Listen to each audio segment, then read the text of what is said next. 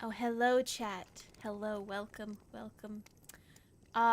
So in today's stream, we're gonna be doing some spooky stories. Currently joining me is the wonderful Mary Marvelite, the epic puzzle piece angel, Rhubarb. Did I say that name right? Did I say it right? Yeah. Okay, and then Rin Kira. Actually, come to think of it, I don't think I've ever said your name out loud before. I've only read it. Never mind. Because we made pie references. Sidetracked, sorry. We're gonna do story streams tonight. And we're going to tell them as spookily as possible. And we're gonna take turns for that. So I hope you guys are ready for spooky stuff and or things. Yeah. From the top of the order real quick, since we do usually start this up here, Rin, thank you so for your first RARXD. Puzzlebee's Angel for RARXD, Big Mac for first, Bewick for RARXD, and Kane for RARXD. Hi Kane, hi Big Mac. Hi Bewick, how are you guys doing tonight? As a side note, I don't know if you all have looked outside today, and I'll turn Rin up since she's quiet. It was really dark outside before I started my stream. Like, I looked outside and it's pitch black, and I'm like, I'm glad I'm with friends tonight. I don't need demons coming to eat me. The night knew. It knew what we were doing. It was like, let me just set the mood real quick. Yes, exactly. yes. And don't worry, you got an angel to protect you. You're fine. Yeah. Excellent, excellent. Alright, so I am doing the first story. Puzzle is a little quiet too. I have turned literally everyone up. Hang on. Oh my goodness. It's because the fire's too loud, isn't it? Fire crackling. And I appreciate the fire. It's nice. I'm just like, throw me in the fire, Chief, with this curse image that I have.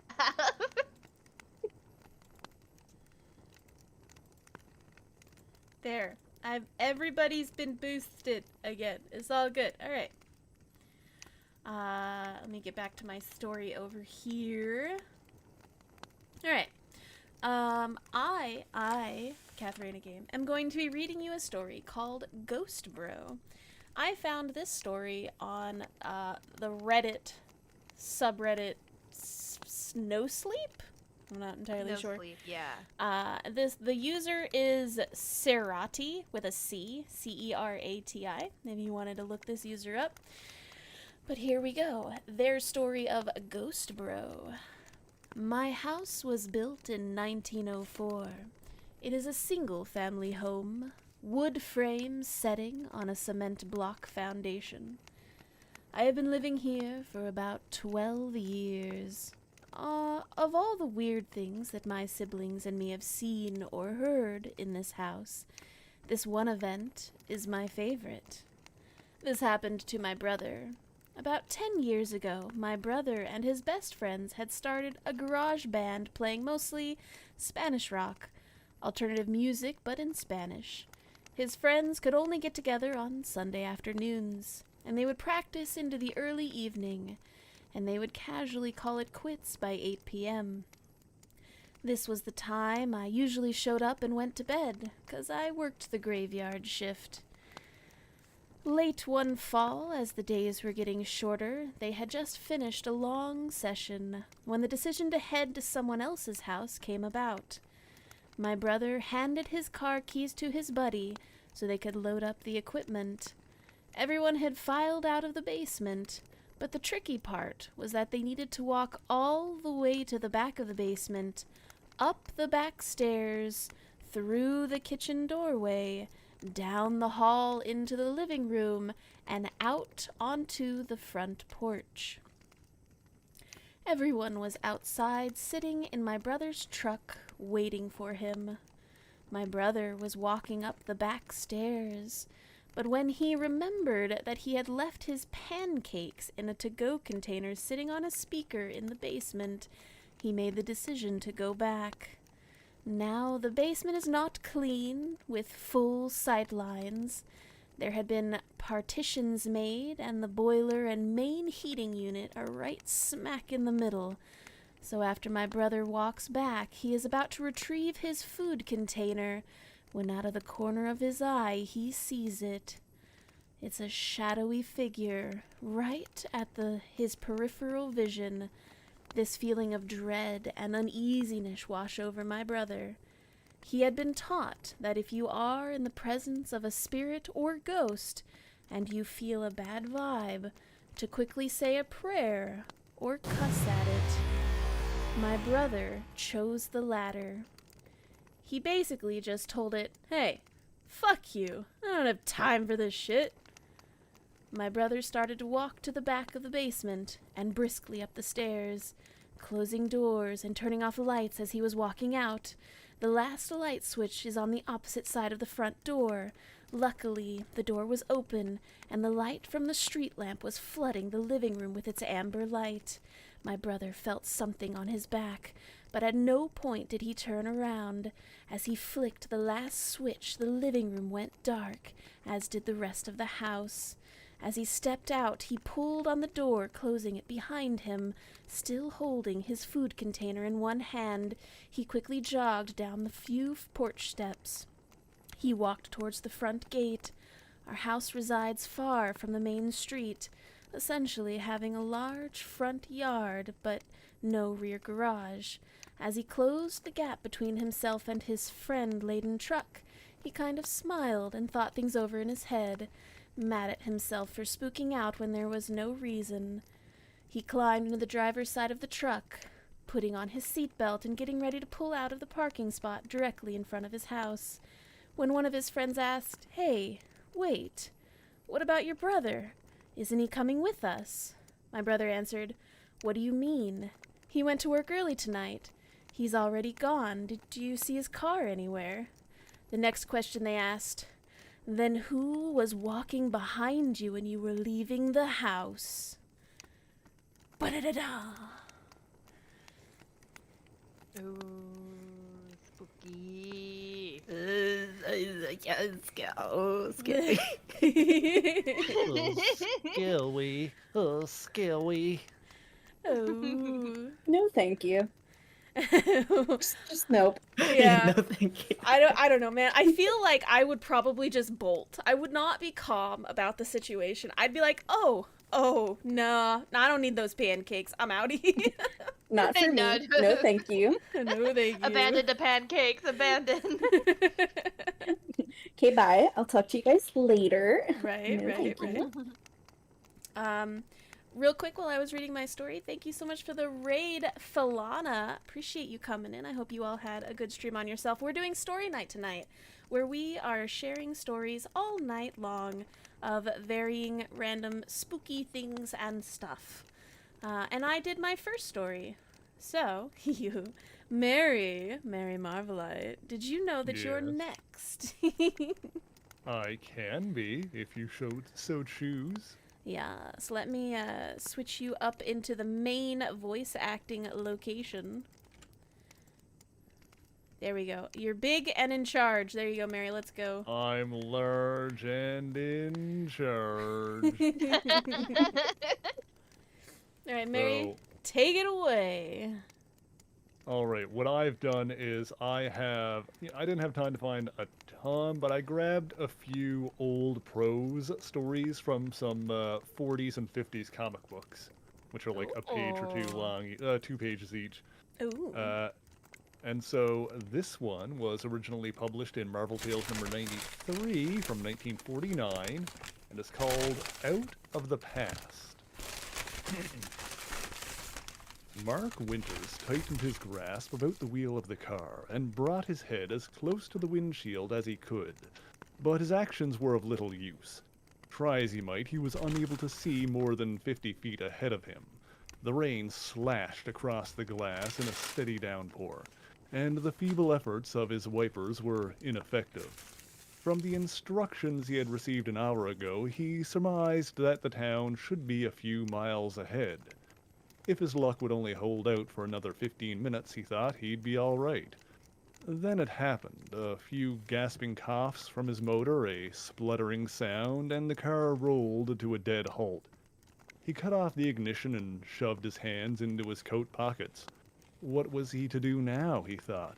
Here he was, a native of Boston, alone on a country road in Virginia in the middle of the night, and as added injury, he had to be caught in a blinding rainstorm with a stalled car. As though in answer to his thoughts, a flash of lightning tore the sky, and for one long moment, the surrounding countryside was revealed to him. He had a dark and terrifying glimpse of thunderclouds, and then he saw a house. A large, sprawling mansion with a white colonnade front. It was set back behind a grove of trees, and what made his heart leap with a new hope was that it was only a short distance away. Once again, all the view was blotted out as the rain pounded heavily against the roof of the car, and his ears were deafened by a splintering crash of heavy thunder. He grabbed the lap robe that lay beside him, and a few moments later was stumbling down the rain-drenched road that led to the house. Twice he fell to one knee when his foot slipped in the soggy earth, and each time he came up covered with thick red mud. The darkness was so complete that he could only guess at the direction from the previous flash of lightning. For several minutes he continued in this groping manner, and when he had almost given up hope, lightning ripped a jagged flash across the sky, and he saw the house again. It stood some 20 yards to his left. In the blue-white glare of the blinding flash, the white columns towered above him in an imposing and grand manner. In a mad dash, he stumbled forward, and as the last echoes of thunder rumbled overhead, he was running across the broad veranda, and a few seconds later he was pounding against the heavy door. For a long while there was no sound from within. After several minutes of waiting, he was at the point of knocking again when the door opened. A young woman stood in the doorway. In one hand she held a large brass candelabra. The flickering pinpoints of light cast a moving pattern of shadows across her face, and it was difficult for him to distinguish her features. "I'm terribly sorry for barging in on you like this," he stammered. "My car stalled a few minutes ago. I saw your house and thought I might wait out the storm. That is, if you don't mind," he added. "We'd be pleased to have you," she answered. Her voice was soft and pleasantly southern in inflection. "Won't you be good enough to step inside?" He followed her into a spacious hallway, the light from the candles throwing long shadows across the marble floor. "Terrible storm, isn't it?" he inquired. "I imagine it's torn a lot of power lines down between here and Richmond." He turned to face him, holding the candelabra somewhat aloft. "I don't know exactly," she said. "Well, I see you're burning candles," he said. "I imagine that first flash of lightning cut the electricity in this section." She turned her head away and looked toward a window. Then slowly she faced him again. "Can't rightly say, but won't you come in and sit a while by the fire?" She led the way, and he followed her across the hall and into a large room where a fireplace, heaped high with burning logs, crackled noisily. She motioned him to a chair beside the fire, and after he had seated himself, she placed the candelabra upon the mantel. "If you'll excuse me," she said, "I'll go out and prepare something hot. I'll only be a minute." "You needn't bother," Mark said. "It sounds as if it's letting up. I'll be able to leave in a few minutes." "It's no bother," she replied. "I'd feel badly if I let you go without something." With this remark, she picked up the candelabra, and smiling pleasantly at him, she left him in the room. For some moments after she had gone, Mark Winters sat staring into the roaring blaze. With the storm letting up, he thought his motor may dry out, and it may still be his good fortune to get to town. As he reached into his jacket for a cigarette, he heard footsteps behind him. Turning about, he was surprised to see a tall man staring at him from the center of the room. What further surprised him was the man's clothes. He wore some kind of riding habit, and there, tucked into his belt, was a large, cumbersome revolver. Hesitantly, Mark rose to his feet. There was something in the man's expression that frightened him. "Suppose your wife told you I was here," said Mark. "The storm came so suddenly, and with my car—" "Where are you from?" the man interrupted. "Well, I'm from Boston myself," said Mark. "I've been riding down from Richmond this evening when I ran into the storm. Boston?" the man repeated harshly. In a flash, the snub-nosed revolver was in his hand, the barrel pointing squarely at Mark's chest. Just a minute, stammered Mark. You've got this all wrong. I'll leave now if that's what you want. You'll leave all right, the man snarled, but you'll leave feet first. The attention of both men was suddenly distracted by the appearance of the woman. With one glance, she took in the scene and rushed forward. No, Peter, she cried. This isn't the way. We'll call the authorities. He made a move to put her off, but she flung herself upon him. With horror-filled eyes, Mark watched the struggle. Then suddenly the stillness of the room was shattered by the explosion, and the limp figure of the woman slid onto the floor. Mark didn't waste any time. As the man knelt beside the lifeless form, Mark rushed by him, and a moment later he was running down the road towards his car. A minute later, he was gratified by the response of the starter beneath the pressure of his foot. As he shot down the road, his one thought was to find help. As the car rounded the bend, he spied a cottage and slammed on the brakes, bringing his car to a screeching halt. Leaping from the car, he dashed up the path. At the open door of the cottage stood an elderly man. "Hurry!" shouted Mark, hoarsely. "A woman has just been killed." "Woman killed? Where?" asked the old man. "In that large mansion up the road." Mark turned and pointed his finger in its direction. "You must be mistaken," said the old man. "But I'm not," shouted Mark. "I saw it with my own eyes." "Take another look," said the old man. Mark followed the old man's questioning gaze, and what he saw made him turn cold with horror. The storm had broken, and a full moon rode high across the cloud-swept sky. In the blanketed moonlight stood the house, but was it the house? Thought Mark. The entire veranda was a shamble of broken columns, and what remained standing seemed on the verge of collapse. Dangling shutters swung noiselessly from gaping windows, and all about was a picture of ruin and decay. That can't be," Mark whispered. "What you're looking at," said the old man, "is what's left of Peter's mansion. Been like that for years. Some folks say it's haunted by the ghosts of the owners.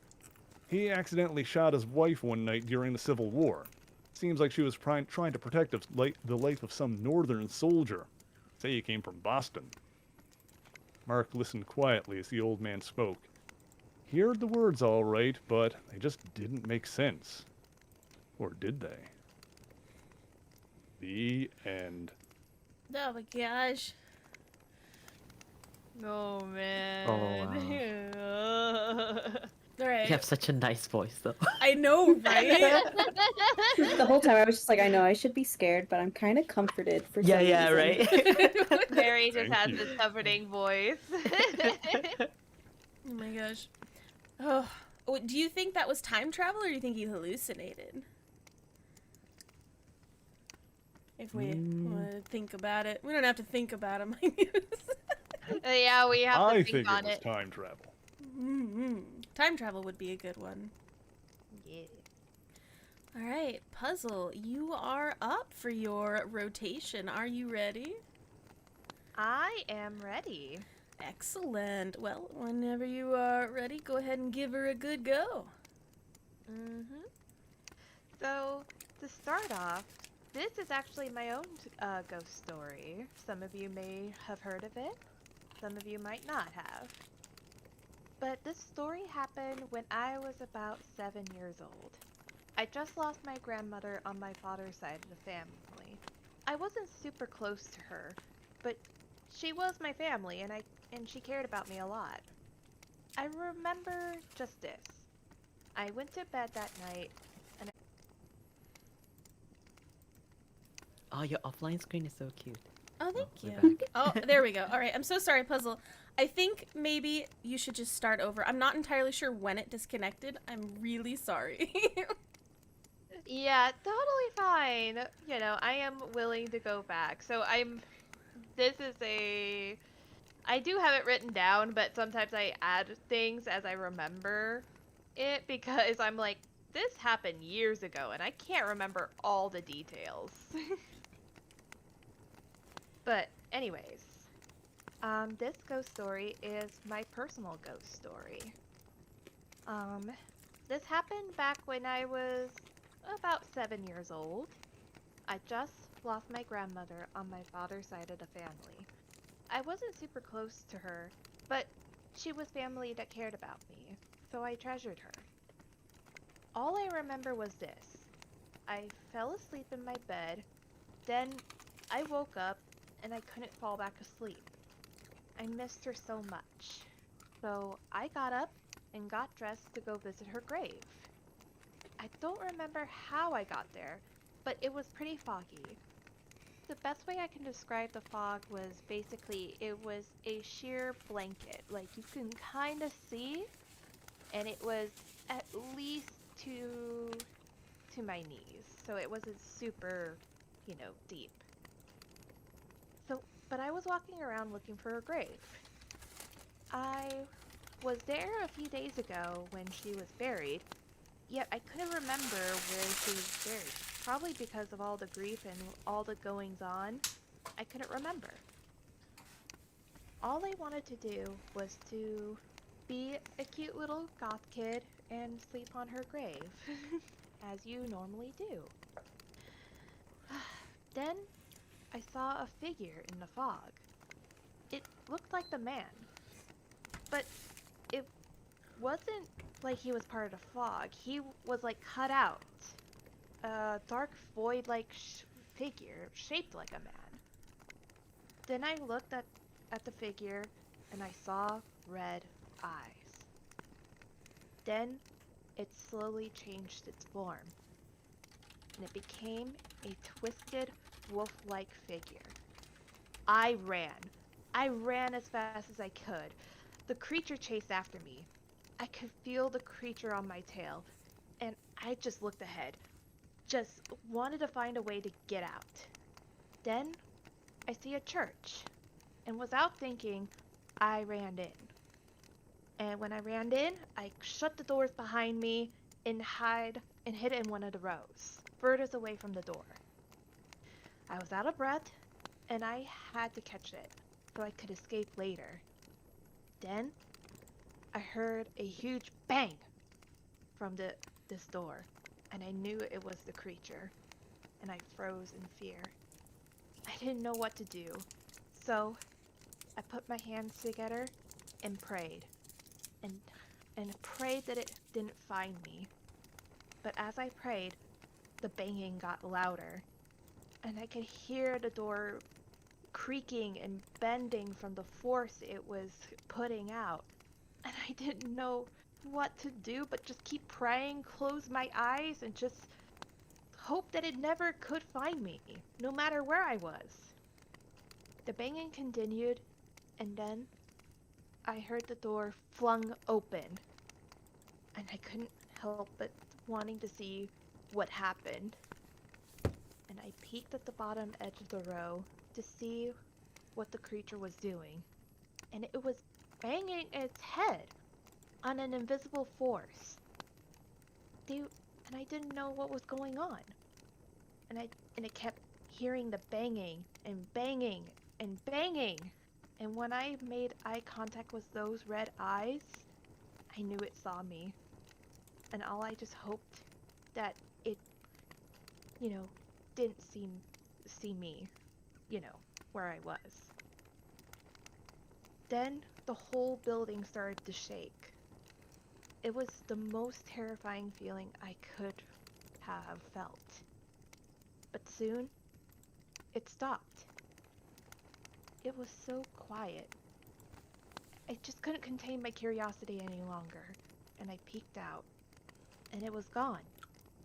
I waited just a bit, just in case it came back, or it was, walking around, waiting for me to come out. When it didn't, I ran back home. I didn't want to stay there. Then, I woke up. I thought after the horrible experience that I just passed out in my warm bed. I didn't think about it until years later about how strange it was. But I couldn't remember how I got there, how I got back.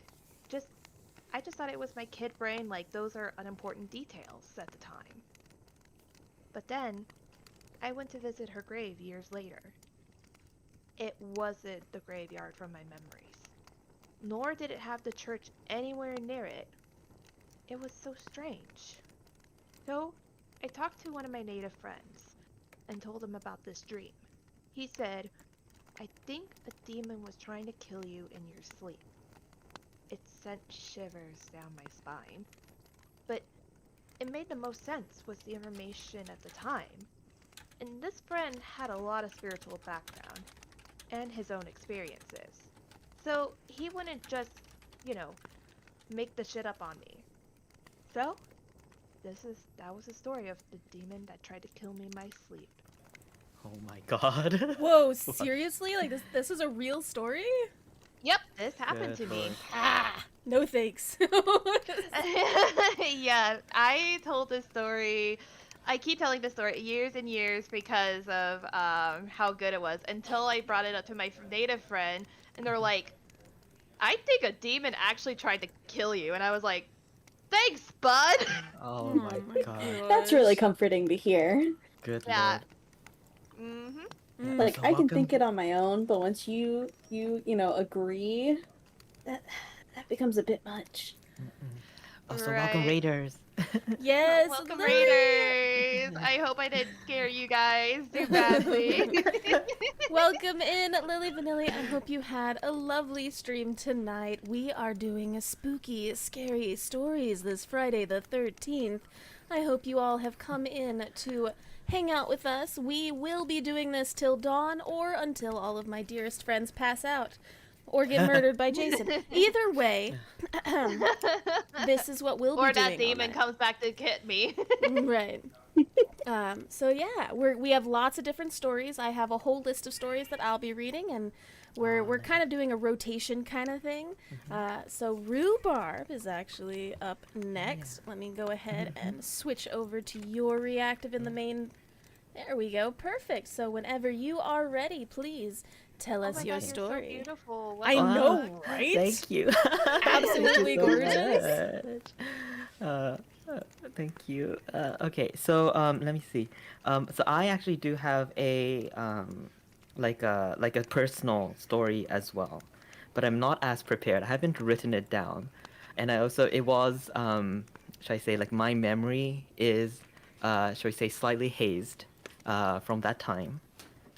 So excuse me if it is not as like well practiced or like as well delivered as the one just now. I'm so sorry. But okay, well here goes. So this was when I was I think around 9, 8, 9, somewhere around about there, and it takes place back in my paternal grandmother's home in Kyoto, in a small town called Kurama, and I would I didn't visit often, but like because like my parents are divorced, but like I visited one time when I was like around 8 or 9, and we lived in an area that had a lot of temples and shrines and all that. It's like one of those areas, right, Kyoto, right? And my grandmother was a lovely, very sweet, lovely, calm lady. But in her house, there was one room that was kind of off bounds, right? And I used to ask, like, おばあちゃん, なんで開けちゃダメなの? Why can't I open this, right? And she'd say, お友達のところだからダメよ. It's like, it's our friend's place. So you can't touch it, right? And she was usually very sweet and very like doting, right? Like any grandparent. But when it came to that room, she was very stern, like dameyo, right? Just like no, right? Um, anyway, so this is a very old home. So one time I was taking a shower, right? And the shower curtain was, shall we say, not in its best state, right? And it had these little holes, near the bottom, and when there's like all these holes and like you move around, like you kind of see like the outside just like move very quickly, so it's sort of like it looks like there's flickering. So I thought it was that, but then when I looked through one of the holes in the shower curtains, I saw an eye looking, and then when I met its eye, right? It suddenly disappeared, right? So obviously, as a kid, I yelled out, "Oba-chan, Oba-chan, dareka iru!" Like, "Oh, Granny, there's somebody there," right? And then my granny, came and said, "Yeah, 大丈夫, it's okay, it's okay. ただのお友達, it's just our friend. It's just our friend." But, well, obviously I was shaken, but, nothing really happened. But then this friend, right? This friend was always, in my mind. And obviously, as a kid, you'd be curious about this friend and this room that was supposed to be off bounds because, oh, it's our friends, right? So one day, so we have a little garden. It's a very nice garden. She grows some cucumbers and tomatoes during the summer, and while she was tending the garden one time, temptation, right? Temptation got a hold of me, and I thought, you know what? Fuck this. Okay, like I'm not gonna. I'm a big boy, right? I'm not gonna let like this weird fear in my head take over and ruin my summer holiday. Okay, I'm gonna meet our friend. I'm gonna meet our friend. So I went. So I checked that she was tending to the cucumbers, right? And I went and I thought, oh, it's probably locked, but no harm in trying. It wasn't locked, which I thought was strange. I was like she was saying, "Oh, it's off bound. It's off bound. It's not locked. That's weird, right?" So I opened it a little bit, and a little bit more, and inside it was dark. So I opened it just a little bit more, just so I could see inside. And then there was a wind, just that came right into my face, right? And I was like, "Oh, okay, breezy." And then I hear the voice. It said, "Arigato," right in my ear. Right? And I was like, "Okay, no, that hearing things and maybe watching too much anime, right?"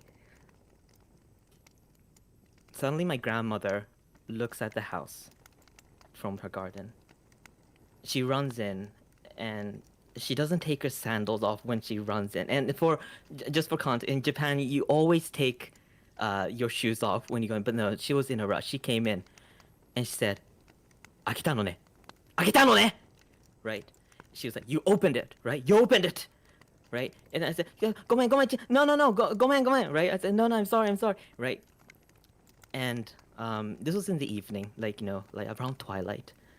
And from that point on, my memory is like quite hazy from there. I just remember my grandmother on the phone, and she called my father, and I was supposed to stay there for another few days, right, 3 or 4 days, but my father came and picked me up, and I just remember her saying, to my father, "Nantoka suru kara, nantoka suru kara. I'll do something. It's okay. I'll handle it."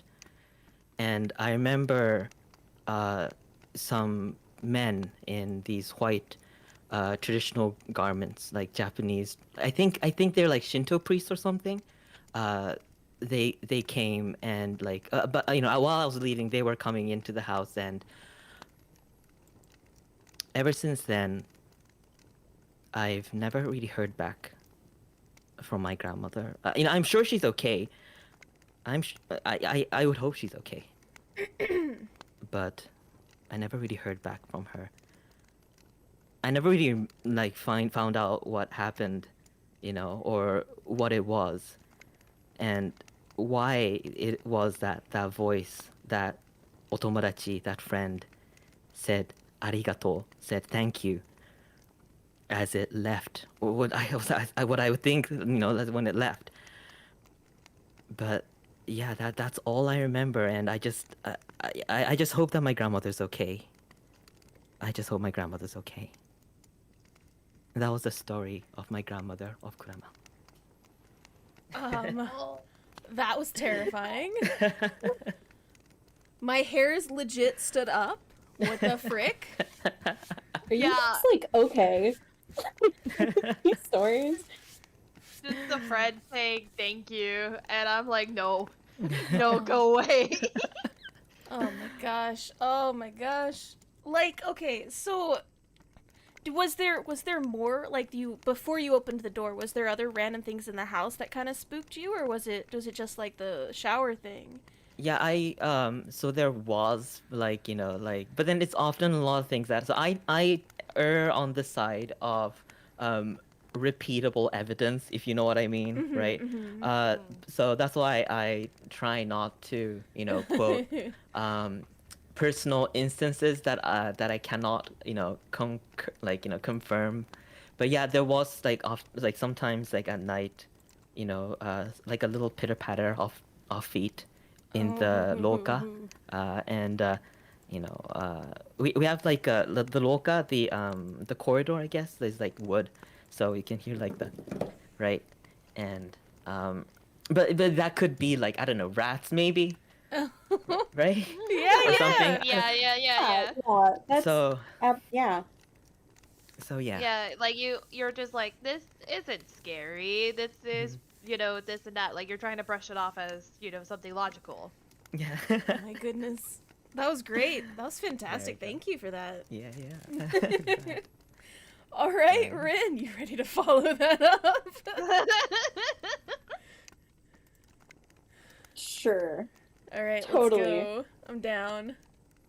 You can do it. So I don't have like big personal stories. But we're being personal right now. So I'll throw out some instances before I do my story, which I can read my story that I saved later if we need to.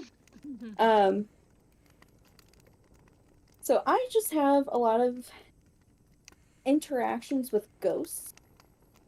When I was little, I learned how to play tic-tac-toe, right? Like, everyone knows how to play tic-tac-toe one way or another. You learned from your grandparents or the other kids at school or stuff like that, right? So, and this is me telling this story from my mom repeating it to me because I was too young to remember this to now. But apparently, 4 or 5-year-old me went up to my mom and tried to ask her if she would play tic-tac-toe with me. And she was like, where did you learn tic-tac-toe? And I was like, Grandpa Curry. And she got really confused for a moment. And she was like, do you mean Grandpa, like, Johnson? And I was like, no, Grandpa Curry. And she just kind of looked at me for a moment, really confused. And then she left the room. And I was so confused. 5-year-old me, I want to play a game with my mom. I want to bet some candy, because I was one of those kids. And she comes back with this photo book, and she's like, is this Grandpa Curry? I was like, yeah. And she just sat there looking at me, and I was like, why? He's not a stranger, he's my grandpa. And she gets really quiet for a moment. And she's like, can you explain to me how you know that that's Grandpa Curry? And I was like, for one, he told me he's Grandpa Curry. 2, he kind of smelled like how Grandma Curry does. So I assume it's from the same home. And my mom just started crying. And I didn't know what was going on. So I went and got my aunt. And I was like, I think Mom's broken. My Grandpa Curry died 15 years before I was born. And looked exactly like the photos that I had seen, which had all been taken down because my grandma did not like to look at photos of him because it made her heart hurt too much to see that. And so I learned tic-tac-toe from my dead great-great-grandfather when I visited her house one afternoon. Fast forward, because I've had multiple interactions with ghosts of some way, one or another, but that is the biggest one at this point, looking back on everything. When I was in college, You know how on spring break and holidays everyone goes home? Well, I stayed behind one semester because I was working in the library and I wanted to get a few extra hours so I could get some more dollars on my paycheck. And I was in my dorm room. There's no one else in the entire building. I'm the only one there. And I just heard, and I'm on the second floor. I'm gonna put that out there as well. And I just start hearing singing. I get really confused and I started looking out the windows and there's no one out there. There's no cars on the street. It's completely dark. And I'm like, I'm just hearing things. So I ignore it. And then the lights in my dorm room kind of start to flicker. And I'm like, it's an old building. It was built like about 80 years ago. That's, you start rationalizing everything. It's normal. It's just faulty wiring. I'll talk to maintenance when everyone gets back from break. And then the sinks start to run water without anyone moving any of the faucets. Like, no one turning on the faucets. Just, it's all building. It's just the piping. It's just faulty piping. And then my locked front door that had two of the big padlock ones at the top, and then you have the normal doorknob lock, so it's locked in 3 places, opens on its own. The locks are still locked, and the door opens with the locks outside of them. That's when I stopped being able to rationalize what was going on and started hearing scratching on the floor. I was like, I'm gonna go stay the night with a friend, because no thank you. And that same thing happened the next 2 breaks that I stayed home from visiting my family. And the 3rd time that it happened, I decided to name the ghost, so I named him Steve. And it never happened again. Those are my personal stories. My goodness. Oh, wow. Spooky. Oh, Steve. Yeah, Steve. Once I gave him a name, he stopped messing with me. He was like, all right, we're friends. It's cool. We're chill. Or he's like, ugh, Steve, really? One way or another, I got left alone. So it was completely True. fine. You know what? You know what? That works. Whatever works. Mm-hmm. Mm-hmm. That was really good. Thank you, Rin, you lovely bean. No problem. I guess that means we're wrapping back around to me for the next story. So, since we are on the topic of telling, personal stories, I do have a couple for that as well. Ooh. Okay, so I have 2 that I really like. They're both kind of spooky. I'll go with the first one. When I was in college, my friends and I would try to go to spooky places for fun, because why not, right? And one of the places, which was quite a ways away that we had to drive to, but it was called Bollinger Mill. And it was like an old location where it had obviously a mill, it had like a covered bridge kind of thing, but it was a historical site, so there was like a building there for like historical things. You could go in there for a walk and you could kind of look around at stuff, and it was really nice during the day. It was a very beautiful place. It had a nice little river running through it. If you went through the covered bridge, on the other side was like this beautiful open field with like rolling grass on the other side, a dirt path that kind of led you down a ways. Absolutely gorgeous location. But my friends were like, hey, I was told that this location is spooky at night. And I would go, okay, how is it supposed to be spooky at night? This is a gorgeous location. What do you mean? And they were like, well, I heard that if you stand in the middle of the bridge at night, things will happen. And I was like, okay, I mean, it would be dark, maybe some wind could pass through or whatever. Sure, fine, whatever. We can come back at night. One if you don't know, historical locations close at a certain time, so we had to break onto the property to get to here. And so we went in at about midnight or 1 a.m. when there was no other cars nearby. Since it was pretty far out, there wasn't like any cop cars or anything, so we parked in a way where you couldn't see our cars from the street, and we all got out, and we were all together. We had our flashlights, and we were like, okay, let's look around. And a group of us went to the left, and there was like a cemetery over there. I didn't want to go to the cemetery because I don't like cemeteries at night, because I feel like that's weird, and you might disturb, who might be sleeping. So I didn't go over there, but we'll talk about those people in a second. I went with the group that went to the covered bridge, and when we got to the covered bridge, I could feel like the cold air starting to rush out from the bridge, and I wasn't sure if it was just the air from like the other side of the bridge coming towards us, which it could have been, but it was like an October night, as we are right now, and it's starting to get a little colder in the evening, and it's the middle of the night, so the air was rushing through the covered bridge, and it was a pretty far bridge. It was a good like 200 feet, a good long ways. So when we got to the entrance, one of my friends pointed up and said, "Hey, I didn't see that during the day." And everybody looks up, and there's like this statue of an owl that was not there during the day.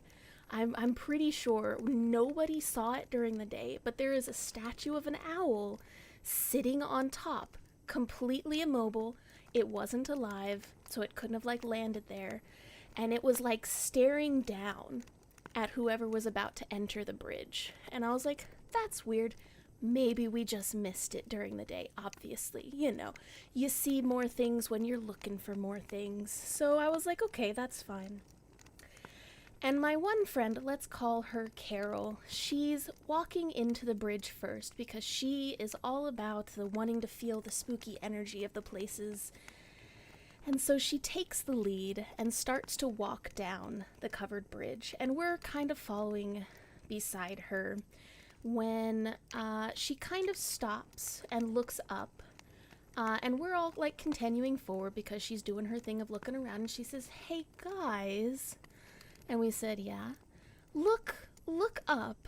And so we all look up, and there's another statue of an owl in the rafters of the covered bridge, looking straight down at anyone who might be passing by. And I was like, that's weird. I mean, at the start I can understand, but here in the middle of the bridge I'm not entirely sure. And as we crossed the middle of the bridge threshold, we all felt this just icy cold breath come from the top of the bridge down, not from the outsides, but from the top of the bridge, just pushing down. And the one girl who is all into the feeling the vibes and everything, she was like, "I don't feel good."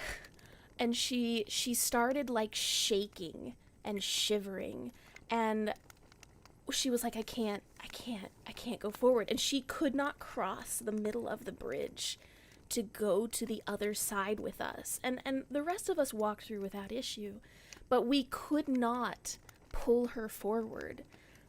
It didn't look like she was digging her heels in. It was just that we couldn't pull her past that middle point. And she said, "Guys, we shouldn't go to the other side. We've got to go back. We've got to go back. There's something wrong on the other side." And I was like, okay. We'll go back. We won't go through the bridge right now. It's fine. And we all turn around and we go back to the start of the bridge like we were. And as soon as she crosses the barrier of the front of the bridge, she kind of collapses. And one of us had to like pull her up, and we got her to one of the benches nearby. And around that time, the group that had gone to the cemetery are running down the hill towards us, saying, guys, we gotta go. We gotta go right now. And I was like, why? What happened? And they go, there's shadows in the graveyard and they're chasing us. And I was like, no, they're not. But at that time, we all kind of looked up at the hill, and it was either a cloud had started to like cross over the moon, but the hill did start getting darker behind them. And so we all just said, you know what? I think we're done. And we got in our cars and left. And we did come back the next day, and we were able to go through the covered bridge again, but we never went back there at night. And that's my story. Wow. Oh, no, no, no, no, no, no, no, no, no. How would you ever look at an owl statue the same? I know, Yeah. right? After that? No. It's actually funny knowing that a friend of mine who is has her superstitions. Her father told her like owls are bad luck. They are omens of death. So Interesting. It's so much fun to learn. At least Kathy Right. survived. Right. yeah, you survived. But yeah, so that was that story. And I can still technically drive there. It's like a 45-minute drive from where I am. Oh my and God. and I have gone there once with another friend to watch a bunch of shooting stars, but we went there before midnight and it was fine. So, I don't know. All right. It was Mary's turn. All right.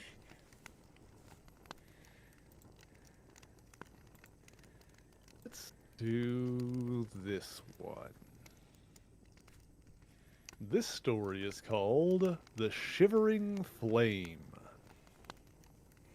From the very first moment I entered the house, I had a feeling that something was wrong. Why I should have felt that way, I can't say. The building itself was beautiful. My hosts were a charming couple who I'd known for years, and the surrounding New England countryside was exquisite. Altogether, all the elements for a pleasant 2-week vacation were at hand, and yet for some inexplicable reason I was seized with a premonition of impending danger. After I had been shown my room, I washed and rejoined my friends, who were having their late afternoon tea in the glass-enclosed patio. After some brief conversation as to my trip, they began speaking of the house and the manner in which they had bought it.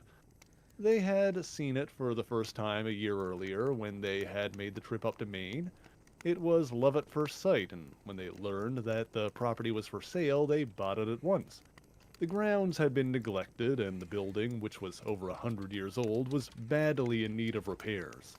The balance of that summer and the following spent in renovating the place, and now that it was completed, they had moved in with high spirits. Their arrival had preceded mine by only 2 weeks. "Don't you think it's lovely?" asked my hostess. "It's just the place we were looking for years and years." I told her that I thought it charming. I could not bring myself to tell her of my strange uneasiness. It would have been in bad taste, and I was afraid that she would laugh at me. I stared out across the wide, spacious lawn and the well-clipped hedge. The sun was sinking slowly in the west, and its last rays shot long bands of orange lights along the darkening sky. I tried to rouse myself from the fear which now gripped me more acutely. We ate the evening meal by candlelight, and later I asked to be excused. I felt rather tired by the long trip, and I was anxious for a good night's rest. I also felt that fatigue from the journey may have been partly responsible for my general feeling of tension. I was certain that a sound sleep would do me a lot of good, and that whatever it was that was bothering me would be gone by morning. After saying good night, I left my friends and went upstairs. The room I had been given was fairly large, with paneled oak walls, and on one side were a pair of large French windows which led to a small balcony. Just before going to bed, I stepped out on the small ledge for a last cigarette. The night was unusually clear, and the sky, studded with thousands of stars, was an enchanting sight. A gentle breeze blew in from across the lawn, bringing with it the heavy scent of flowers from the garden below. I had just snubbed out my cigarette and was watching the fiery trail of sparks as they whirled down when I saw a girl. She was standing at the far side of the lawn, to the left of the patio. What surprised me most was her dress. I could see it quite plainly in the moonlight, a brocaded material cut in the fashion of a period long gone. What was even more startling was that she held a candle, and in spite of the wind, which now blew steadily, there was no flickering in the tiny flame. At the moment she was staring across the lawn, but I continued to look at her. She seemed to sense my gaze, immediately turned in my direction. For several seconds she continued to stare at me. Then, cupping her hand about the candle, she leaned forward and blew out the flame. With this gesture, she turned her back to me and started walking quickly across the lawn. She disappeared behind a grove of trees. I left the balcony with the intention of telling my friends what I'd seen. When I opened the door of my room, I noticed that the lights from below were out. Obviously, my friends had already gone to bed, and to disturb them from their slumber with such a fantastic story would make me appear somewhat ridiculous. At any rate, I felt that it could wait for morning, and so, re-entering my room, I put out the light and got into bed. I don't know how long I lay there, tossing, my mind filled with troubled thoughts and oppressive images. After a long while, I fell into a sleep which was filled with strange dreams. This is one point I'm not certain about. All I know is that at one moment I sensed myself fully awake. I was lying in bed and the windows which led to the balcony were open. I remember being surprised at this, since I recalled having closed them after seeing the girl on the lawn below. I was still trying to understand the open windows when the moon suddenly appeared. Between them and a broad sash of blue-white light fell directly across the foot of my bed. The glow was unusually strong, and I lifted my hand to my eyes to shield them from the glare. When I removed my hand, I wasn't prepared for what met my eyes. There, on the balcony, and staring solemnly into the room, was the girl I'd seen a few short hours before. She again held the burning candle, and, cupping her hand once more about the flame, she stepped silently into the room. This time she didn't look at me, but I recall vividly my sitting up in bed and the feeling of cold sweat running down my neck and back. She behaved as though I were not there and continued to walk back and forth across the room in much the same manner as a person tormented by some pressing problem. Often she would look anxiously towards the balcony as though she were expecting someone. Then she would turn away and resume her worried pacing across the floor. I don't know how long this continued, but suddenly she seemed to have come to a decision. Quickly she crossed the room to the windows. With a swift motion she raised the draperies, and in the next moment she had set them ablaze with the flame of the candle. With a scream of horror I leaped from the bed and rushed to the windows. The next thing I knew I was awake. I was standing before the balcony, and my hands had a firm grip upon the draperies. The room was empty. Whatever it was that had been there was no longer present. The windows were closed, and looking out across the lawn, I saw the eastern sky redden with the first light of the rising sun. Sleep was now out of the question. I dressed quickly and went downstairs. The thought of spending another moment in that room was too horrible. When my friends came down about 2 hours later, they were quite surprised to find me awake. I mouthed some excuse, and after breakfast told them that I would have to leave. I don't remember the exact story I told them, but I was no longer trying to be gracious. I think I mentioned an old allergy that seemed to have been affected by the climate, and begging their forgiveness for cutting short my visit, I took the afternoon train. A year later, I met my hostess at a different gathering of friends. One of my first remarks was about the house. "Oh, haven't you heard?" she asked. "Heard what?" "The house," she replied. "It burned down about 5 months ago. I was heartbroken." She probably mistook the look on my face to be disappointment rather than agitation. "Oh yeah," she continued by way of explanation. "We had one of those freak lightning storms and the lights blew out. Someone left a candle standing by the window and the winds must have blown the draperies into the flame. In no time the whole place was in a blazing inferno." "Where did the fire start?" I attempted to control my voice. She hesitated a moment and then answered, "Why, now that I think of it, it was in the same room you occupied when you were on your visit." The end. Ooh. Oh Oh my my god. God. It's pretty good. It's pretty good. Thank you, Mary. Yeah, as I was like, you didn't hear me because I muted myself, and I was just like, as soon as the flames got caught on the drapery, I was like, That was a good one. so Oh, I love those stories, Mary. You're so good at telling stories. Yeah, it's so good. No, Oh no, my no. God. Yes, Man. you are good at telling stories. Yeah, your voice is so buttery. I can just put pancakes on my audio, like on my on my headphones. Just spend the rest of the stream just listening to Mary tell comic Yeah, Mary, stories. if I just Yeah. give you my story, you read it, yeah?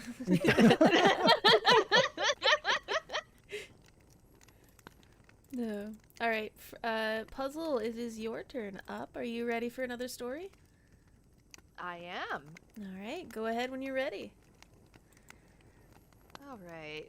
So, this is a bit of a shorter story, but this was back when I was in high school. For context, my high school was more newly built. It was built in the late 70s, and yet it already racked up a lot of ghost stories by the time I came around. So about 30 years. One story was about a kid in the science room may have caused an accident and sadly perished. And these were all just unfound rumors. Another one was a ghost that likes to haunt the band room and the choir and drama room. Loves to come in and just cause a little bit of mischief there. But this story is one at my library at the school. This story is that we, at the time, my class had to get our textbooks. And for context, for those of you who do not grow up in the American school system, sometimes we have to check out our own textbooks from the library. Why is that? I have no clue. It's just something holdover from years and years of the school system. So, I came in with my class and I was chatting up my best friend at the time, you know, like probably about how ridiculous we still have to check out our books. We know how to check out our own books. We're not in elementary school anymore, yada yada yada. And suddenly, I feel a cold breeze brush my hand. And I pulled it up, like as if some little kid was trying to hold my hand. I looked down. There's no little kid. It's just my class, and we're all high school students. So there was no one that was like small enough to be able to get my hand or, you know, run past me because I was the tallest person in my class. So I would have seen them. That was really weird. So I told my friend because she saw me, she pulled my hand back and she was like, "What's wrong?" I was like, "Something brushed my hand." And she was like, "Really?" And I was like, "Yeah." She's like, "Have you heard of the story?" I'm like, "No. What story?" Apparently, this is all rumor that the old librarian of the school had a kid that fell off the second story balcony and passed away, sadly. That's the story. And we kind of just brushed it off like, oh, haha, it's probably just another ghost story, no confound evidence or anything like that. So, as we were, you know, all slowly checking out our books and all that, we noticed that, you know, sometimes the second story gets dusty and, you know, maybe like, oh, the librarian needs to, you know, vacuum up here. And we noticed where I was standing earlier, little children footsteps imprinted in the dust. And me and my friend were like, this librarian doesn't have a kid. So we just looked at each other like, is this story real? We could never find out if that was a confirmed story or not. But everybody has a story about a little kid brushing their hand or running up and down that second story, whether they're up there or not. And that's it. Oh, nice. Mm-hmm. Mm-mm-mm. Right? And again, this school has only been around for 30 years compared to like the high school my mom went to, who that's been around since the beginning of our town, which is like over 100 years ago. So it's really weird that we have ghost stories.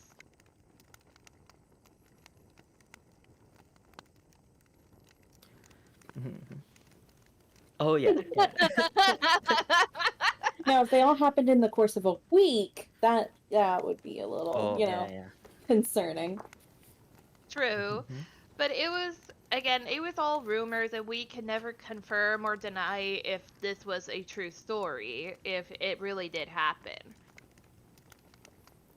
But yeah, we were just like, just seeing the children's footsteps, like it was like they were like the imprint of like they were wearing Mary Jane's or something, like the soles of, the shoes. We're just like, no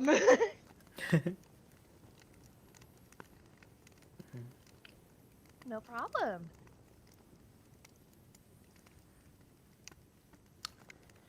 Yes. Okay, but here's it's not like a practice or anything, so I'll literally be reading and like finding out the story together with you guys if that's okay. It's all good. Okay, okay, because I'm not as well prepared as everyone else. I'm sorry. No, it's all good. All No, right, no, Rhubarb. it's all good. Okay. Like Yeah. literally that last story, I just remembered it, and I was like, yep, that's the top of my head. Okay. Mine are I- all from like the 50s, so I had to pre-read them to make sure they weren't racist. Ooh. Oh, right. That's that is a consideration. Okay, so this story is called Mr. Smile, written by Alice Thompson. It was in early November of 1997 that a series of very strange sessions led a child psychologist in Maine to contact the authorities. It began when a patient of his began to tell him about one of their friends, reoccurring theme. This friend being imaginary as far as both the psychiatrist and the boy's parents were concerned. He called his friend Mr. Smile and would talk about him at great length during some sessions. The boy called him Mr. Smile both because he would always be smiling and because when he was around the boy said everything felt happy. He said that there was a feeling of everything being okay. The boy in question was being treated for serious issues to do with anger and depression, but when Mr. Smile was around, he said that all the anger and the sadness seemed to disappear. He said that Mr. Smile wouldn't speak, but rather just stand there, at the foot of his bed. He smelled like candy floss, and just by being there, he made the boy feel calm and safe. The psychiatrist assumed this imaginary friend was some sort of coping mechanism the boy had developed to deal with the problems at home that had led to his violent temper, and thought nothing much of it. Until another patient, a girl of about 9 years, also began talking about her imaginary friend, Mr. Smile. And then a boy of 7. And then a boy of 12. And then a girl of 11. All in all, close to 15 separate patients all began to talk to him about Mr. Smile. The first few he'd put down to, well, coincidence. After all, many children have imaginary friends, and the name and description of Mr. Smile was, just generic enough, and that it didn't concern him too much at first. But as more and more of his patients told him about Mr. Smile, he began to grow concerned. He asked for more details. Every single one of them described him the same way, using the exact same words. Now, there was no way that all of these children could be in contact with each other. 5 of them, for instance, were currently being homeschooled, and according to their parents, when he spoke to them, never really left the house. Except when it was to accompany them on shopping trips and the like. There was no way that every single one of these kids could have rehearsed or prepared their statements together. Which led him to a deeply disturbing conclusion. He spoke privately with each of the children's parents, one at a time. He avoided disclosing too much information, but told them that something troubling has cropped up in multiple sessions with various patients, and that he believed that there was a chance that their child was at risk. He asked for their permission to discuss matters with the authorities, and the parents gave their consent, provided that they were kept in the loop as to what was going on. And so, over the course of the next week, the police came and talked to the children about their friend. They asked for details about his appearance, which, they couldn't seem to describe apart from the smile and that he was not like them. How he got into their house, anything he said or did while he was there. Because by this point, the psychiatrist, the parents, and the police were all convinced that Mr. Smile was quite real and quite dangerous. The authorities had checked to make sure there were no known predators living in the area, which they had confirmed was not the case. But it was quite clear that whoever this Mr. Smile was, he was a real person who had been sneaking into the homes of these children at night. None of the children claimed to know how he got in. They said they would just wake up and he'd be there, at the foot of their bed. Sometimes they said he would be singing something, but not in English. It sounded like a lullaby, they said. It made them feel safe. Finally, the children were asked to draw Mr. Smile, as they couldn't put into words how he looked. Each and every one of the children picked up a red crayon and proceeded to color in the entire page until it was just a rectangle of red. When asked about this, they insisted that they had drawn Mr. Smile. When asked where his head, arms, and legs were, they would insist that they had drawn those. They claimed that they had drawn a perfect picture of this man at the foot of their bed, and when they were told they had simply colored in the page and not drawn anything at all, they became deeply angry, feeling that they were being accused of lying and insisting that what they had drawn was a picture of the man they had seen. Acting more on a hunch, more than anything else, the psychiatrist decided to show one of the colored in rectangles to the various children and asked them what it was. Each and every one of them, with no knowledge of what the picture was supposed to be or who had drawn it, and with no knowledge that the other children that had been spoken to about this subject even existed, replied that it was a picture of Mr. Smile.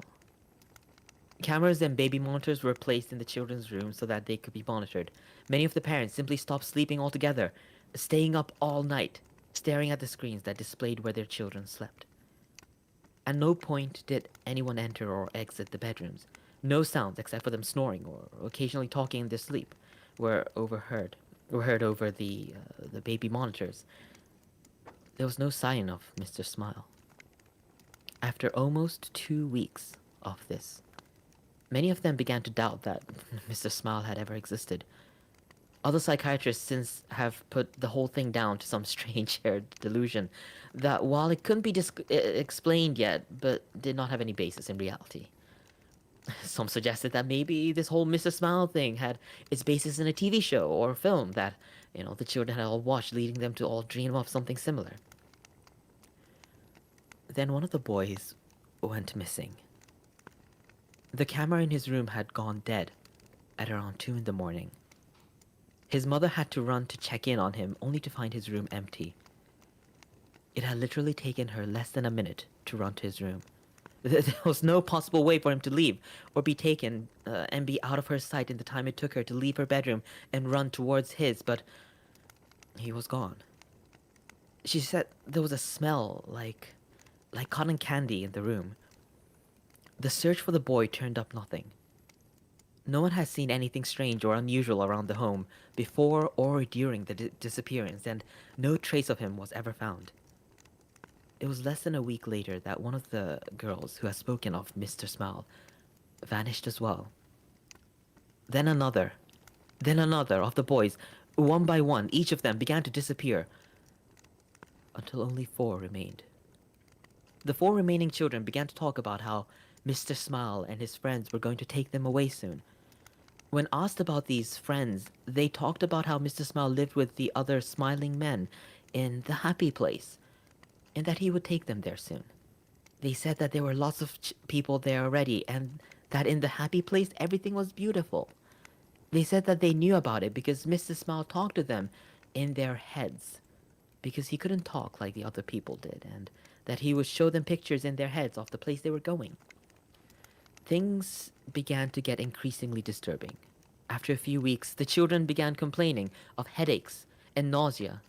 Their schools reported that they had begun to suffer hallucinations, and 2 of them started complaining that they didn't like the place that Mr. Smile was showing them anymore. One began screaming for half an hour, acting as if they had they'd been having a fit, and screaming for the colors to stop, that the colors were horrible, and that they needed them to go away. One of the children claimed that Mrs. Smile was talking to them in their head all the time now, and was telling them things, terrible things, but that they couldn't talk about it, that they mustn't, because then their parents would know about the terrible things too. The psychiatrist asked them to write down what Mr. Smile was saying, promising that he would show it to no one, managing to gain the trust of one of the boys enough that he agreed. The contents of the book are known only to him and the authorities, but whenever anyone involved has been asked about it, they just get real quiet and quietly find an excuse to change the subject. The children stopped sleeping. Footage from the security cameras showed them sitting bolt upright, their eyes unblinking, just staring at the wall without moving or making a sound. Sedatives did nothing. One of the girls began cutting strange circular... Oh, good lord. The language they spoke was never identified, and despite numerous people being asked to listen to them, they could not translate what they were saying.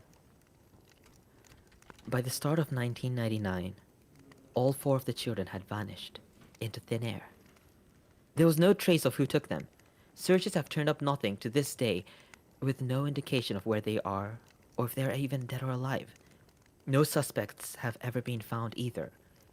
All 4 of them appear to simply vanish into thin air, much like the others, all of whom also remain missing. Their disappearances unexplained. Mr. Smile by Alice Thompson. Ooh. Oh. I can guess the part you skipped. Yeah. Thank you for that. Yeah, sorry. That's what I should No, have that's checked. okay. It's fine. Yeah, I agree. Police are usually useless in spooky stories. You know, it's fine. Oh. Yeah, Or police they're super. the, humorous part of the story. Yeah. Yeah. Yeah, police need some game balance, some buffs, please, you know? Yeah. Uh, Oh my gosh, those stories creep me out. Like just a guy smiling and staring at you. No, that's weird. Don't do that.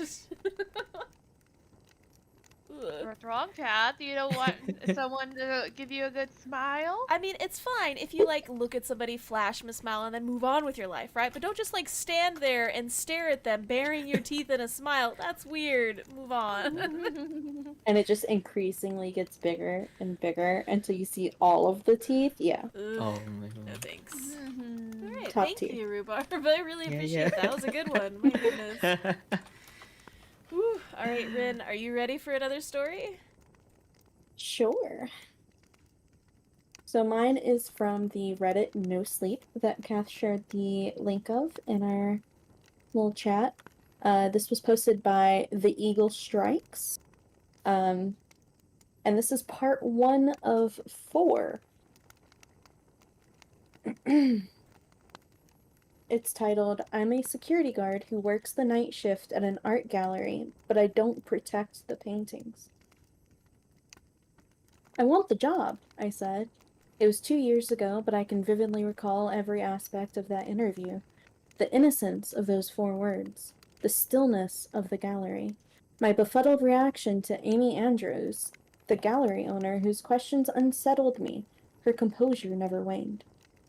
Are you a spiritual man, Mr. Hull? Miss Andrews asked. Yes, I answered. Are we talking about the art? I can't say I'd be able to give philosophical or religious insights.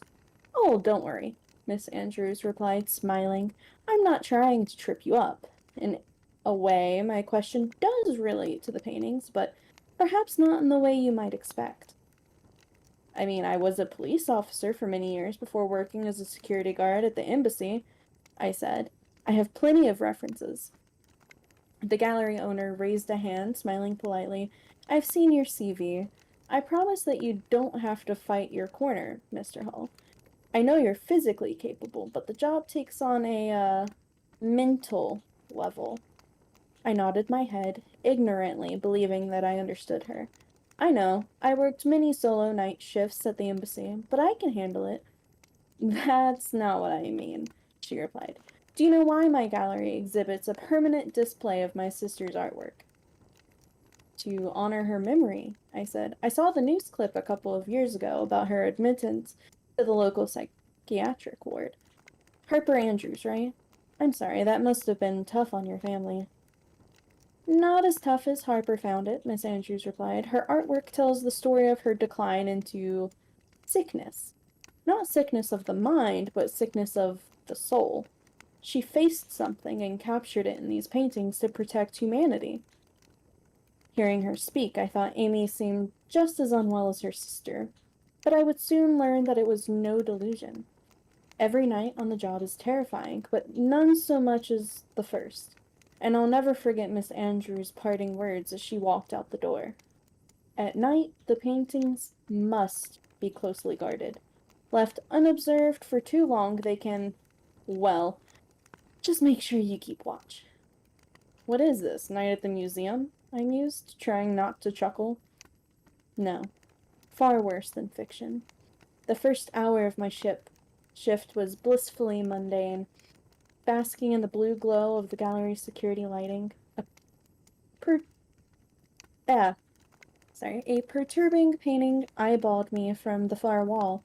It depicted a lanky, pencil-thin man with frightfully long legs and a pair of white eyes which seemed to follow me around the room, as all freakish eyes in paintings do. As I strolled around the gallery, I followed Miss Andrews' strict rule of regularly observing the paintings. I took a closer look at the white-eyed man. I shivered at his janky jaw, which hung abnormally loosely. He wore jet-black trousers, but his monstrous bony torso was shirtless, and he was the farthest a man could be from looking human. I stopped to read the plaque beneath the painting of the haunting figure. The exactor. The one who exacts torture. He longs to break free. He will devour mankind. I hurried past the painting, reasonably certain that nobody would ever dream of stealing artwork so horrifying. No need to guard it too closely, but the gallery didn't exactly become more joyous as I continued my rounds. They were petrifying. I should have given the paintings more than a cursory glance before applying for the job position in the first place. Another painting portrayed a young girl, no more than 10 years of age, who wore a bright red pinafore, plaited brunette hair, and a blank face, not figuratively, blank. In place of eyes, a nose, and a mouth, there was only skin. Taut flesh painted with smooth brushstrokes that made Harper's intentions abundantly clear. The artist had not accidentally smudged the face, no. She had purposefully neglected to give the little girl any features. Harper's youth dies. As we age, we slowly come to life. We sin. They know that. They know everything, the plaque beneath read. There were countless paintings of dreadful scenes, too. Cities in ruin, the end of the world, endless infernos of melting flesh. And they were the lucky ones who were offered a swift mercy. The survivors in the apocalyptic paintings were tortured in gory, gruesome ways by dreadful, inhuman men like the one in the first painting. I usually have a strong stomach, but something about those paintings filled me with unbearable dread. The apocalyptic art seemed so visceral. As I viewed it, I was certain I heard the screams of the last humans on Earth, felt the heat of the flames on my skin, saw the exactors move. And then there was a painting of the art gallery. The plaque read, "Prison." They entered our world, so I locked them here. Feeling suitably terrified, I scurried to the sofa by the gallery's entrance and plopped myself down. I work a day job, and the night shift is just my way of making ends meet. The exhaustion of that jam-packed day finally hit me. It was only when I sat down on the sofa that fatigue walloped me like a wall. My eyelids closed. An hour later, a thrumming sound startled me awake, and I twisted my head to see a notification on my phone, chuckling in relief. I opened the message from Kara, my wife, welcoming the distraction from the isolated, soundless night shift. But it was an odd message. "I was telling my mom about your new job, and she said you should look for another one. Apparently there are always adverts for the night shift on Facebook, and her friend's husband had a mental breakdown after one shift. He won't talk to anyone about what happened," the message read. There was another thrumming sound, but it wasn't a vibration from my phone. It was a muffled voice. My head snapped up in time to catch a silhouette vanishing behind one of the gallery walls. I managed to stifle a scream, but I lost my composure and clammed up. I contemplated running out of the gallery, but something stopped me, and it wasn't the prospect of being fired. It was those paintings of Armageddon. I rose to my feet, using the flashlight on my phone to illuminate the dimly lit gallery floor. That muffled sound repeated again, haunting me. A ghostly groan of some emotion I couldn't quite place, but I knew it terrified me. When I rounded the corner, I found myself facing something utterly inexplicable. The girl from Harper's Youth Dies. A young version of Harper, I could only assume. I trembled on the spot as she took clunky steps towards me with frail, near skeletal legs. She continued to groan, seemingly speaking beneath the flesh that covered her entire face. "I can't understand you," I whispered in horror as the ghastly girl stopped a foot in front of me. I found myself leaning forwards, driven by a force beyond my control, and then the most horrifying thing happened. My cheek twisted to the side, allowing my ear to melt through the phantom pool of the girl's face. I screamed silently, terrified to find that I was unable to move my body or utter a sound. Then, with my ear beneath the flesh on Harper's horrendous, featureless face, I could finally hear the words she had been repeating in muffled, ghoulish voice. "Why did you close your eyes?" the malformed ghost asked in a distorted cry. My body was suddenly hurled to the floor, and the little girl fled into the shadows. My eyes shot to the far wall, and I found that my gut achieved the impossible. It sank deeper into a realm of fear. He was gone. The exactor was a blank canvas. The horrible entity had escaped its painting. Harper's disembodied voice whispered beside my ear, scaring the life out of me. "Find him. He's hiding." I looked up at the ghastly girl's painting. Harper had returned to the canvas, but she was adopting a different pose. Her index finger was pointing at the painting of the art gallery. I yelped in fright, seeing what she had noticed. Behind one of the painted windows on the empty top floor of the building, the inhuman man stood and watched me. Legs shaking, I walked across the gallery to the set of stairs in the back corner. They led to an out-of-bounds floor. Miss Andrews made that abundantly clear. But she also made it clear that I had to keep my eyes on artwork, and I failed at that. I didn't really have any options. Quivering, I crept up the cranky wooded stairs to a floor that was littered with unhung paintings. The frames were shrouded in white sheets, and at the far end of the room, illuminated only by moonlight which poured through the murky glass panes, I saw something truly terrifying. The exactor. He stood as tall as the ceiling, and his large form was crouching over an uncovered painting. As I crept closer, I saw that I had captivated the terrible creature. It was one of Harper's apocalyptic paintings, depicting a world in flames, and the exactor was melding its shriveled, unclothed arm with the canvas. much as young Harper's sank my ear through her flesh. However, as I approached the abomination, casting my flashlight upon him, its flesh sizzled and started to burn. It unleashed a hideous hissing sound. At first, I thought the light hurt it, but then I realized it had become aware of the guard's watchful eyes upon it. I finally realized the power of keeping watch. I knew why I was here. "Cast it away," Harper's voice whispered. "How?" I cried. The man spun around, and I screamed at the sight of his wretched white eyes. They were worse in the flesh, and he was far larger than he had appeared in the painting. The entity lunged at me, coiling its bony hands around my neck, squeezing the light out of my soul. I slipped into the darkness, and the exactor howled at me, a howl that sounded like a boat's horn, like a beast from hell. "Tell it to return to its cell," Harper croaked. "Tell it that you won't stop looking at it until it does what you say." I wheezed, watching flickering images in the exactor's blank eyes. Prophecies of a direful destruction, a fiery vision of mankind's end at the hands of this terrifying apparition and its demonic army. He intended to scare me, but the thought of such horrific future only motivated me to keep my eyes open. "I won't stop," I said, slowly choking, "until you stop." In human flesh burning beneath the weight of my vision, the exactor screeched in fury, but I thought the world might already be doomed. If I passed out, I would have left the demon unguarded and free to wreak havoc upon mankind. But in some favorable twist of fate, it released my neck, and I fell to the ground. It, too, must have been close to death. I crawled downstairs, and the canvases were filled with paint once more. Everything was back in its place. And the strangest thing is that I didn't hang up my hat. I didn't call it a day. When Miss Andrews came to the gallery at 6 in the morning, she seemed fully prepared to watch another traumatized guard quit the job. But I didn't. I couldn't. Not after seeing the exactor's apocalyptic desire. Too much is at stake.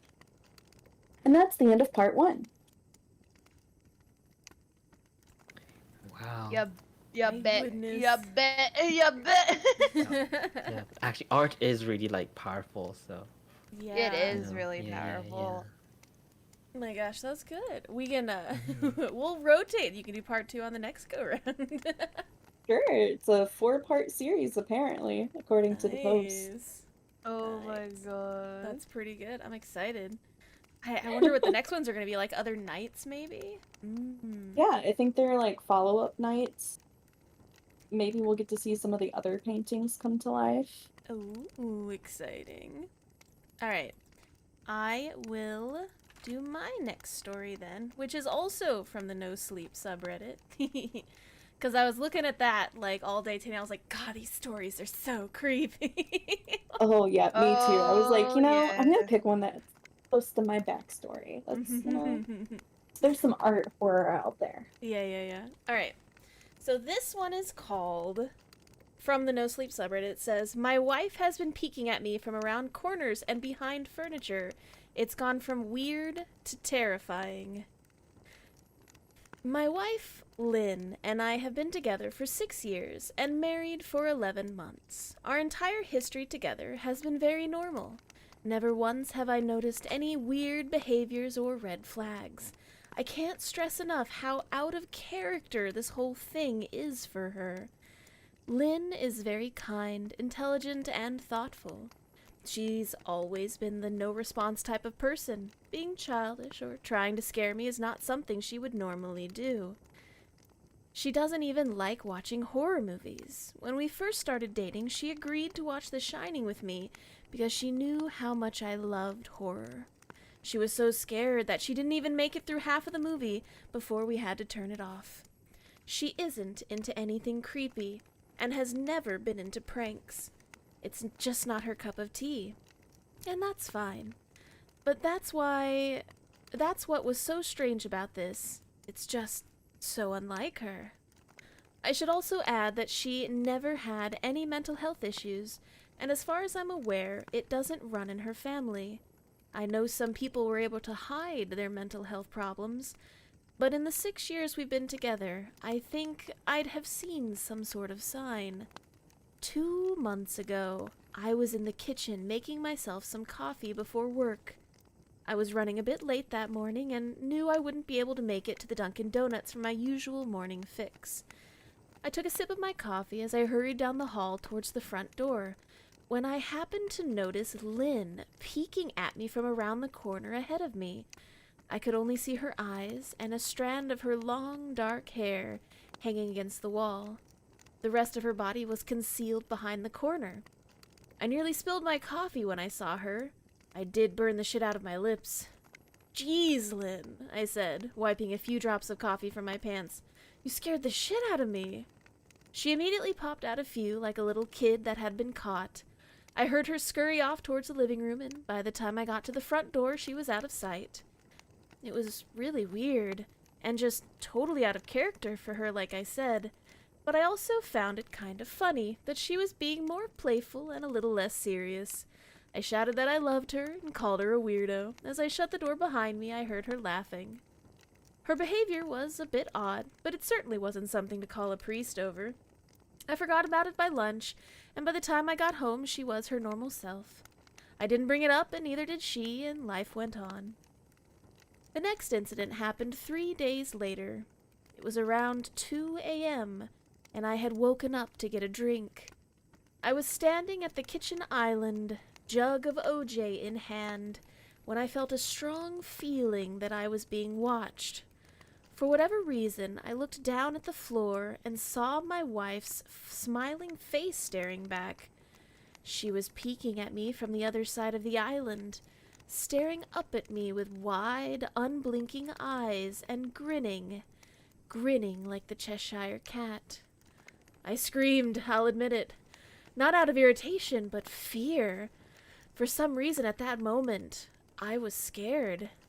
At the sound of my scream, Lynn scuttled backwards out of my view, her hands and feet smacking the floor as she hurried out of the kitchen on all fours. I didn't run after her, or even yell after her. I just stood there, frozen in shock, wondering what the fuck possessed her to do that. It took me a little longer than I'd like to admit to go back upstairs, but I eventually did.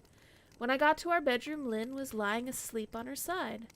Or at least pretending to be.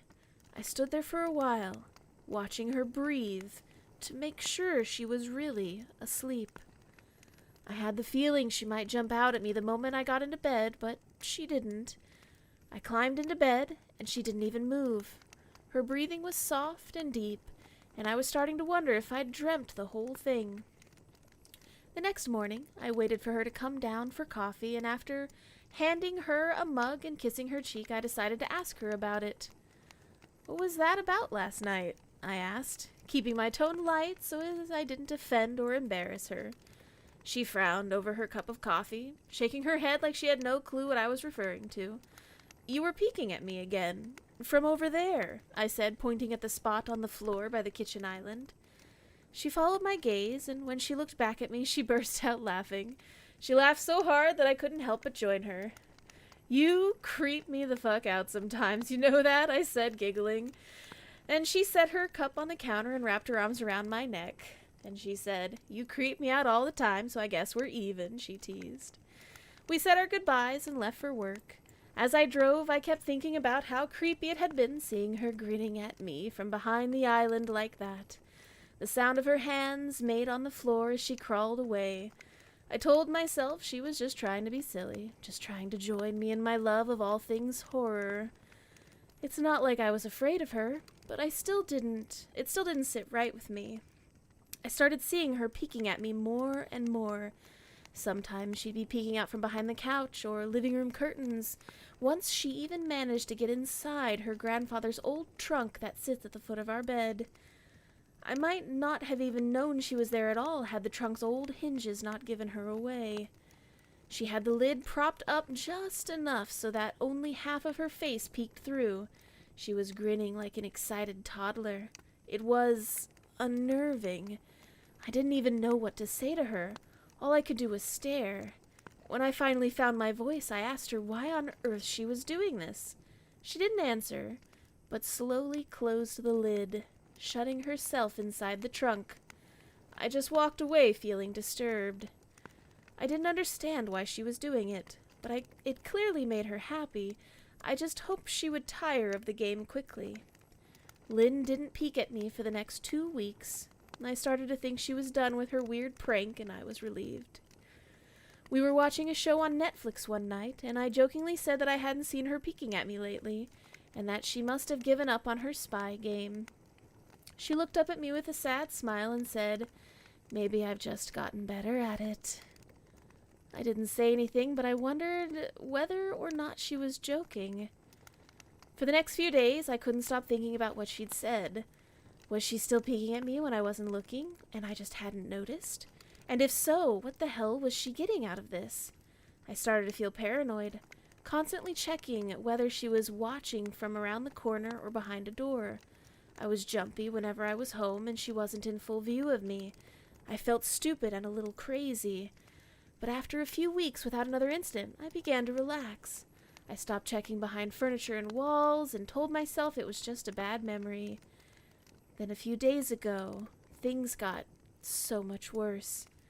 Lynn left to go to a friend's, and I lounged on the couch and played a couple games on my laptop. Around 9 p.m. I hopped in the shower, and as I was washing the soap from my hair, I felt that awful feeling that I was being watched. I slowly opened my eyes and almost had a fucking heart attack. Lynn was peeking from behind the shower curtain.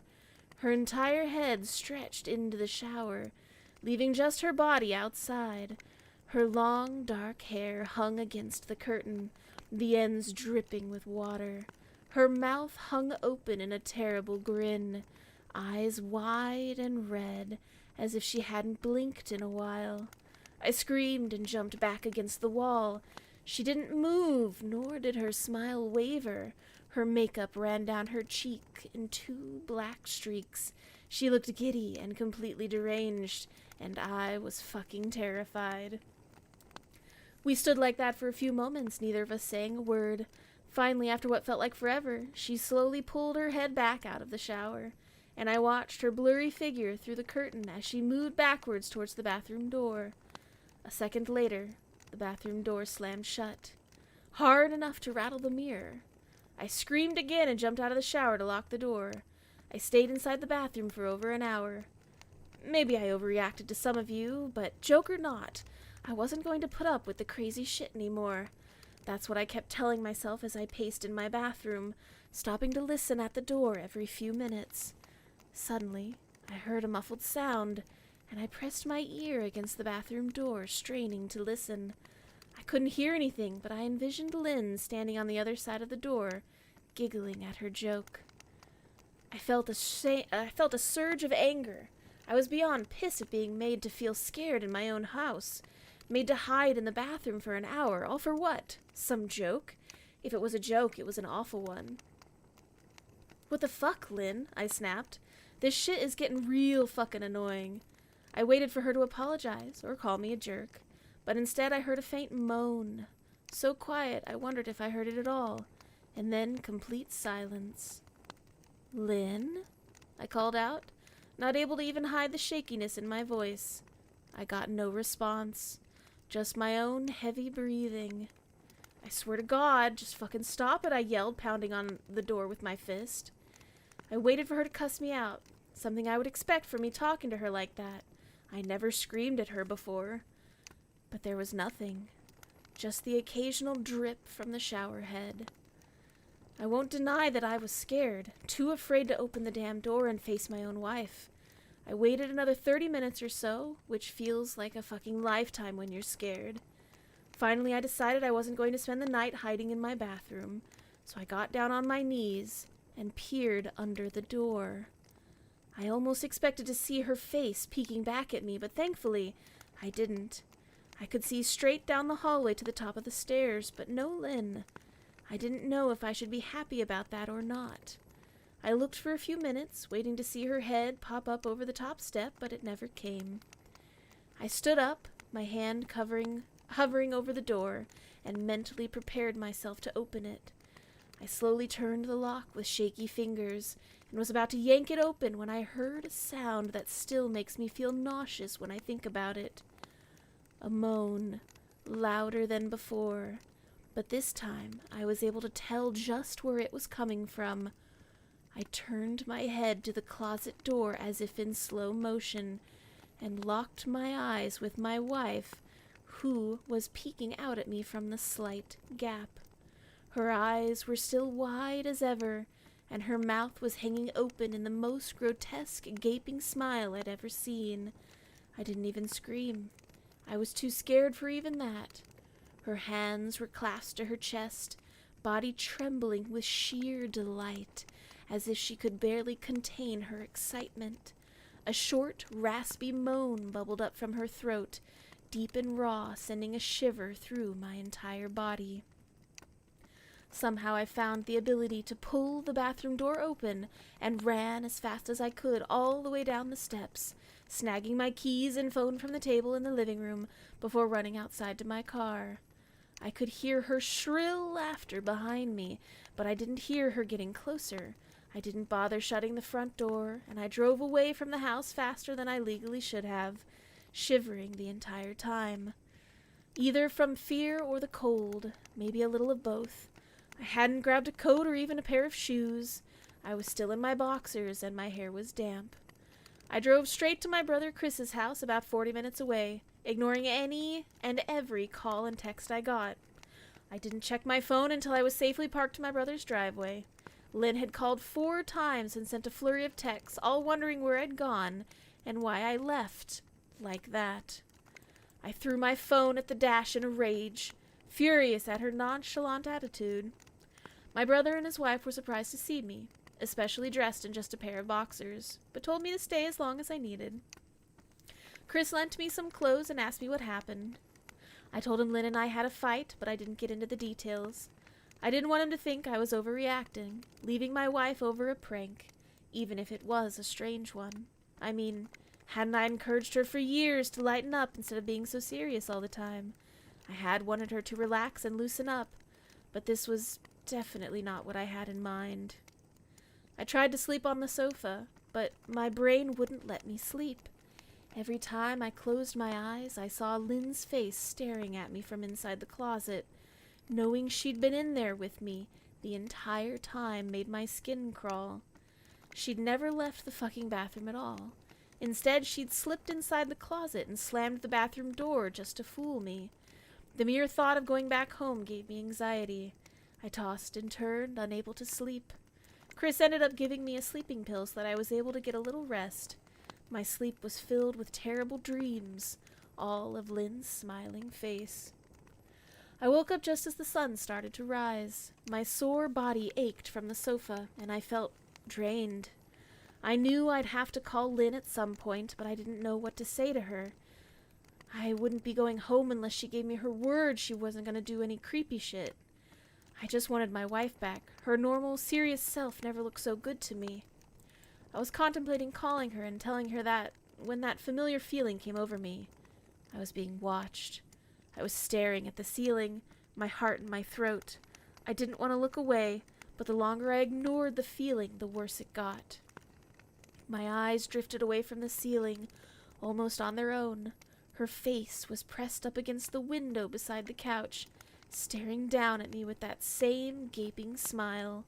Drool dribbled down her lips, leaving 2 long streaks down the glass. I didn't know how long she'd been there, but something told me she'd been there for quite a while, possibly all night. I didn't bother screaming, though I was afraid anger trumped any fear I felt at that moment. I jumped up from the couch and pounded my palm against the glass. "Lynn, are you crazy? What the hell is wrong with you? Just go home," I shouted. "Now." She didn't move. Her ghastly expression never changed. If anything, her smile only grew, as if she had never been more elated. I could hear Chris and his wife moving around upstairs, as if Lynn could hear them from her place outside. Her head twitched slightly in their direction, and she began to close her mouth slowly. Chris called my name from upstairs, obviously concerned. I turned to see him and his wife Rebecca hurrying down the steps. When I turned back to the window, Lynn was gone. The only sign she'd been there at all was the 2 streaks of drool still dripping down the glass. I tried to explain to Chris and Rebecca about waking up to see Lynn watching me through their window. They were skeptical. Who wouldn't be? Chris and I went outside to the spot in front of the window, but there were no footprints in the dirt. Just a slight indent. Animal, probably. Chris guessed, and I didn't argue. He and Rebecca assumed I dreamt the entire episode, but they didn't understand, and I was too tired to explain to them. I called out of work that day and turned my cell off. I didn't want to face Lynn. Just talking to her was too much for me at that point. I really started to believe something was irreversibly wrong with her, that no matter what promises she made, we'd never be the same again. The thought saddened me to my core. I cried most of the morning. By noon, I figured I was ready to confront her, give her one last chance to explain herself. I could at least give her that after 6 years, I told myself. I turned my phone on and saw dozens of texts she'd sent, all from a seemingly concerned wife. Can we talk? I love you. Please call me. I'm really worried. Can you answer? Just come home. And more of the same. All texts telling me she loved me, she wanted me home, how worried she was. Not a damn one addressing the crazy shit she pulled, like she hadn't been acting like a character from a Stephen King book. Even her texts were different. Normally she texted novels just to tell me to pick up a loaf of bread. You'd think she'd have more to say after her bizarre shenanigans. I know it probably seems childish to some of you who are miles away from the situation, but if you saw the way Lynn had looked at me, how she scampered away on all fours like some wild animal, grinning at me from inside the closet like a lunatic, then I think you'd find my reaction was warranted. I ended up staying with Chris and Rebecca for another night. I didn't wake up yesterday until afternoon, and thankfully I didn't see Lynn's face watching me through the window. I didn't want to pry because it's not my place, but is this fight something that can be mended? Rebecca asked. She'd made us both a sandwich for lunch, and I knew she wanted to breach the subject without seeming to be nosy. I don't know, she's like a different person, I said, choosing my words carefully. I still wasn't ready for her or Chris to know the full extent of the batshit craziness I had been dealing with. People change, Ben, but she's still the same woman you married. Maybe you both just need to talk through your issues. Whatever's going on, I'm sure it can be fixed, she said, ever the peacemaker. I think it's beyond that now. I don't think talking would help.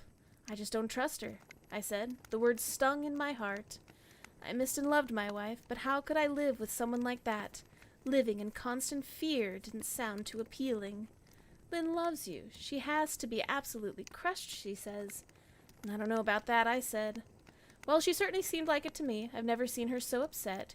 Very much unlike the Lynn I know, Rebecca said, shaking her head. It took a full minute for her words to really sink in, and when they did, I felt dread worming its way through my skin. Wait, what do you mean? You saw her? You saw Lynn? I asked, my mouth suddenly dry. Rebecca nodded casually, as if the fact wasn't nightmare fuel. Maybe for her it wasn't. She stopped by this morning, just after Chris left for work, she said, cleaning the plates from the table. I didn't see her car, though. Maybe she took an Uber or something.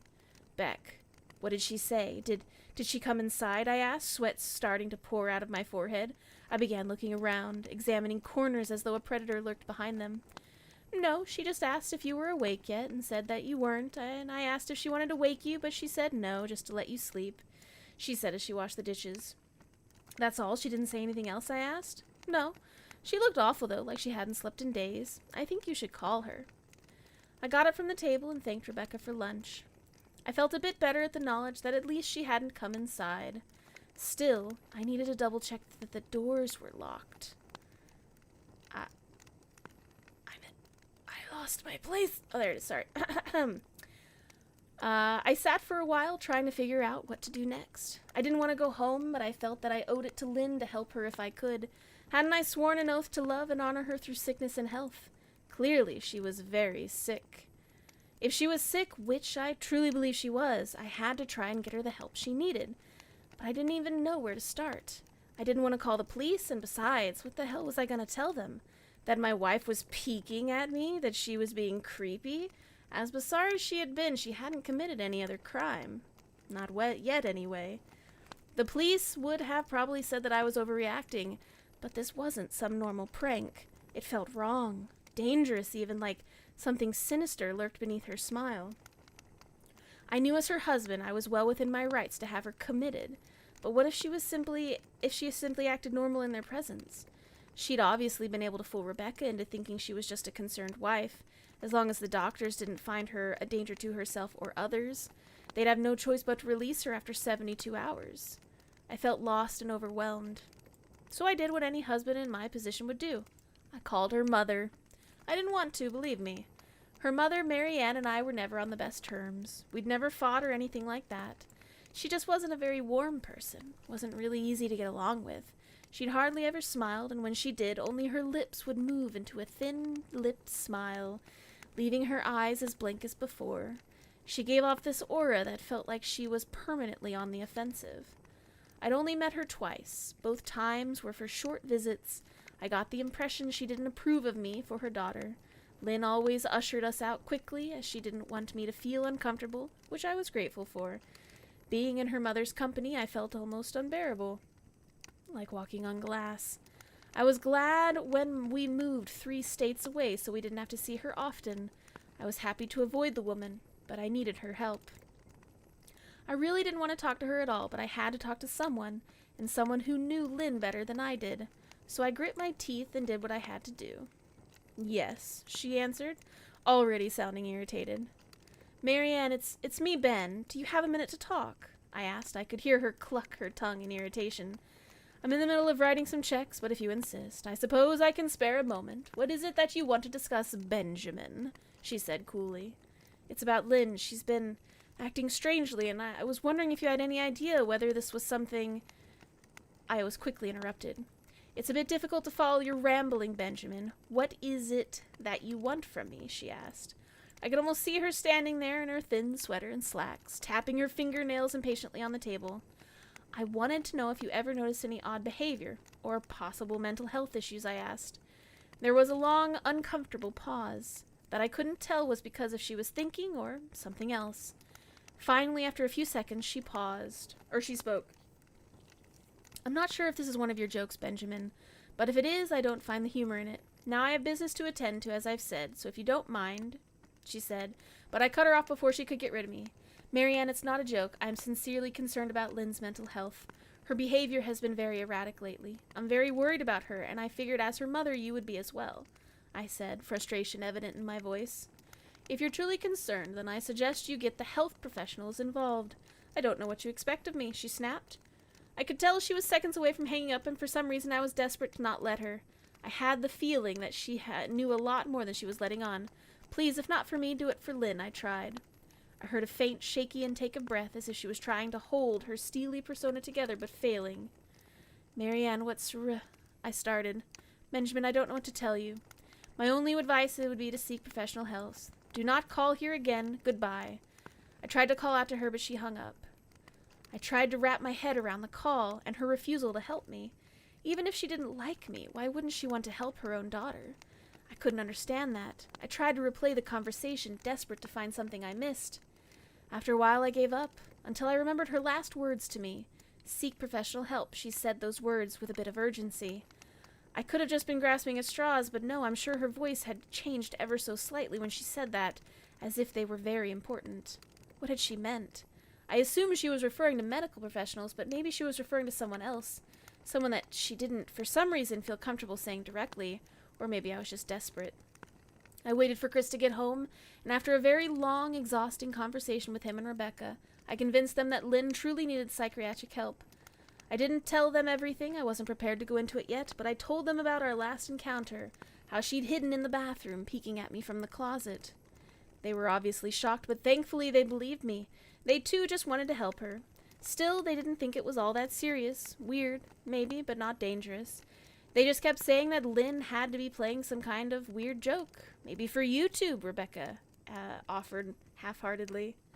Chris didn't think we should involve the police just yet. He offered instead to go with me, and I readily accepted. He reasoned that calmly talking to her, trying to coax her into going willingly, was the best recourse. I agreed to do it in his way. At least I wouldn't be going to that house alone. We drove over this morning just after breakfast. There was no way I was going at night. When we pulled into the driveway, my stomach began doing somersaults. Her car wasn't there, but I still didn't want to let my guard down. The front door was ajar, and for a split second I thought we'd see her eyes staring through the gap.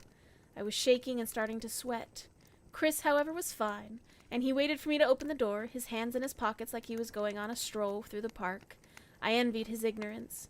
I pushed the door open, was immediately hit with the stench of rot. Chris smelled it too, and he walked through the house behind me with his nose scrunched up. "What do you guys use to clean the floors around here?" he mumbled. "Shut up," I said, my eyes darting around for signs of Lynn. The house was deadly quiet and dark despite being 10 in the morning. All the curtains were closed up tight, refusing to allow any sunlight inside. If I hadn't left it just 2 days prior, I would have thought this house to be abandoned. We moved through each room, carefully checking any place she might hide, and occasionally calling her name. "Why are you looking under the couch?" Chris asked eventually. "Aren't we looking for your wife?" He was looking at me like I was a moron. "Let's just go upstairs," I whispered. He shook his head but followed me up the stairs to check the bathroom and spare bedroom. On the way up, my shoes crunched over the pieces of glass that looked to be littered over a few of the steps. I noticed that one of Lynn and Mai's wedding portraits that hung on the wall along the staircase had been smashed. The frame hung crookedly, all the glass removed. I stared at the picture and a lump forming in my throat. We had taken the photo just after leaving the church, after saying our vows. She looked so beautiful in her white gown. I looked at Lynn's beautiful face. I never dreamed her face would be a source of terror for me. We climbed the rest of the steps and checked the spare bedroom, but it looked completely untouched. I was hesitant to go into the bathroom, my fear that night coming back to me all at once. Chris noticed and offered to go in by himself, but I couldn't let him do that, so we walked in together, checked the closet and the curtain, and the bathroom looked as if it hadn't been touched since the night I left. "I don't think she's here, Ben. Why don't you pack some clothes and we'll come back tomorrow or something," Chris said. I nodded and went into our bedroom and shoved some clothes into a duffel bag. When I checked inside our closet, I came across the source of the smell and gagged. Chris took one look and lost all color in his face. He had to go stand by the stairs to get away from the sight and smell. I gazed down in shock at what lay inside my bedroom closet. Soaking into the rug were at least a dozen eyeballs, all carefully laid out in pairs. Some were as large as a quarter, while others were as tiny as a marble. I stared down at the eyes she'd collected from small animals and wondered how she had gotten them, and shuddered at the thought. Man, I thought it had been bad with Becca's shoe addiction, but frick! My wife's in here collecting eyeballs, Chris said, gagging. "Ben, I think we should go," he called from the hall. "I'm getting nauseous." All right. I grabbed my duffel and shut the closet door on my new nightmare. I stepped out into the hall and took a deep breath of air. I could taste the rot on my tongue and couldn't help but gag. "Who lines up eyeballs in their closet like that?" Chris mumbles. "I tried to tell you she needed help," I said. "She doesn't need help, Ben. She needs an exorcist. You comin'? I can't stand the smell any." His words died in his throat, and his eyes grew wide with fear. I didn't ask him why. I could feel it. Someone was watching me, and I didn't think it was the eyes in the closet. I turned around, my eyes slowly scanning the bedroom. "Christ," I whispered, as I finally saw what we'd missed. Under the bed, curled on her side, watching us with the excitement of a kid on Christmas morning, was my wife. She held her hands together just under her chin, and they were shaking eagerly. Now that she knew she'd been found, I could hear the quiet noises she was making, a sort of hiccuping sound in her throat, as if the excitement was too much for her. It was unnerving, to say the least. Wide eyes and the same huge smile. Everything in me told me to run, but I forced it away, as this was my wife. No matter how twisted she was, still the woman I married. I had to help her. "Lynn," I said softly. She didn't respond, but her head bobbed back and forth in 2 quick little movements as if she were nodding. "Baby, I just want to help, okay? Can you let me do that?" I asked. I had taken a single step forward, approaching her like some kind of dangerous animal. "I love you, Lynn," I said softly, taking another step closer. She let out a tiny moan from her mouth, and I had to resist the urge to run. Her shoulders were starting to quiver. Her eyes grew large as saucers.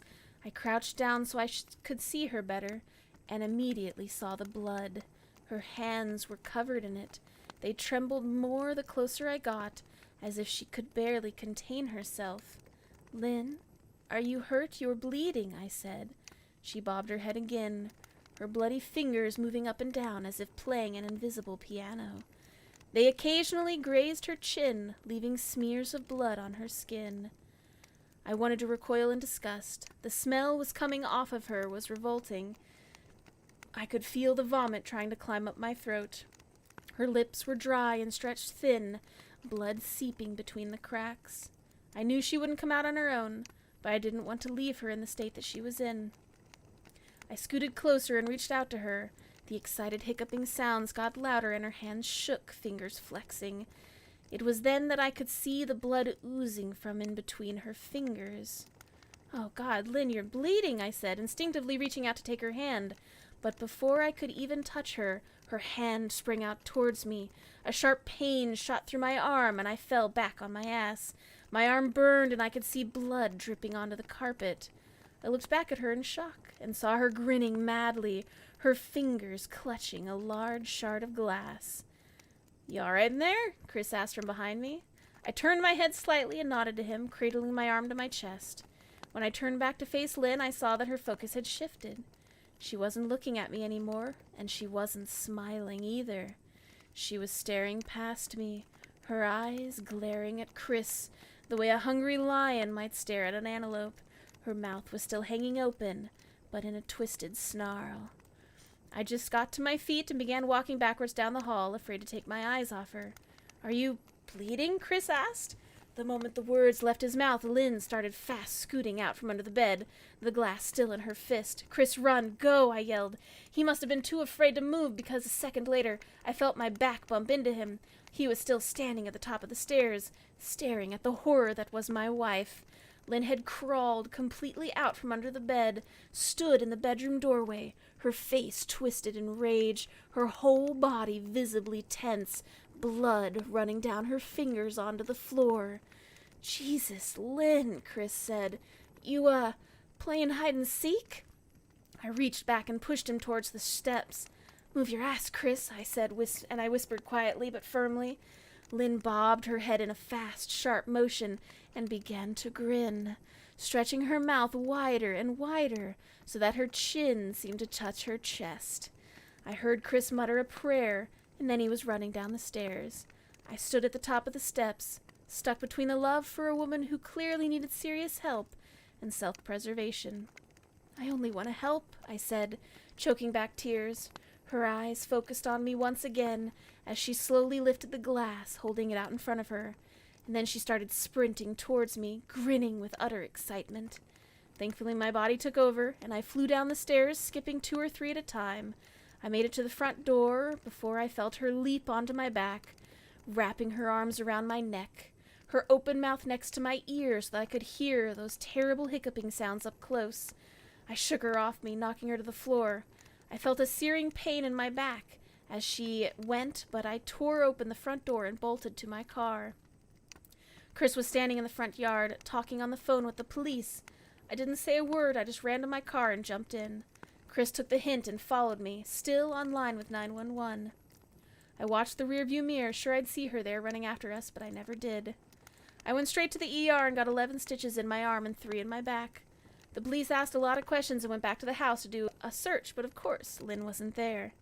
They advised me to stay with a friend or a relative for a while and file a restraining order as soon as I could, but none of those things would matter. Somehow I just knew. I dropped Chris off at home and went to a motel an hour away. I wanted to put as much distance between me and Lynn as I could. This is where I'd been for the last 4 hours. I thought maybe the police would find her. Maybe they'd get her the help she desperately needs. But now I don't know because 40 minutes ago I got a text from an unknown number with just 3 words. "I found you." And a picture attached. The picture was dark and grainy, but instantly I knew what it was. There was no mistaking my wife's eye. I started typing this out immediately after. I don't know what to do. I'm alone and scared, and I can't help but feel I'm being watched. And that's my story. Yeah, that was Well. scary. No, no, no, no, no, no, Nope. no, no. Nope. Divorce. That's all. Yeah, exactly. Divorce, Leave. restraining order. Priest has to come to my house and bless it. Spread salt around the house. Yeah. That was a good one. Yeah, it was a little longer, but you know, I tried to keep it to the bit. But that one, it was another one of the smiling ones. See, I told you, the smiling stories are the creepiest ones. Yeah, honestly, yeah, for sure, yeah. Mm-hmm. What's wrong, Kath? Do you not want someone to give you a smile when you come out of the shower? No, I don't. No, I'm good. Thanks, though. Not even Especially if it was now. your No, thank you. especially if it was your beloved. I'm okay. Let's move on. Mary, your turn. Yeah. Listen, if he Sure. smiles at me like that at this point, no, you're dead. You're dead to me. Yeah, I don't know if my partner is watching this, but honey, don't. Don't Just do it. don't. Don't do it. Take over the Okay. floor. This one is called Murder for $1 Million and was originally printed in Mystic number 26 in 1953. Mm. Jack Hillam didn't relish the job he was about to do. His stomach was twisting and churning inside of him, and his face was the color of old parchment. Only his eyes were alive, black and menacing, black with murder. The stairs creaked as if protesting his evil, and his shadow on the dirty, shabby walls was an appropriate, grotesque companion. A burning greed coursed through his veins, and the task ahead, at least to his warped mind, was inevitable and justified, even though the task consisted of killing his stepbrother Kerm. He wouldn't kill him in an uncontrollable rage, which every mortal is subject to, but in a cold-blooded, impersonal manner, premeditated murder. Why should Kerm, he reasoned, who was hopelessly insane, stand in the way of $1 million? Why should Jack get his share only after Kerm was dead, or after waiting a period of 5 years? Hadn't Jack lived like a pauper for 3 years now, barely being able to make ends meet, wearing inexpensive clothes, taking his many girls to cheap eating places? He had, and now he was tired of this life.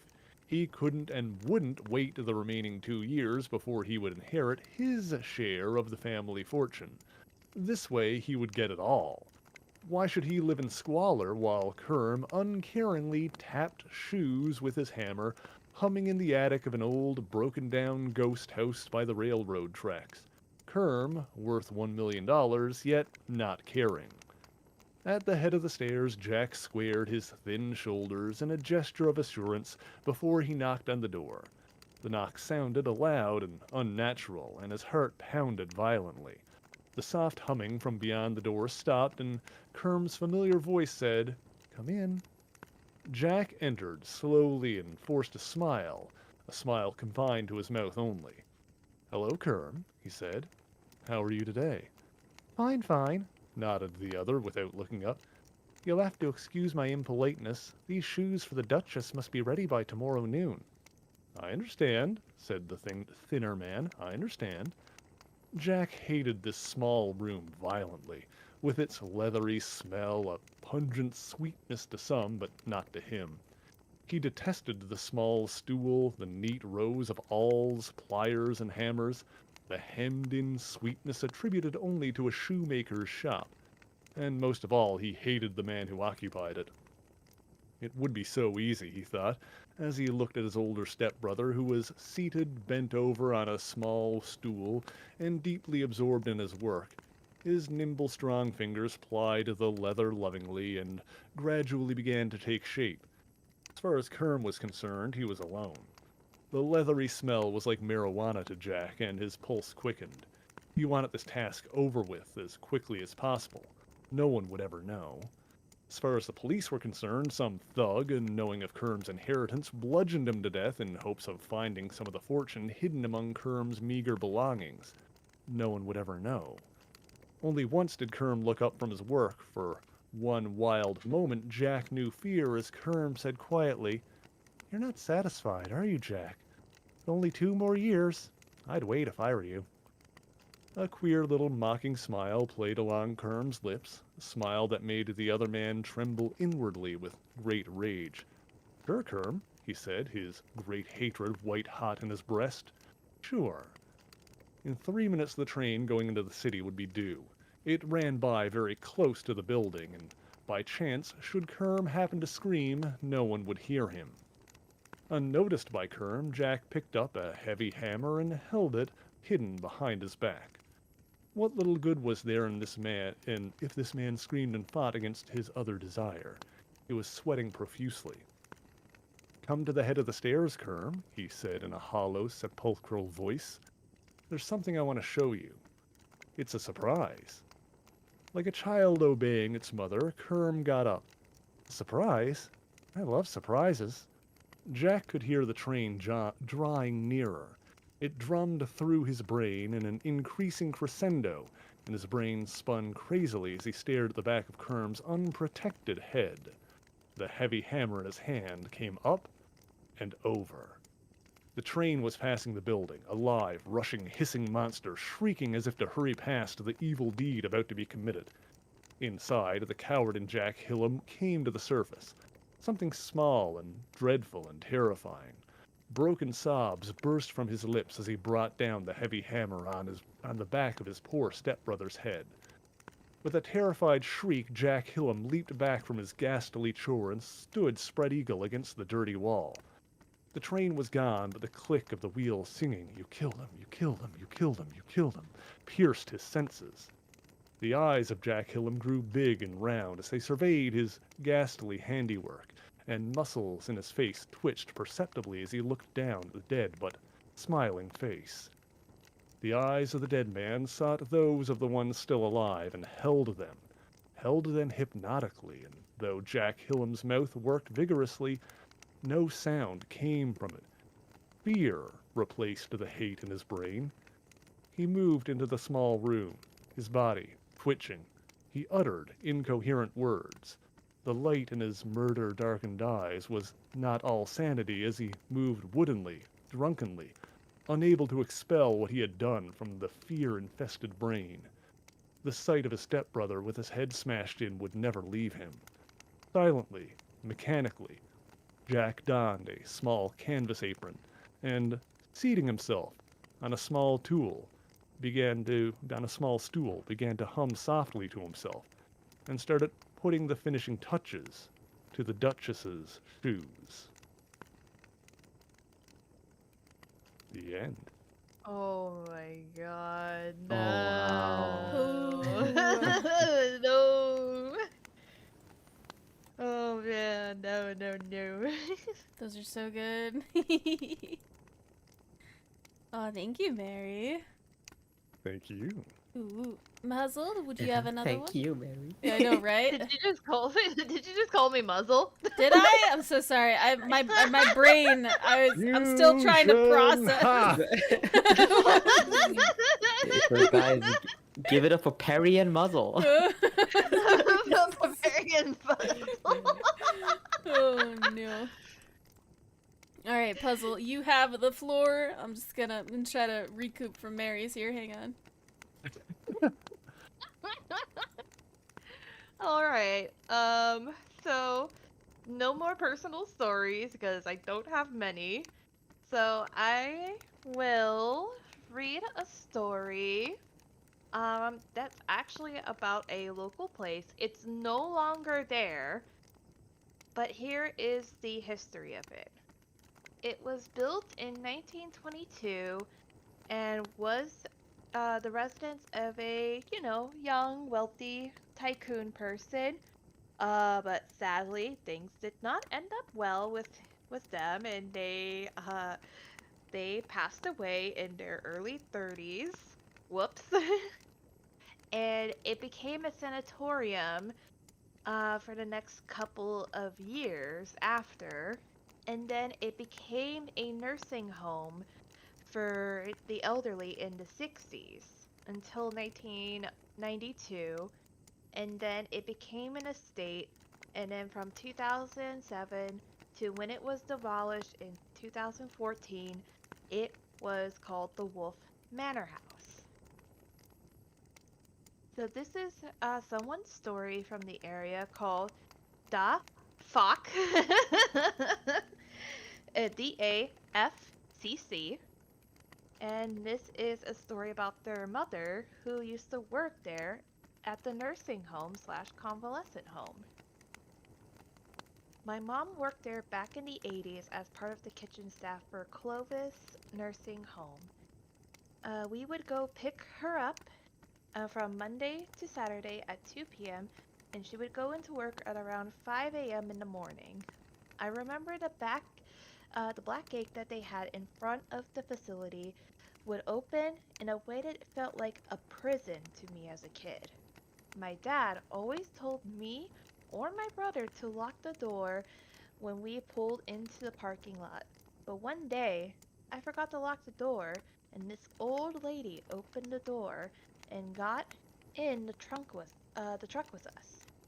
She was asking my dad to take her somewhere, and both me and my brother were scared of this old woman due to the fact she had sores on her face and had a yellowish crust around them, almost like out of a horror film.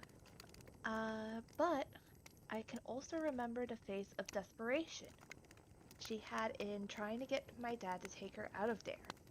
But just then, my mom came and got a nurse to help her get out of the truck and back inside the manor. I had to go in and get my mom, and these were the days before cell phones and texting. Lol. I was more scared of the residents than of the ghosts when I was used to entering that place. I didn't know then, but most of the patients suffered from neglect, abuse, and screams and cries would be heard would be heard were because they were hurting, suffering from bed sores and other things. I learned later that the place was really understaffed, so not every person who worked there was abusive to the patients. But when you had a 17 to 22 people in charge to feed, bathe, and give them medicine, it can get overwhelming and overwhelmingly fast.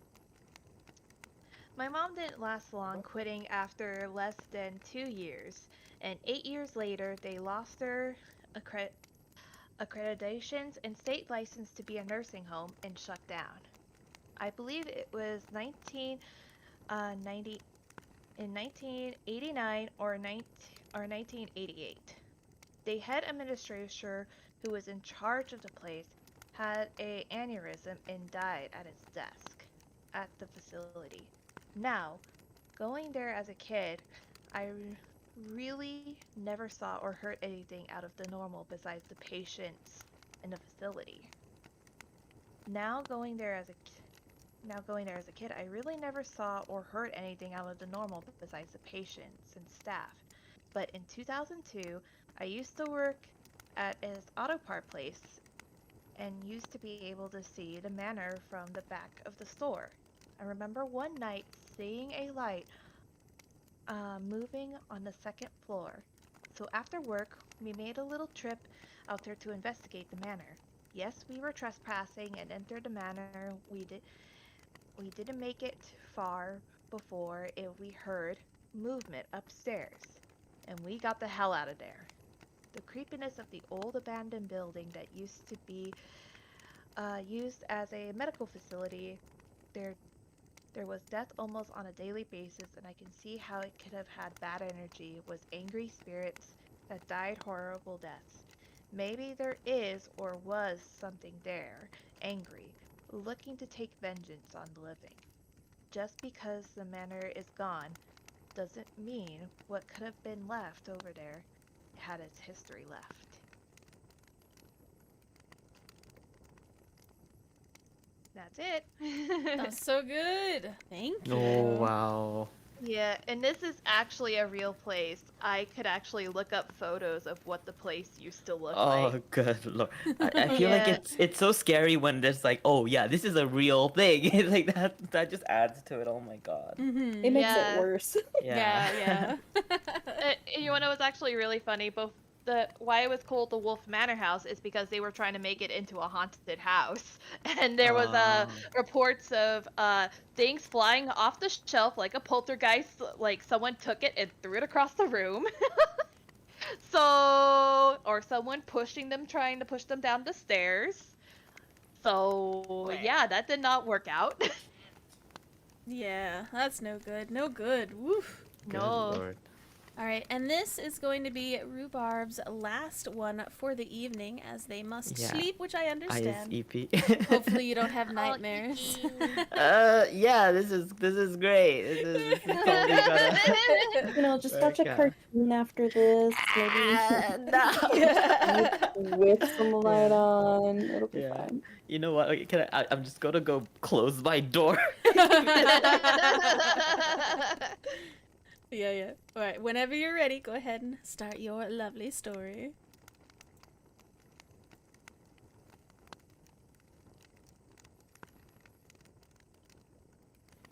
Okay. Ice back. Ice back. Welcome, did- welcome. Start So- whenever you're so- ready. Yeah. So I'm taking mine from actually creepypasta. Oh. So this one is called The Statues, written by Sammy Ruiz. And apparently it's tagged with demons and possession, so just a warning, if that's a no-no for you. So, The Statues by Sammy Ruiz. I never liked going to my Aunt Paula's house. Honestly, I never liked her either. She's a creepy Bible-thumping Jesus fanatic, and she'd always circle over me like a vulture. But none of that creeped me out like her house did. It was old, run down, and filled with weird religious art, you know. Sure, there were the typical paintings of the Last Supper and Our Lady of Guadalupe. That's not what made my skin crawl. It was the statues. I couldn't put my finger on exactly what bothered me, but something wasn't right about them. They were littered all over the place, filling every corner, turning up in every direction you looked, and I swear they looked back. Giant god-awful figures of saints and angels clogging the tiny house and turning it into a claustrophobic maze. I often wondered where my aunt had gotten the money for all the sculptures. In all other regards, it seemed as though she had taken a holy vow of poverty. Like, very little money was spent on herself or even her toddler son. My cousin Miguel was just as strange as his mother. They were so alike that I sometimes forgot Aunt Paula had adopted him. It was the eyes that truly made them resemble one another. A haunted stare accompanied by uncomfortable silence. The first time I babysat Miguel, he never fussed or cried the way normal babies do. It should have been a relief, but the entire time I squirmed as he watched me. My mother insisted there was no medical reason to blame for his disposition. Secretly, I wondered if it came from being cooped up with my aunt, who has, never dated or married. After that evening, I passed all the babysitting opportunities on to my younger sister. Yeah, she didn't seem to mind. It probably would have continued on the way if not for school projects and that had my sister occupied at a neighbor's house right when my aunt insisted on going to Saturday Mass. I mean, there was nothing I could do to get out of it. My mom didn't care about my whining. She just leaned across the kitchen table and said, "Look, Marcos, I'm not asking. I'm telling." This was the end of it. An hour later, we were in the car driving to my aunt's house. Gradually clean swept sidewalks and picket fences gave way to chain links and graffiti. Occasionally, we'd pass a coffee house packed with hipsters, milling around like poverty tourists on safari. People like my aunt were the wildlife. Just as the sun began to set, We arrived at the house. My mom parked. I stepped out of the car and walked up 4 wooden stairs to my aunt's front door. As I reached out to ring the doorbell, the front door flung open. Hola, Marcos, she said in a thick Mexican accent. Her dark eyes stared into mine. She was a small lady with shoulder-length black hair. She wore a white polo shirt and a navy blue skirt that resembled a schoolgirl's uniform. Her wrinkled brown skin reminded me of a dried-up riverbed. Miguel is already sleeping in his crib. Make sure you give him his bottle if he starts crying. I made 2 of them already. They're in the refrigerator. And make sure you do not put the TV too loud. Your mom and I will be back in an hour. She pronounced the H in the word hour when she said it. Okay, Tia Paula, I responded. She preferred when I called her Tia Paula, because the word aunt was too American for her. She was an old-school Mexican lady that didn't believe in speaking English. She had no choice when it came to me because I didn't speak Spanish. That made her angry, and it made me chuckle every time I reminded her of that. She stomped off towards the car as I waved my mom goodbye. I let out a sigh of disappointment as they drove off. Oh, here we go, I thought out loud as I closed the door and walked into the pitch-dark house. I felt the wall for the light switch and flicked it on. Directly in front of me stood a 5-foot-tall statue of the Blessed Virgin. I jumped back and yelped. Maybe it was my imagination, but I thought I saw hate in the eyes of the otherwise serene face of the statue. It was ridiculous. Statues can't feel hate or anything at all. It's just plaster, I said under my breath, as I leaped back towards the sofa. As I rummaged through the floral pillows for the remote, I recalled that my aunt was too cheap to pay for cable. Maybe the bill would have eaten into her precious statue money, I don't know, still. That left 5 channels to choose from. 3 of those channels were network news, followed by Fox and some kind of Spanish public access. The pickings were slim. Luckily, Fox was showing episodes of The X-Files, and I had enough time to grab a snack while the commercials were on. Wandering towards the kitchen, I noticed a crucifix nailed above each doorway.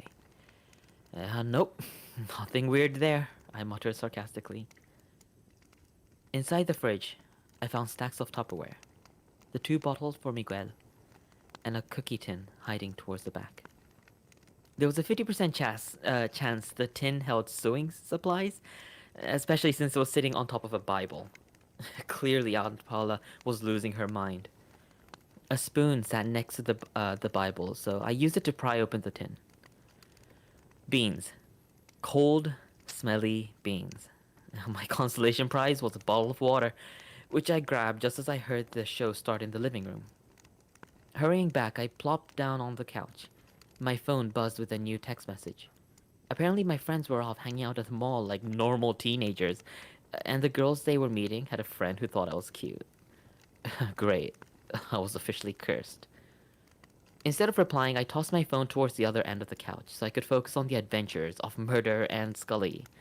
The monster they were investigating was a shape-shifting something or other that was behind a string of murders and several local legends.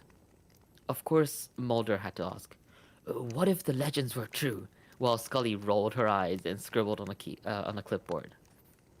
Halfway through the episode, Scully was conducting an interview with a witness who just happened to be the monster in disguise. Tension was building, and just as it reached its peak, Miguel let out a blood-curdling scream down the hallway. I jumped up and ran down the hall to Miguel's room. His bedroom door was slightly ajar. I pushed it open to find pitch darkness. With my body halfway into his room, I blindly fumbled for the light switch.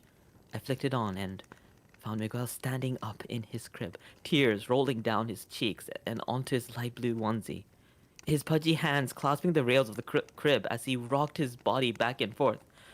"What's wrong, Miguelito?" I asked, as I expected a 2-year-old to respond. Quickly, I remembered the bottles in the fridge and ran to grab one. I hustled back to his room and handed a bottle to him. He wouldn't take it and continued crying. I then pressed the nipple of the bottle to his lips, but he refused to drink. Desperate, I looked around his room as if I would find the solution to his crying laying around somewhere. I jumped back in fright. I didn't know how I had missed it when I walked into the room, but in front of Miguel's closet stood a life-size concrete gargoyle. It hunched over as if ready to pounce on its prey. Sharp, feathered wings sprouted out from its back. Its menacing face was dominated by a nose that protruded like a parrot's beak over thick lips formed into a feral grin. The bald, misshapen head was dwarfed by its muscular body, from which oversized hands and arms hung below its bent knees. Although the feet it perched on resembled a chicken's talon, the overall effect was ape-like. I'd never really seen anything like it, yet it had an indefinable quality that matched the rest of the sculptures in the house.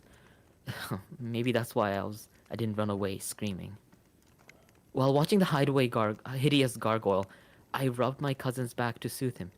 Shh, don't cry, Miguelito. He coughed and made himself gag from crying so hard. Through his sobbing and crying, I heard my phone ring from the living room. I dropped the bottle in Miguel's crib, picked him up, and walked to the living room. Without looking at who was calling, I quickly answered the phone with my one free hand. Hello? I shouted over Miguel's cries.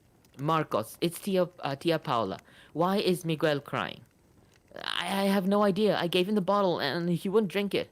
He doesn't stop crying. Mass ended early and we're on our way home. I told you not to put the TV so loud, Marcos, she shouted. Tia, maybe he's crying because of that ugly black statue you put in the room. That thing even scared me. Why would you even have something like that in a baby's room? What black statue are you talking about, Marcos? I've never put anything like that in his room, she answered. Then where did it come from? It was in front of his closet facing the crib, I shouted. She stayed silent for a moment, then whispered as if someone on my end of the line might overhear her. Listen to me carefully, Marcos. Get out of the house right now. Take Miguel and leave immediately. What? I asked. Her whispers turned to screams. Marcos, leave now. The statue you saw isn't a statue. Es un demonio. I slowly lowered my phone and attempted to translate her last words. Es un demonio, I whispered to myself. Prickles and goosebumps shot up my body once I realized what she had said. Oh, shit. She said, it's a demon. I dropped my phone and stumbled. The back of my knees hit the couch. I could hear my mom and aunt screaming my name from the phone's speaker. As I stepped forward to move towards the front door, Miguel's bedroom light suddenly turned off. Miguel stopped crying and squeezed my neck with his little cold arms. With his face pressed against mine, we focused our eyes on the black hallway, his bedroom doors gently creaking open. I could feel Miguel's heartbeat galloping along with mine. From the darkness of the bedroom hallway, a low-pitched growl echoed into the living room. Miguel began to scream again. As I ran to the front door, all the lights in the house suddenly shut off. Heavy footsteps thudded towards us. Something yanked both of my legs out from under me, and I fell onto my side. My head hit something hard, but through the dizziness and nausea, I held onto Miguel's torso with my good arm and struggled to my feet. We made maybe 2 or 3 steps towards the door when Miguel was then ripped out of my grasp. The last thing I remember was somebody screaming. It might have been me. I'm not sure. When I came to my senses, I was on a stretcher, being loaded into an ambulance. A paramedic said I had broken arms and a serious head contusion. I don't recall rambling about monsters or trying to get up, but when I woke up in the hospital, I was told I had been restrained to keep myself from hurting myself. Doctors and detectives quizzed me on what I could remember. I insisted a monster disguised as a statue had attacked my cousin and I. They chalked it up to the blow to my head and told me that my cousin had been taken in the same home invasion that had resulted in my injuries. Someone with a clipboard gently explained to me that I had been watching a TV show about monsters and urban legends before I was attacked. The emotional and neurological trauma caused me to blend fantasy with memories of the crime. But what about the statues? I asked. Clearly I was still confused. My aunt never had any statues, not of gargoyles or anything else. A nurse came in to put a shot of something in my IV. The last thoughts that drifted through my head were that, maybe some urban legends were true. Maybe a demon can look like a statue, and maybe that house was crawling with them. The Statues by Sami Ruiz. Oh, thanks for that. Now I can never look at a statue again. Yeah. And that combined with your owl statue story. Right. It's always the statues. It's always Yeah. the statues. 3/4 way reading into this, I'm just regretting this. Oh man. That You gonna was sleep great. with the light on now? Yeah, you know what? I think the cats like the lights, so Yeah. I'm gonna. Yeah. Whew. But yeah, I am gonna go to sleep. So thank you so much for having me, Kath, and all everyone. Yes. Yeah, Thank it you was so so nice to meet much. you guys. You are very lovely. Thank you for Uh, lending us your voice and your storytelling sure. ability. It was very lovely. You're a great storyteller. Thank you so much. All right, Yeah, well, good night. absolutely. Yeah, and hope you guys enjoy the rest of the spooky stories. Good night. Yeah, good night, Mary. Good night, guys. Bye bye. Mary Bye, just come bye. out and goes, Oh, "Night." Mary. Oh.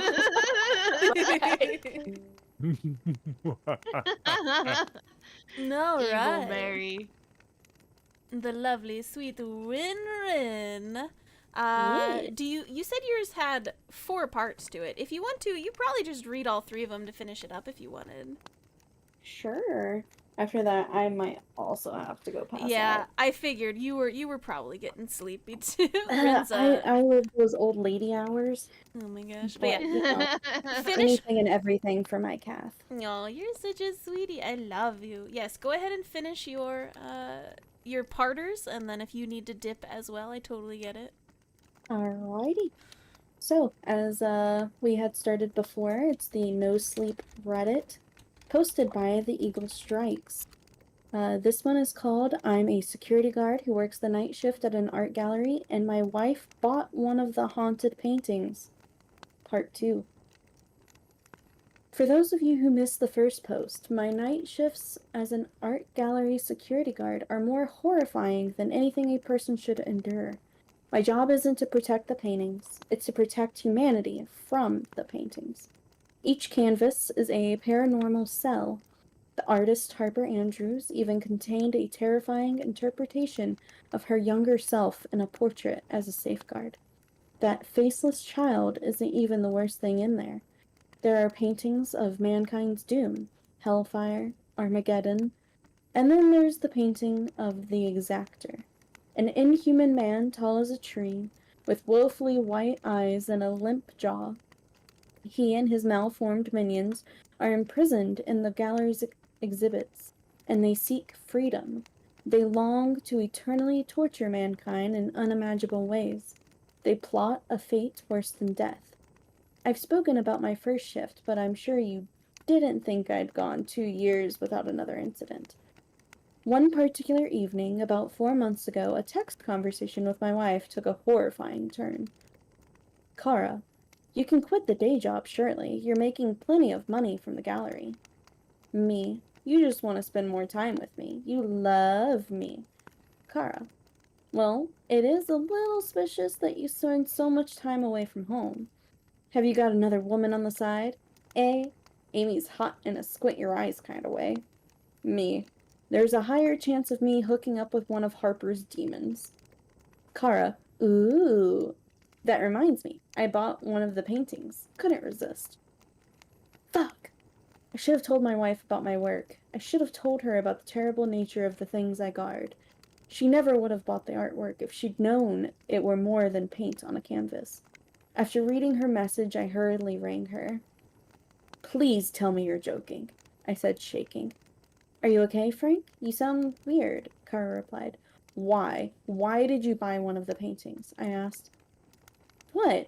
I know, you know I like macabre type things, she chortled. Don't be a baby. You stare at those paintings all night. What's so wrong with having one of them in our living room?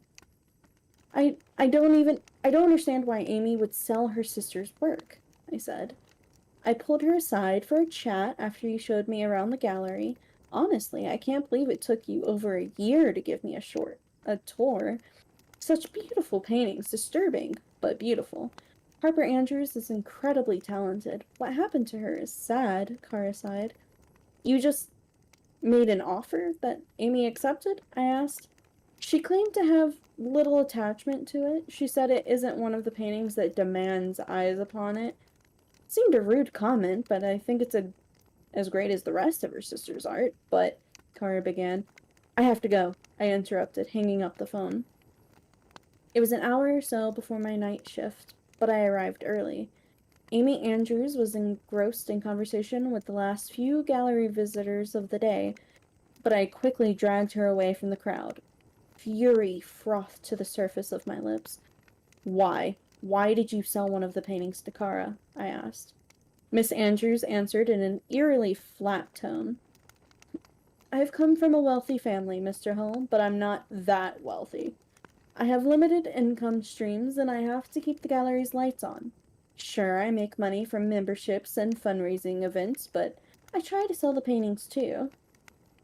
But, Harper, you know they need to be watched at all times, I protested. Not all of them, she said. And that was when I realized which painting was missing from the gallery. There was an empty spot on the wall above the plaque that read, Harper's Youth Dies. What have you done? I gasped. My sister's demented self-portrait might be horrifying, Mr. Hull, but it doesn't intend to harm us. It's not one that needs to be watched, and your wife paid handsomely for it, Miss Andrews explained, shrugging. I gripped my employer's arm in a moment of madness that could have cost my job, and, for all I knew, the future of mankind. On that first night, young Harper was the entity that kept watch over me, I hissed furiously. Your sister painted herself for a reason. Everything in this gallery has a purpose. Don't you understand that? For a flicker of a moment, I was certain that something flashed in Amy Andrews' eyes, something black, and that the corner of her lips twitched as if to reveal that she were well aware of what she had done. But her mouth quickly returned to its normal position, and she said, I pay you to watch over the exhibits. You shouldn't need anyone or anything to watch over you. Fuck this, I spat. I'm going home, and I'm bringing that painting back with me. Miss Andrews huffed, glancing at her watch. 55 minutes until your shift begins. I'd hurry if I were you. I drove home, mind racing with the horror of Miss Andrews' crooked grin. Did she intentionally sell the painting to sabotage the gallery? I wondered. Don't be foolish. If she were that evil, she could have just left the paintings unwatched, freeing the exactor into the world. I tried to still my throbbing heartbeat as I pulled into our street. After hurriedly parking, I didn't even close the car door behind me. I raced into our darkened home and started screaming at the top of my lungs.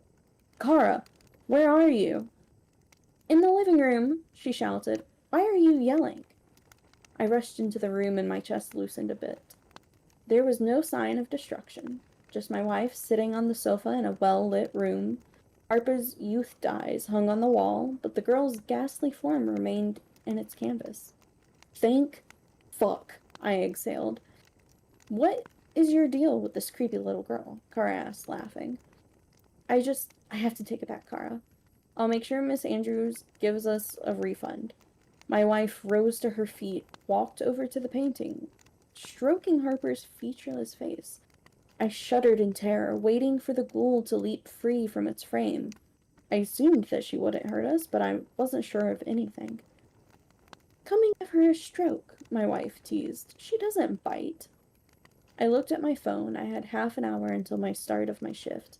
Miss Andrews hadn't made it clear that would happen if I weren't on time. I feared she might do something worse than fire me. She might leave the paintings unattended. I'll get you a better painting, I said. Something creepy from another gallery. Just anything other than a Harper Andrews piece. Please. Would it make you happier if I were to draw a smiley face on her? Kara asked. My wife dipped her finger into her glass of water, and I cried in agony as she drew a crude pair of dots and a pencil-thin smile on Harper's featureless face. Kara frowned at my gawping mouth when she finished. Relax. We own it, she said. Besides, it'll dry. Don't worry. I walked over to her and seized her hands tightly, taking a deep breath. Kara, I said gently, I'm begging you. She frowned. Shit. I know that look, Frank. You're genuinely scared. Why? Just tell me, and I'll let you take the painting back. You saw a ghost when you were young, didn't you? I asked. Kara nodded. My dad, shortly after the car crash. Hard to believe, but I did. Well, I know you believe. You said you once saw your grandma's ghost, didn't you? I gripped her hands tightly and nodded. Right. So we believe in spirituality. Well, this painting, all of Harper's paintings, are gateways to something unearthly, and that's why I guard them. I'm sorry it took me so long to tell you. My wife hung her head and shook it. You talk in your sleep, you know. You've been having nightmares for months, talking about an entity and the end of the world. I knew there was something wrong with you. The lights suddenly cut out, and a wisp of wind like a hissing voice filled the room. Kara shrieked and leapt into my arms. I shuddered, keeping her close to my chest so she couldn't see what I saw. Harper's youth dies. The watery marks on Harper's featureless face glowed faintly in the darkness. A dim, white light. And the most terrifying part was that the droplets which formed the smile had inexplicably transformed into a sulk. May I take it? I asked Kara in a whisper. She nodded, face burrowed deeply into my chest.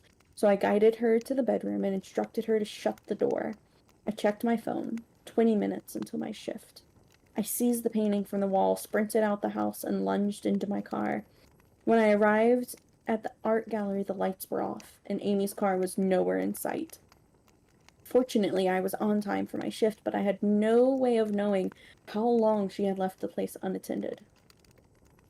I hurried inside and immediately hung Harper's Youth Dies above its plaque. The gallery was full again, and I looked at the painting of the exactor. I was relieved to see the monstrosity was still encaged. But something still felt wrong. There was a churning chasm in my gut. You're not in the art gallery, Harper's entity whispered in distorted voice. I finally saw what she meant. The colors of my surroundings started to swirl. The gallery walls, the floor, the paintings, and even my hands looked murky. The world was composed of paint. I was composed of paint. And when I looked into the street, I saw the towering edges of a painting's frame. I was trapped in prison. Harper's depiction of the art gallery, which you may remember from my first post. And I knew I was trapped in the painting because I could see the real world beyond the canvas. My memories flooded back. When I'd entered the real art gallery, the exactor tricked me. He stood in his painting and everything seemed fine. I looked into those horrible white eyes, and that's when its mouth tore open to swallow me. I screeched into the hellish nothingness, and never had I felt such nightmarish horror before, not even on my first night in the gallery. I felt dead, worse than dead. I thought I'd entered hell itself. I thought I'd failed at my job and rapture had commenced. I thought of so many sickening possibilities as the exactor's blackened void engulfed me. Squirming inside his darkened body, I was carried by the inhuman man across the gallery floor, and he aggressively spat me into the canvas of prison. I'd forgotten that. He made me forget that I'd left the real world. It's looking for an exit, Harper's voice croaked. Me too, I cried. I looked at Harper's paintings, and she wasn't there. In her place, there was a doorway with a flickering green exit sign above it. I felt the brushstrokes of that painted world stretch and strain. The canvas was crushing me. I didn't belong there. My painted form tightened, and I rushed to the doorway that Harper had created, terrified of what might happen if I were to stay in that false world for a moment longer. As my hand met the painted canvas within the painted canvas, my body liquefied and merged with the exit on the canvas. A blackness, still and serene, enveloped me, and then I found myself lying on a tiled floor. A real tiled floor. Choking. Back in reality, I gazed across the gallery and my eyes met a terrible sight. The contents of every painting had spilled onto the floor. The exactor stood proudly amidst his minions, plotting in a sharp whisper.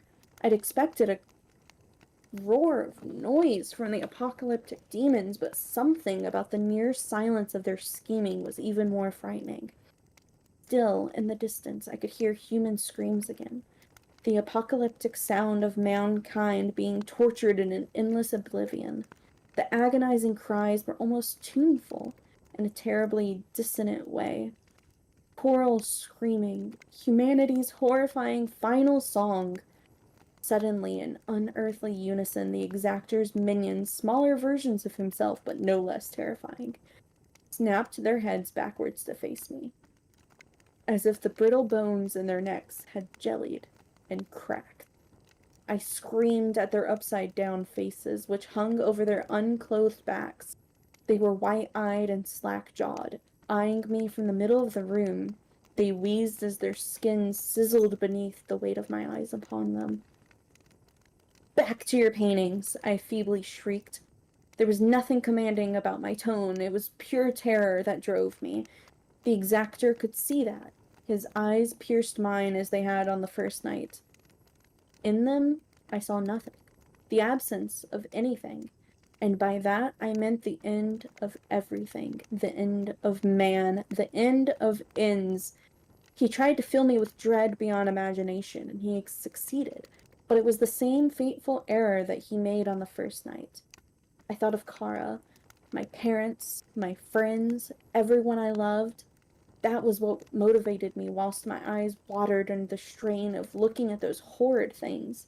Ghoulish voices chittered that I must either close my eyelids or die.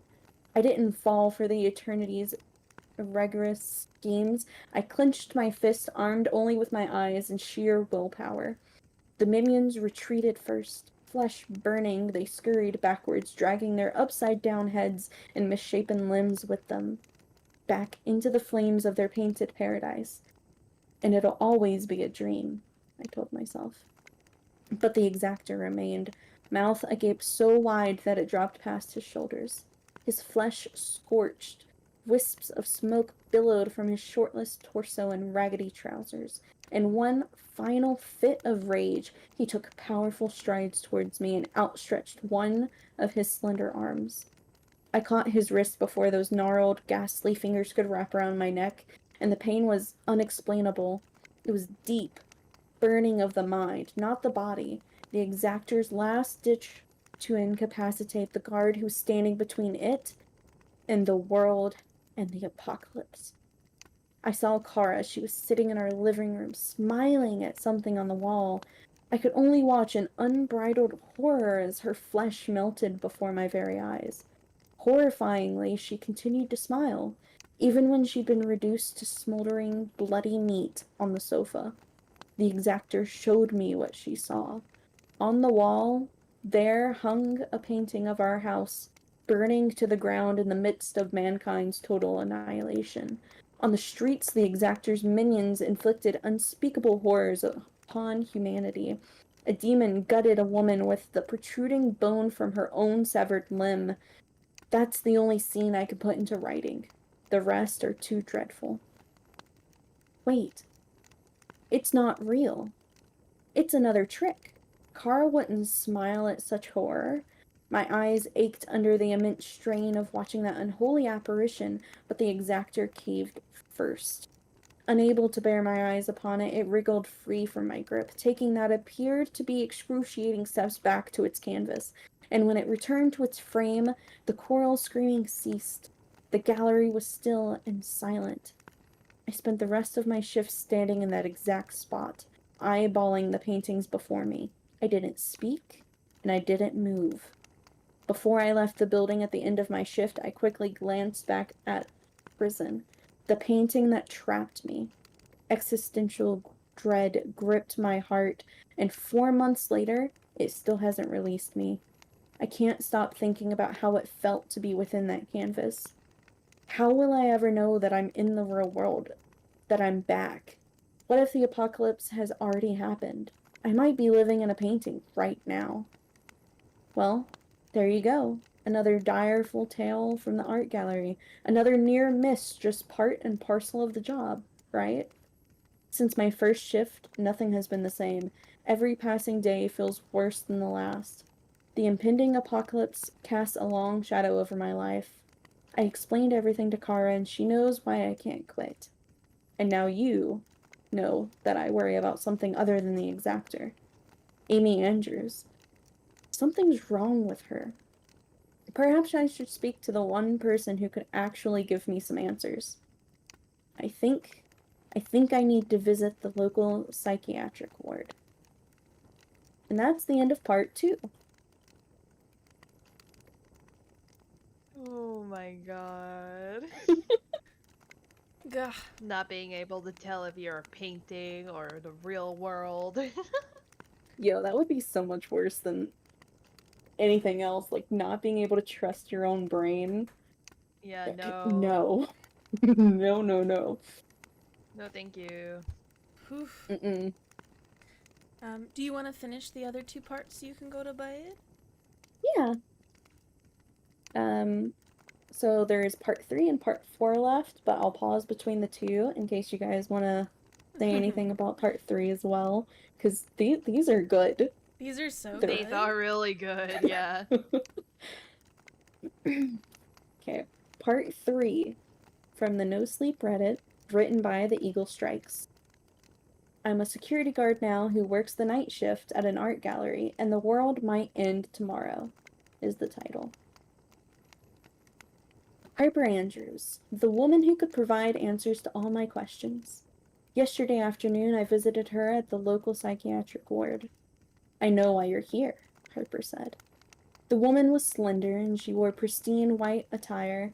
Her brunette hair was glistening in the midday sun. It hung in prim and proper plaits, which made me shudder. She was the spitting image of her painting, Harper's Youth Dies. That was unnerving, given that she was a couple of decades older than the version of herself that she'd painted. The paintings, I eventually replied. Harper smiled, motioning at the seat opposite her in the deserted canteen. I nodded awkwardly and slumped into the stiff plastic chair on the other side of the table. A member of staff loitered in the canteen doorway, keeping a watchful eye over us. 2 years on the job, right? Harper asked. I think you would have succumbed to the courage to visit me a long time ago if it were only about the exactor. I shivered at the very mention of the name, and I quickly glanced at the member of staff just to ensure that he only stood 6 feet tall. For a fleeting moment, I thought the nightmarish man from the painting had been hunching in the doorway and watching me. I'm not blaming you, Harper continued. I just want to save time. My sister isn't evil. In fact, she's a kind-hearted woman, and maybe part of her is still in there, but it's not the part that's in control. She longs to free the exactor and the others. I paused for a long time, staring into the dejected eyes of the woman before me. She looked sharp, focused, well, not at all what I had expected, especially in a psychiatric ward. Why haven't you, if Amy... I trailed off. Harper sighed, reading my mind. Yes, I suppose killing her would have brought an end to things, wouldn't it? Yet, somewhere deep down, she's still my sister. I'm sorry, and why, you might wonder, hasn't she already freed the creatures from their painted prisons? That final question is the one that really needs to be answered, I think, I said. Harper nodded. Do you have your phone with you? Yeah, I replied. Why? Record my story, she said. I need you to document the knowledge that I'm about to pass on to you. Nobody has ever believed me, but you will. You've seen what's at stake. This is the transcript from that visit. The year was 2003. I was 8 years old, and Amy was in her 20s. My birth certainly caused an upheaval. Mum was a full-time lawyer, and Dad was a historian. They thought their days of parenting were long behind them. Mum, did I ruin Dad's life? I once asked. You were the best curveball that life threw at us, darling, my mum promised, and we chuckled. Dad loved us, but he spent so much time abroad, he wasn't quite so busy or successful in his youth, so I think he worried that he had been a better father to Amy. One fateful day, he sought to rectify that. Machu Picchu, he said, let's go. You and me. What's in Pikachu? I asked. My dad laughed. Machu Picchu. It's a lost city. I think you'll love it. You could paint it. Your talents are wasted on the dull scenery around here. I didn't think I'd enjoy ancient ruins, but I couldn't pass up the opportunity to spend time with Dad, and he seemed so excited about the place. It was stunning. My 8-year-old brain wasn't immature enough to overlook that, and after hours of watching my father excavate in what he called a point of interest, the man finally started to dance jubilantly. I stopped painting to see what had enthralled him. The fruit of his labor was a large slab of stone, and it was covered with dreadful etchings of ghastly creatures. My dad started jabbering ecstatically about the magnitude of what he uncovered.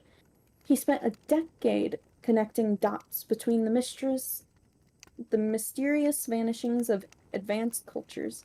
There were indicators of a destructive force, a plague greater than anything earthly. He said there were entities which sought to destroy humanity. Though their origin remained a mystery, they certainly weren't bound by physical laws. And my father uncovered detailed writings on rituals which successfully contained the abominations. He said salvation always came from imprisoning the entities, but they couldn't be killed, and they would always seek freedom. That is what terrified me. They would always seek freedom. And my father held their prison in his very hands. He had unearthed something which should have been left alone. When he returned to England, I slipped into my father's study and found his translated text. I had a terrible feeling about the stone slab that he'd brought home. So I studied the ritual that could imprison the entities. It involved detailed drawings and a watcher. But who was watching the drawings whilst they were buried beneath the earth in Machu Picchu? Nobody. My father's research seemed to suggest that the Inca artist in Machu Picchu had uncovered a new ritual, something which allowed the Incas to trap the demons more successfully than their predecessors. If my father had only let it be, you would still be living a normal life, Frank Hull. None of us would be in this mess. Things quickly took a dark turn. My parents started bickering about that stone slab. Dad would obsessively stare at it until the early hours of the morning. He said it spoke to him. When my mother couldn't take it anymore, she left. Amy and I were distraught, and we hated our father. That was when my sister did something stupid. She destroyed the stone slab with a sledgehammer. Everything quickly fell apart. The exactor and his deformed creatures steadily rose from the shattered stone, and I fled from the room. It was the moment I had dreaded, the prophecy which had riddled me with nightmares. I locked myself in my room and unboxed the paintings that I completed, in preparation, weeks ago, to imprison the freed demons in a new picture. However, a ritual was required. As many artists had done before me, I dislodged one of my teeth. Bloody, gummed, and teary-eyed from the agony, I started to shakily etch my name into each of the paintings with my baby tooth. And the most horrifying thing happened. One by one, black masses started to slither under my door. The creatures were unwillingly latching onto their painted forms. They were being trapped in a fresh prison. The house fell unnaturally still. I crept out of my bedroom and called for my family. When I reached the living room, I shuddered. The demons were gone, but my dad was sitting in the rocking chair. His eyes were vacant, and he was smiling. It was a wicked grin, something beyond your darkest imagination. Blood oozed through finger tears and the tears in the fabric of his shirt. He had been clawing at his own flesh. He was still alive, but he didn't move a muscle or utter a word. He just grinned. Amy, meanwhile, was curled on the sofa in a fetal position. She was bawling her eyes out, and when the police arrived, they discovered something disturbing. Mom never left.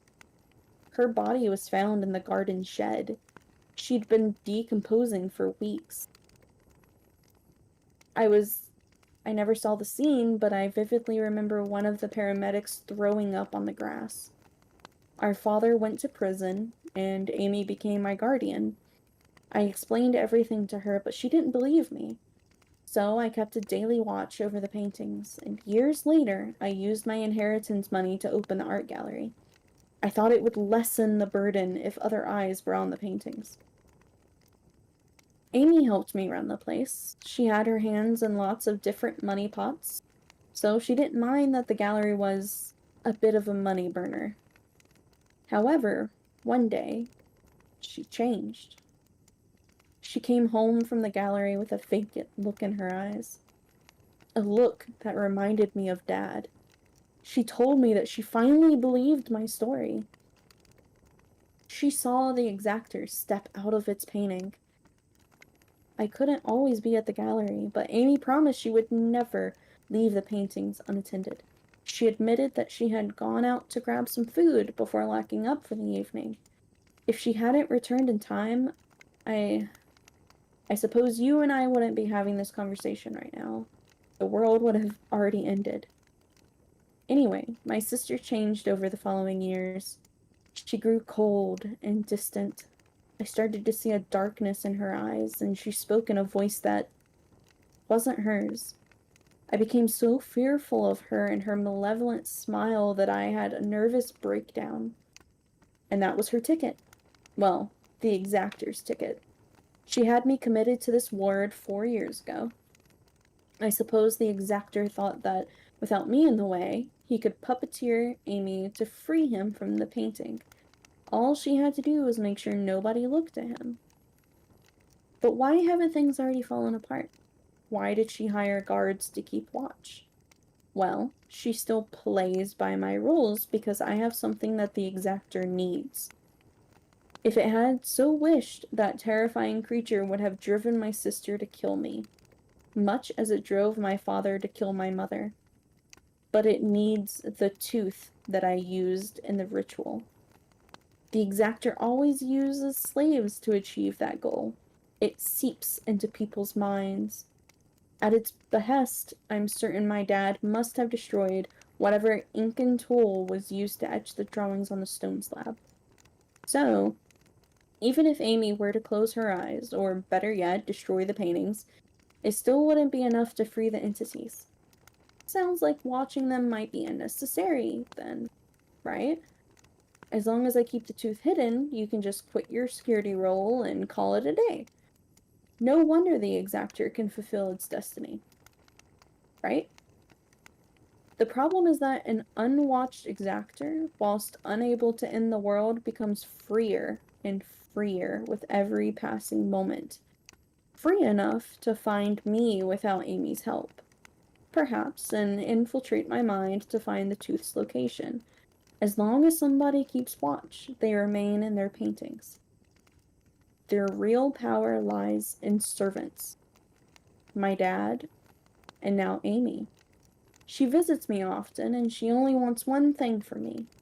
The tooth. But I still hold the power. She does what I say. Otherwise, I've threatened to end things. The secret dies with me. The exactor uses her to wear me down. But I'm stronger than it thinks. And that's everything, Frank Hull. The rest is a mystery, even to me. I stopped recording at that point, and I exhaled deeply. There was so much information to digest. Have you seen the length of that transcript? Sorry to anyone who didn't prepare themselves for such a gargantuan body of text. Amy's trying to sabotage things, I explained. She lets Harper's youth dies out of the gallery. Harper sighed. It might be time for me to... No. I didn't mean that, I firmly said. Harper's eyes were brimming with tears. I'm tired, Frank. I'm so fucking tired. I'm just one person. You're not alone, I said. I'll keep watch. She sniffled. And what happens when you reach your breaking point, huh? Maybe this is bigger than us. Maybe we need to tell someone. I scoffed. Who? The government? You think that would be a good idea? Give the exactor hundreds of minds to infiltrate? It's dangerous enough that your paintings are visible to the public. You and I won't live forever to fight the good fight, Frank, Harper pointed out. Then I'll keep looking for people to take up the mantle. Or maybe we'll eventually figure out what that Incan artist did to truly seal the lid on those monstrosities, I said. He found a way to put them in the fucking bin for good. No watcher needed. Harper sighed. I guess there's one more thing you should know. What? I asked. The tooth, she said. It's in the house. Whoa, stop, I barked. What are you doing? The secret dies with you, remember? Yeah, but Amy's never going to stop looking for it. So you need to keep her away from the base, Harper began. Please, I cried. I don't know why you're telling me this. I have a bad feeling. I looked up to find the member of the staff had left, and that was when the clamp tightened on my gut. The sun seemed to dim, and an emptiness filled the room. I know that sounds like a contradiction, but I'm sure Harper felt it too. Her eyes widened. Frank, Harper gulped.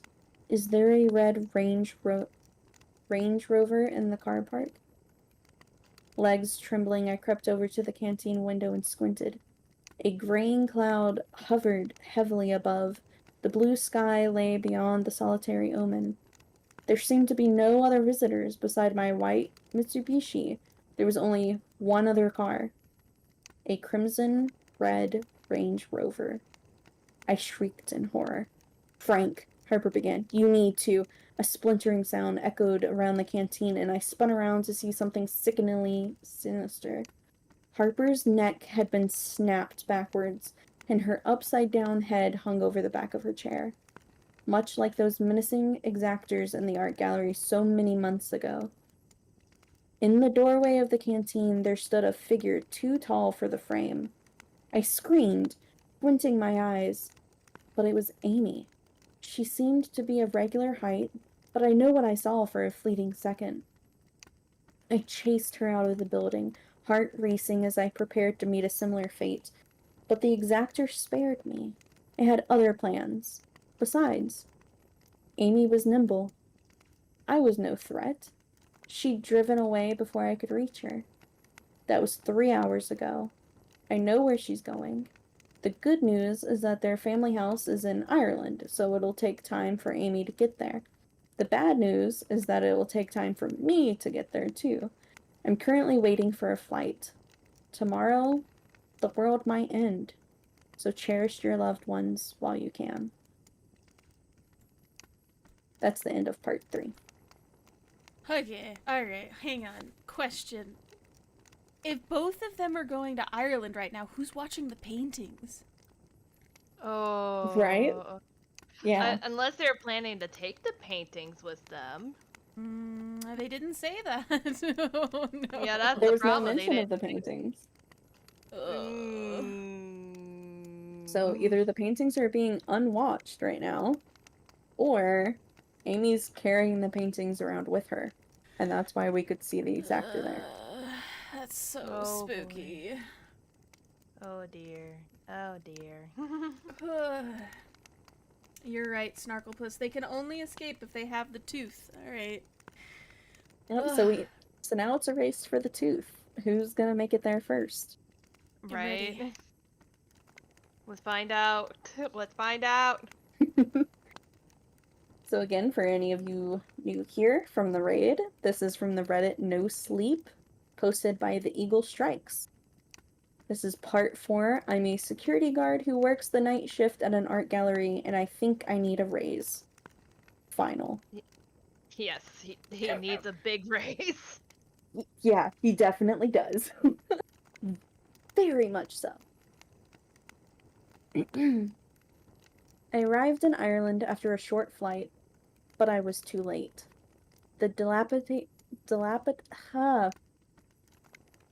This is how I know I'm getting tired. My tongue is starting to, like, die. The dilapidated house harbored secrets.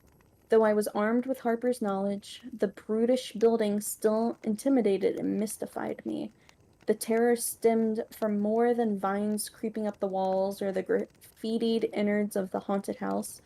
It was the place's unearthly aura, lingering evil from the horrors that unfolded 20 years earlier. Why did Harper have to tell me where she'd hidden the tooth? My hypothesis is that the exactor wormed its way into her mind. Maybe it finally succeeded in tricking her. I blame myself. Harper was careful for so many years. She lowered her guard around me, lost herself for a second, and that was all the exactor needed. As soon as Harper exhausted her usefulness, she was slaughtered. I can still see her mangled neck draped over the rigid back of that plastic canteen chair.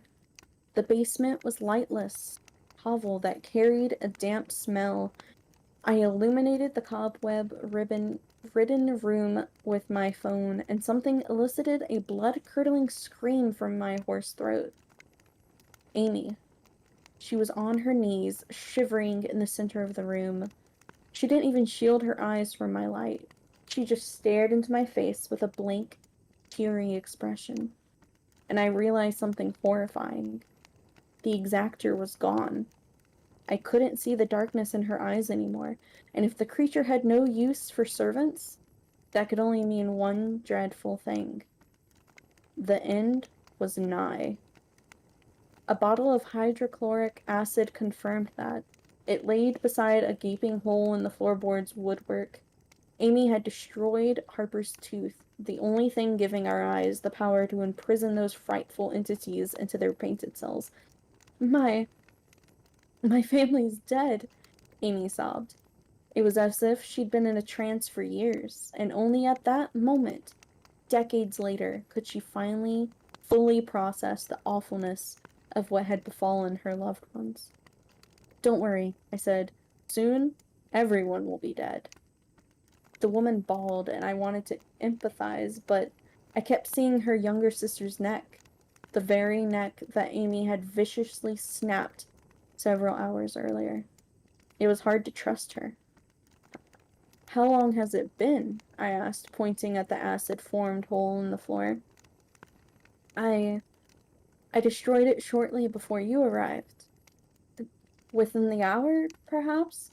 Amy absent-mindedly replied. I nodded. How long do you think we have before the world ends? She shrugged. When I freed them as a child, they took time slithering out of the slab. They began constructing legions of creatures from the very dust of our house. Harper must have been upstairs for a couple of hours, and the world didn't end. They occupied themselves with torturing my father and me, but I don't want to talk about that. I blocked that trauma so effectively from my mind that I didn't believe Harper's stories for years. Whatever, I sighed. Let's just savor Earth's final hours before hell opens. Listen, I've been reading my father's texts, Amy sniffled. The ones that left in the ransacked house, anyway. If we hurry, we could maybe... I think it's over, I coldly stated. Amy's eyes sharpened and her brow furrowed as she locked her gaze onto mine, but it wasn't evil that I saw in her eyes. Not the exactor. No, it was resolve. The dying dregs of a desperate human resolve. That's it? What about Kara? She asked. Are you just going to let everything end? Well, what can we do?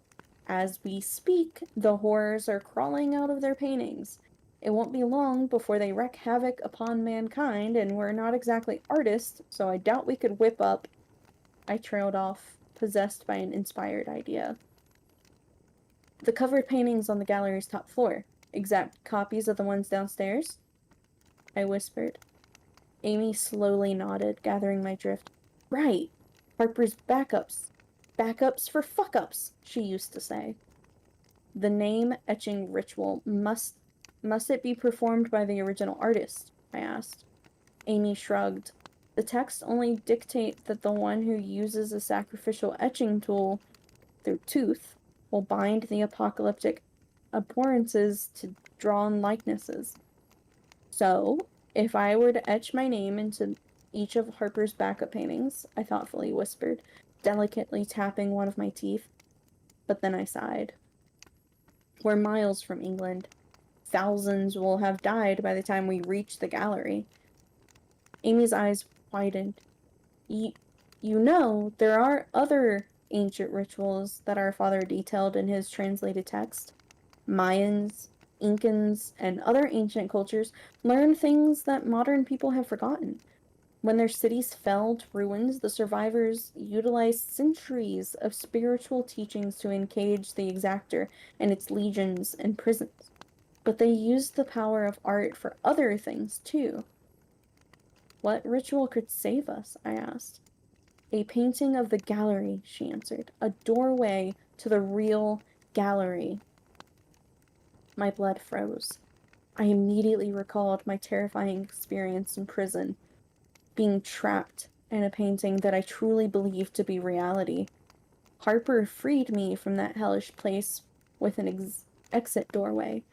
I swore to myself that I would stay firmly grounded in the real world for the rest of my life.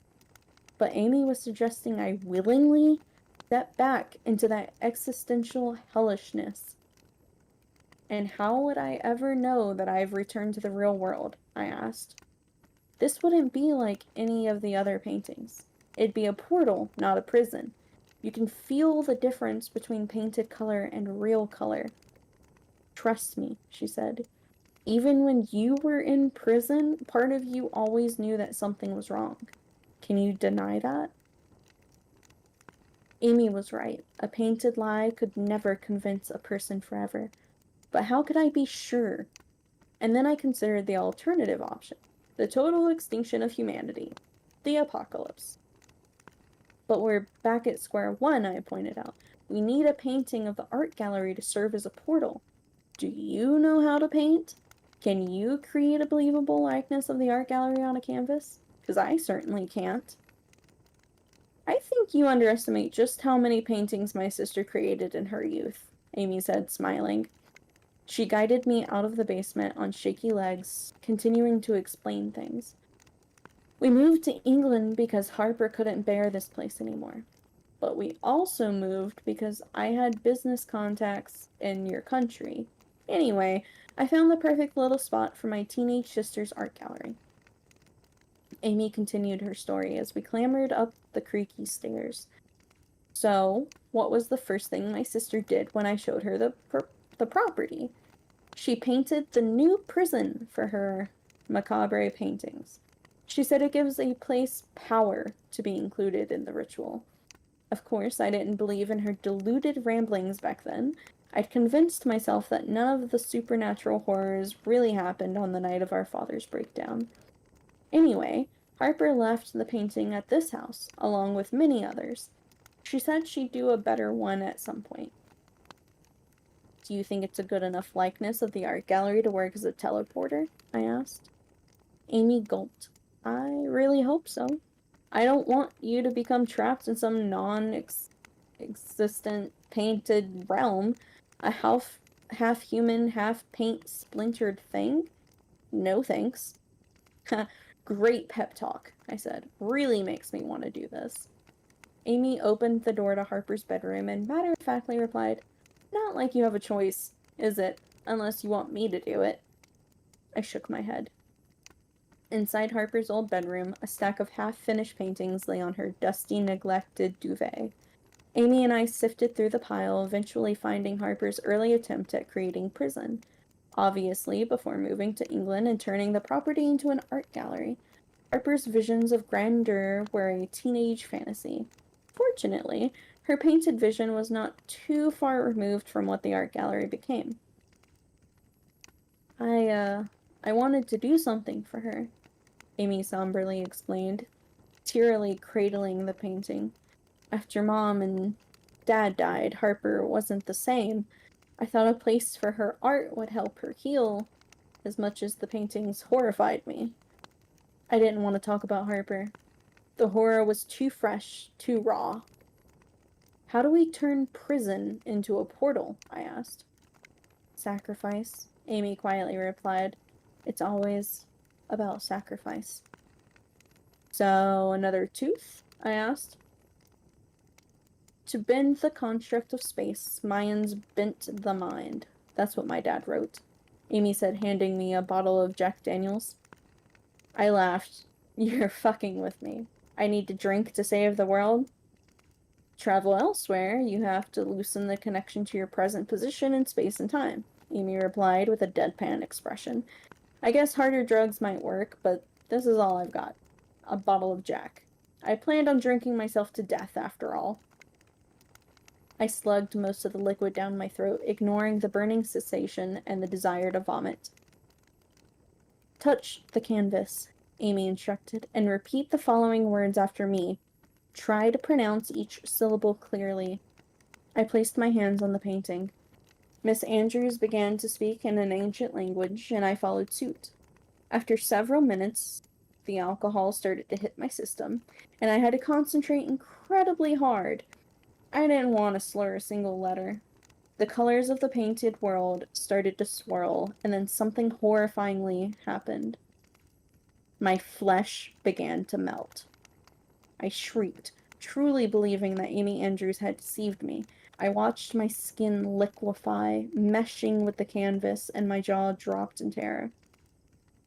It's working, Amy cried. Good luck, Frank. What about you? I murmured, slipping into the canvas. Amy smiled tearily. Every ritual demands a sacrifice, Frank. The line between fiction and reality disintegrated.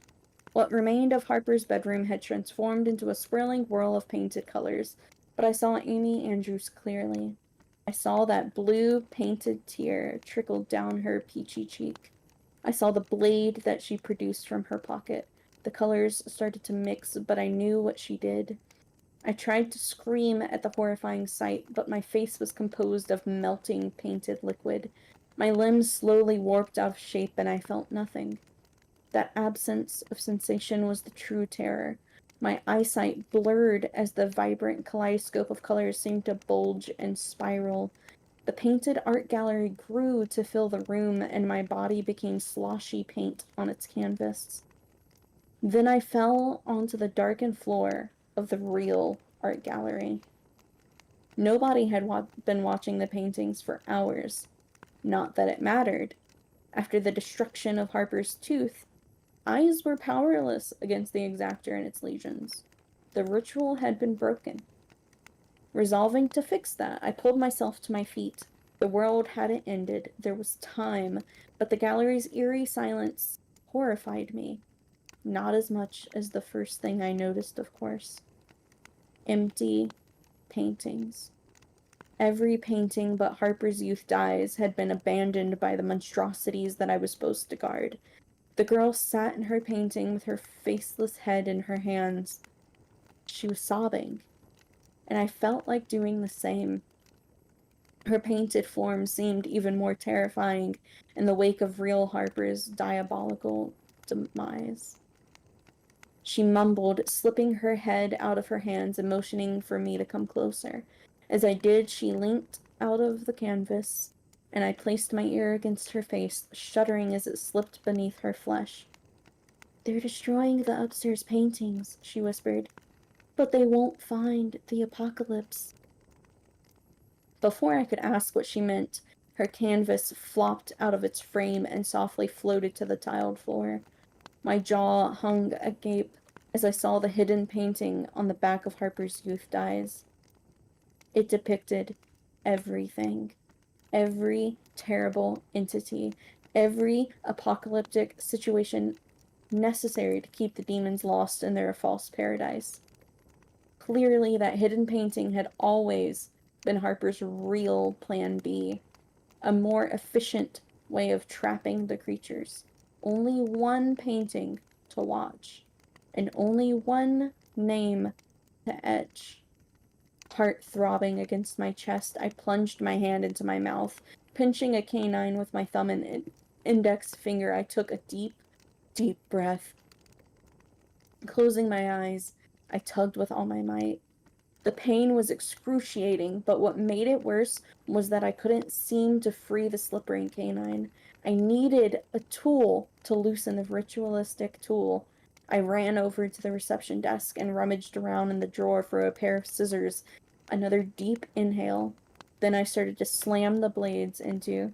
Sorry, I can't. It's too horrible. I eventually dislodged the tooth. You don't need to hear the entire story of how I did so, but the blood gushed in a free-flowing waterfall. Hand trembling, I victoriously held the canine up to my eye and began to laugh deliriously. I was inebriated, and I'm sure that eased the pain, but it still hurt like fuck. Drunkenly, stumbling towards the apocalypse which lay on the ground, I finally saw the light at the end of the tunnel. And then the front door opened. "Frank!" Kara cried. "Where the fuck did you go?" I spun around, shakily outstretching an arm. "Kara, go home." My wife's eyes grew and she screamed at me. "Look out!" A heavy hand constricted my throat. Not a human hand. I already knew what had seized me. The weighty wave of hopelessness and existential dread was unmistakable. As the hand hoisted me off the ground, the thing started to twist me around to face it. There, inches from my choking face, was the ghastly face of the exactor. Its wicked white eyes pierced mine, and that wasn't what filled me with horror. Its flesh wasn't sizzling under the weight of my gaze. No tooth, no imprisoning ritual, no power, and that ever-gaping, ever-slacked mouth suddenly closed, as if the creature were no longer furious. In its place, the creature offered me a smile. The most dreadful smile conceivable. The one I'm sure Amy and Harper saw on their father's face at the end. The grin of a thing that had finally found a way to end mankind. I wheezed, gasping for air as the shirtless creature, twice as tall as any human, choked me. I had never felt so utterly petrified. I eyeballed the face of boundless power. A thing older than time itself, perhaps. The edges of my vision started to blacken, but I had no tricks up my sleeve. My eyes could no longer imprison it. And then I heard screaming. The exactor dropped me. More concerned with the spectacle in the main reception area, I turned to face my wife, and I screeched. Harper's ghoul had seemingly fled its painting. The canvas which still lay on the floor, displaying the apocalypse on the reverse side, and I could only watch in helpless horror as the faceless girl merged with Kara's body. The exactor unleashed its boat horn cry, and its minions inexplicably seeped through the cracks in the tiles, slinking their slender bodies into the room, morphing their flat forms into full-bodied limbs. I wondered where the cavalry had been hiding, and I suddenly saw why they were so animated. Kara's eyes rolled into the back of her head, and her body began to levitate. I screamed in horror, wondering why Harper had turned on me in my darkest hour. But then something incredible happened. "Oh," Kara said, eyes still rolling into the back of her head. "Now I see." The exactor began to lurch towards my hovering wife, and I watched in bewilderment as she flicked them aside. The exactor crept across the floor towards her, crunching the meager bodies of its henchmen beneath its feet. Kara and Harper couldn't kill the things, but they weren't trying to kill them. They were trying to buy time for me. I crawled across the floor, breathlessly, sputtering with the swollen neck that the exactor had given me. And when I reached the apocalypse, I opened my palm and clenched hand to reveal my bloody canine. Writing tool in hand, I finally started to etch two crucial words. Frank Hull. Those choral screams sounded again, the symphony of dying people. But it wasn't real. It wasn't real, and that was a good thing. It meant the exactor was trying to get in my head. It meant the ritual had worked. I looked up to see a gaping mouth of fury on the 10-foot-tall ghoul's face. Its minions began to decompose, turning into blackened masses of paint, much as Harper had described. The creatures slipped into the apocalypse, imprisoned in a painting once more. The exactor held on to our world for dear life, screeching under the weight of my eyes upon it. His flesh was a blazing inferno, and he released one final cry of agony before slipping into the painting of the apocalypse. I ran over to my wife, who was lying on the floor in a dazed state. I just wanted to see your place of work again, she croaked. I cried with laughter, relieved that my wife was okay. What the fuck happened back there? Kara coughed and laughed a little. I came to save you. No, I mean... Oh, right, the demonic possession?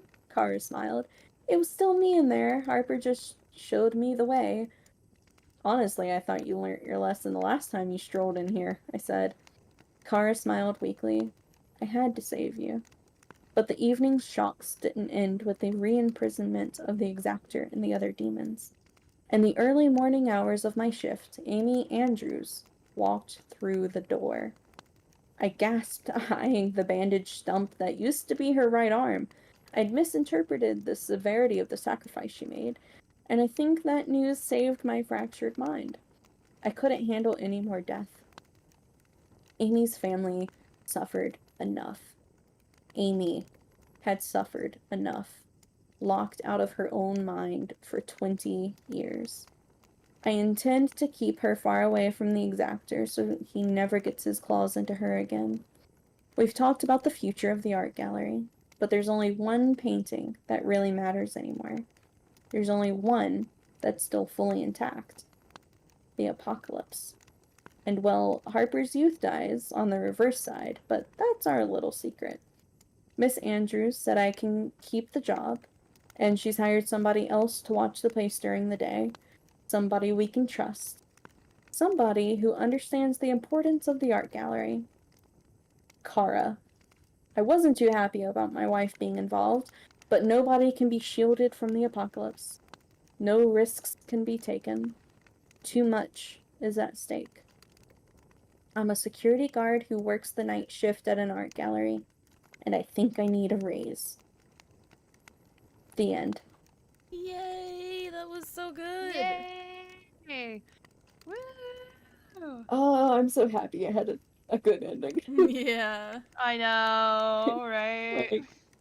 When he melded into the painting and she supposedly died, I was just sitting here like, okay. Okay. Well, so good. Thank you, Ren. That was a great one. Yeah, no problem. Thank you for having me here. Of course, you get some rest, and I will see you next time, yeah? Yeah, shall do. Y'all have a nice night, and all the spooky stories to keep you safe from Jason. Yes, thank you, my sweet. Bye. Bye-bye. All right, back to me. I am ready. How are you two doing, Mary and Puzzle? Are you guys doing okay? I'm alive. You're alive. Sleepy? If you are sleepy at any point, you are more than welcome, to rest. I don't have to stay up with my crazy nonsense. Oh no, it is barely 11 p.m. and it's a weekend, so hell yeah, I'm up. I'm gonna stay up. Yeah, and I got nothing to do tomorrow. That's why I'm gonna be here all night. All right, it is my turn to tell another story. So this one is actually one that I had written for a short story contest back in the day when I was writing stuff. And it's interesting. It's kind of along the same vein as some of the ones we've read tonight. But let me know how you think about this short story I wrote for a contest in the past. It is called The Perfect Color. Alex is a young artist coming from a poor family.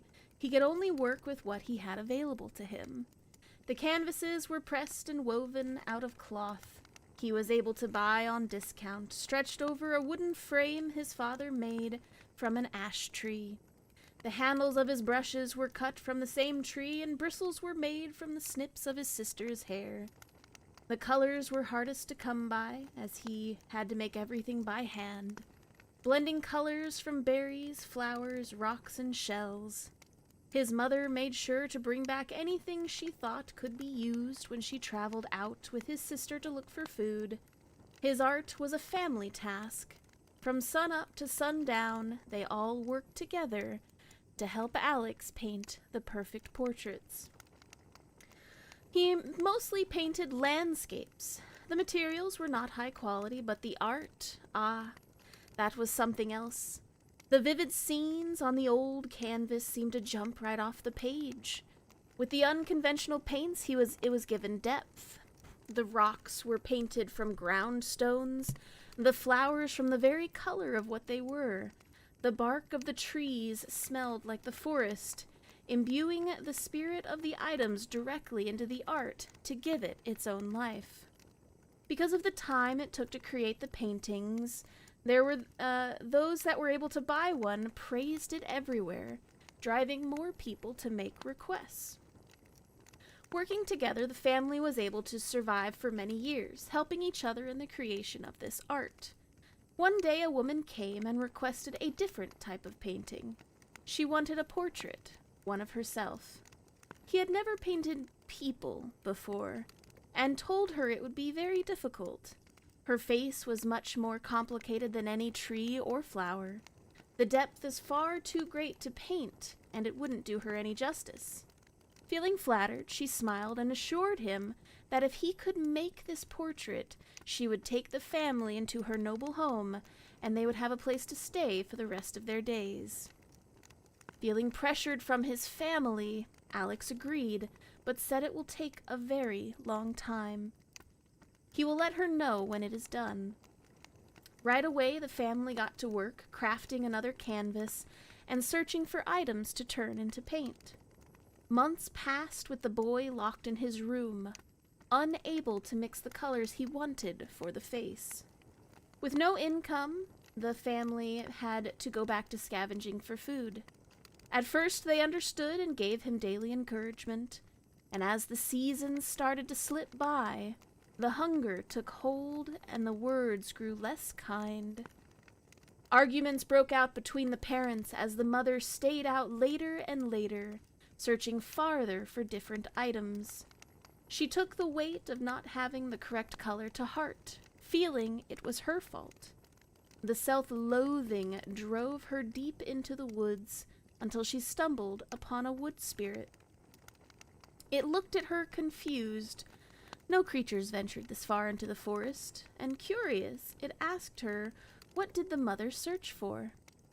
Her heart, nearly broken with the pain of letting her family down, brightened just a little bit. She said she was searching for something that could be turned into paint, something that would look the color of her skin when spread on cloth. The spirit contemplated for a while before finally reaching into its own soul. It drew out a beautiful peach-colored shard. Like it said, is the very life of my soul. To create something so vivid, you must sacrifice something of yours in return. She asked what he would want for such a wonderful gift. The spirit replied it wanted life in return. All that gaze upon this will lose some of theirs in an offering to me. The mother agreed, and the spirit handed her the shard. And rushing back home, she wanted to tell her son what it would do, but what if he didn't agree, and their family was starving? Instead, she simply put it in her box of other items as she did with every trip, and put it outside his door. The shard was perfect in every way. He was able to blend many variations to create the ideal paints and called the noblewoman. The family was taken to her house to have the painting done there. A fresh canvas and brushes were set in the sitting room. It took 3 days, but the boy was able to create the portrait. He had painted the sitting chair and captured her smile. The skin glowed, giving it a lifelike appeal. The lady was overjoyed and exclaimed this was the best portrait she had ever seen. The boy smiled, worn out from days of painting, feeling much more drained than normal, sleeping for days afterwards. True to her word, she took the family in and cared for them. The painting hung in the main hall for many years. Even as the woman's own beauty faded through the years, she could still gaze upon the portrait, still as vibrant as ever. She passed far too young and was found in her sitting area with the painting propped in front of her. As for the boy, when he awoke, his mother confessed what she had done. It took a while for what he had painted to truly sink in. He made her swear not to tell a soul. They would keep this secret between them, the leftover paint locked in a blackened jar so no one could see it, always refusing to paint another portrait for the rest of his life, saying all of that paint had been used up upon the lady, his landscape still adored by those that he had bothered to paint for. Decades later, a young, noble boy was poking around in his family's attic. He stumbled upon a box of paints, made from berries, flowers, rocks, and shells. The colors were wonderful, and he decided to paint something for his mother. And that is the end of the story. Oh my god. That's really good though. Oh my god. The poor kid. He's just gonna be like, I'm gonna paint a portrait. It's like, more souls are gonna be consumed. Yeah, well, these things happen. Yeah. It how it be. It is how it be. Mary, are you ready for another story? I think I got at least one more left in me. Awesome sauce. I will let you take Okay. the stage. What is this one from? Right. So this one is called The Thing in the Cave and is from Adventures into Terror number 15 from 1952. What I don't see, said Bill Harris grouchily, is why we have to spend a good weekend poking around in a dank, musty cave, and a haunted one at that. His friend, Lou Slade, dropped his knapsack in front of the cave entrance and sat down in obvious disgust. First of all, said Lou, that stuff about the cave being haunted is a lot of nonsense, and you know it. Just because 2 or 3 local yokels wandered in recently and came out screaming that they'd seen some horrible monster doesn't mean you have to start believing them. Just a shadow, probably. Or more likely they were drunk. What about the 2 or 3 who went in and never came out again? Bill demanded. Lou snorted his derision. Them, they probably got lost, or maybe they broke a leg and couldn't get out. Prowling around caves isn't for dopes, you know. No one should do it who doesn't know how, and I do. Bill began to pace up and down, but I don't see why you want to go in. I told you before, cave bears used to live in this cave hundreds of thousands of years ago. We might find a skull, which would make a fine contribution to science, Bill finished angrily. Only you and I both know you aren't the slightest bit interested in the advancement of science. So what? Lou smiled. You're right, Bill, he said. I guess it's time I told you the real reason we're going into the cave. His voice had suddenly grown serious, and Bill Harris found himself staring at his friend in surprise. Truth is, Bill, I have reason to believe this cave is one of the places Captain Kidd buried a large part of his pirate treasure. You know, most of it's been missing for centuries, and every now and then someone uncovers one of his hoards. Well, I found a diary in the town library that dates back to Kidd's time, and the person who wrote it claims the old pirate made a few mysterious trips into this cave. I figure that's worth looking into, don't you? Now you're talking sense, Bill said, leaping to his feet. Cave bears are one thing, pirate treasure is another. In a few moments, the 2 young men had shouldered their knapsacks, lighted their headlamps, and crawled into the mouth of the cave. For a short distance, the cave seemed to only be a narrow tunnel,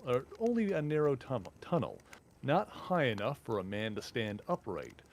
After about 15 minutes of crawling, however, the 2 found themselves in a tremendous underground chamber.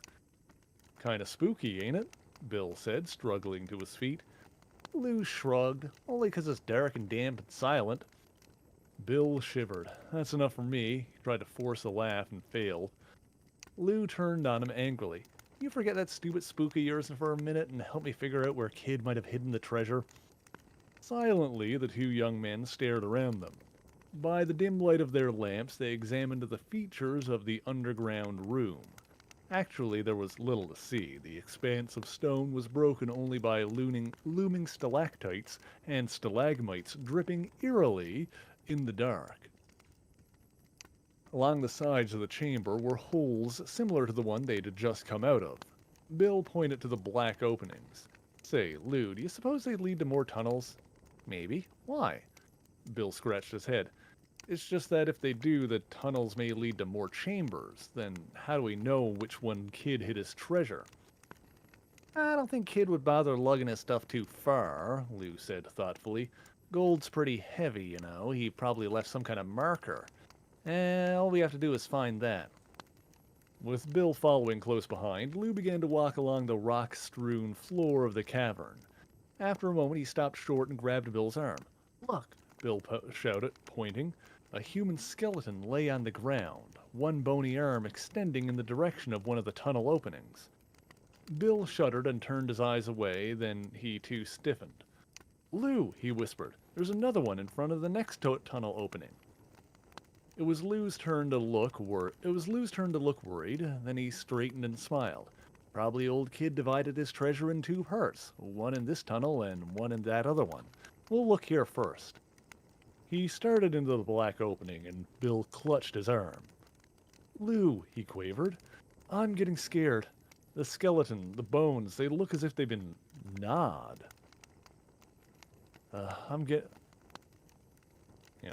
Sorry. Lou, he quavered, I'm getting impatient. This is written weird. There's always rats in these caves, he said gruffly. If I'd known you were going to be such a coward, Bill, I'd never... Okay, Bill mumbled, started crawling. This time they'd gone only a few feet when they both froze in horror. Something was crawling through the tunnel toward them. Quick, Lou shrieked. Go back, back! I got a gun. We can fight whatever it is in that big room. Scrambling for their lives, the two young men made it back into the large room they'd just come from. The sounds from the tunnel grew louder and more menacing. My headlamp, Bill screamed. Lou, I've lost it. Never mind, Lou told him, trying to fight back his own fright. I've still got mine, and a revolver. A bullet will stop whatever. Then the thing debouched into the cave. Bill shrieked again in terror and fell to his knees. Lou gasped and whipped out his gun. The thing coming at them looked like a bear, but it was 3 times the size of any bear either man had ever seen, and shone with a ghostly light. It's the ghost of a cave bear, Bill gurgled in terror. It must be the guardian of Captain Kidd's gold. Quick, Lou, kill it, kill it! Lou emptied his gun, but the bullets whistled harmlessly through the thing and crashed against the rock walls. The partition continued as its steady, horrible advances, and they could see its beady eyes glistening and its ghostly jaws slavering. It's no use, Bill. Let's get out of here. How? Which tunnel is out? I forgot. Desperately, the two young men raced for a different tunnel opening each, and were both caught just as their outstretched hands touched the openings. Then the beast settled down to its feast, never disturbing the arms pointed towards the openings that would serve as the markers for the next victims. And that's the end of that one. Ooh, so good. Yeah. Ew. Thank you, Mary. Did you have any more you wanted to read before you went to bed? I mean, I got some I could, but it is kind of getting late. That's okay. If you need to rest, I totally get it. Thank you so much for hanging out tonight. Thank you for having me. Yes, I'll see you tomorrow, lovely Mary. Okay, good night. We're still doing game night tomorrow, or? Yeah. Yeah. Yeah. Okay, then I'll God. probably. I'm assuming you're gonna get some sleep in between. So, maybe. We'll see. Oh, for the love of God. If All right, I... good night, sister. I love Don't you. Good night, worry, Puzzle. I'll make sure she'll get some rest. Okay. Good night, brother. And then there was 2. Jason's getting them all. Oh god. I know. The sleep Jason is getting us all. Oh my gosh. All right. Hi, Virus. I hope you all in chat are having a good time. Honestly, I am getting kind of like annoyingly anxious. Like I know these are just stories, but like I live alone, and my cat keeps making noises in the other room. But all right, my puzzle piece angel, it is your turn. What story doth you want to join us with this night? Alright, so there is actually a subreddit called r/ghost stories. Ooh. So there are actually some people's accounts of their own ghostly stories. And I found one called by the redditor Remoter Lee Tempest, if I'm probably saying that completely wrong. As they have a ghost named the title Marie the House Ghost. As I mentioned before, my house has a ghost named Marie. The following is a little background on how we first became aware of her and discovered the possible reasons for her attachment to the property. Designed in the American four-square style, our home could have been described as sort of an expanded bungalow. While most true bungalows are 1.5 stories, ours is 2.5, plus a full basement and nice middle-class home of its time. It originally cost $4,000 to construct. Like many in our part of Chicago, it has connections to the Chicago and Northwest Railway, now Metra, in that its first owner was a railroad conductor on the North Line. However, he and his family did not stay there long. In 1916, excuse me. I don't know why I switched those numbers. They sold the house to a woman whose name I've unfortunately forgotten, who stayed until 1926. The next owner was Marie, Miss Marie Bidett, a married mother of 4 and a grammar school teacher. Of Mr. Barrett, I do not know except that he was a printer by trade, and his name was not on the deed. Interesting. Something rather unusual for that era. But after learning through Circa records, the couple was still together in the 1940s. I came to the conclusion that the reason for this omission for the document wasn't marital discourse, but rather the fact Marie wanted to make sure the house remained in her name only.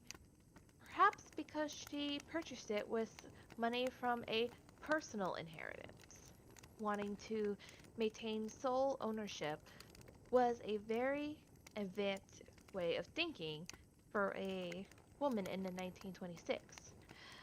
But perhaps in keeping was a woman who'd graduated college and continued her career after marriage. Of course, I knew none of this when my husband and I first bought the house, with money from my own inheritance. I just knew the place was affordable because, frankly, it needed work. Top priority was an overhaul of the only full bathroom, which at the time was featured a broken toilet, a sink that wasn't up to code, and a clawfoot tub oddly encased in tile. We were told by the contractors we hired that, at minimum, making it functionally work would take 3 to 4 weeks, meaning we could not move in right away. Thankfully, our landlord agreed to extend our apartment's lease so we have somewhere to stay. As I was then employed part-time, it became my second job to survey the work on the house.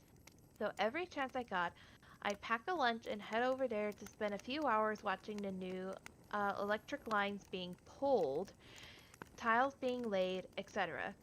Due to being August, with the new central AC still not yet installed, this wasn't a lot of fun. but I did make use of my time familiarizing myself with the house, which was at 2,800 plus square foot, which was much bigger than anything I've ever lived in. One day, making my rounds, I got a distinct feeling someone was accompanying me. I feel them by my side as I assess the empty room on the second floor. Envisioning what would be our bedroom, which our home office, etc., unafraid of ghosts/spirits, I eventually asked the presence, "Who are you? Can you tell me your name?" And the answer came in a whispered, "Mary." Now, I was a little skeptical as to where this name had come from, because my own middle name is Mary, in honor of my father's sister. It could be that my subconscious was just throwing something familiar back at me.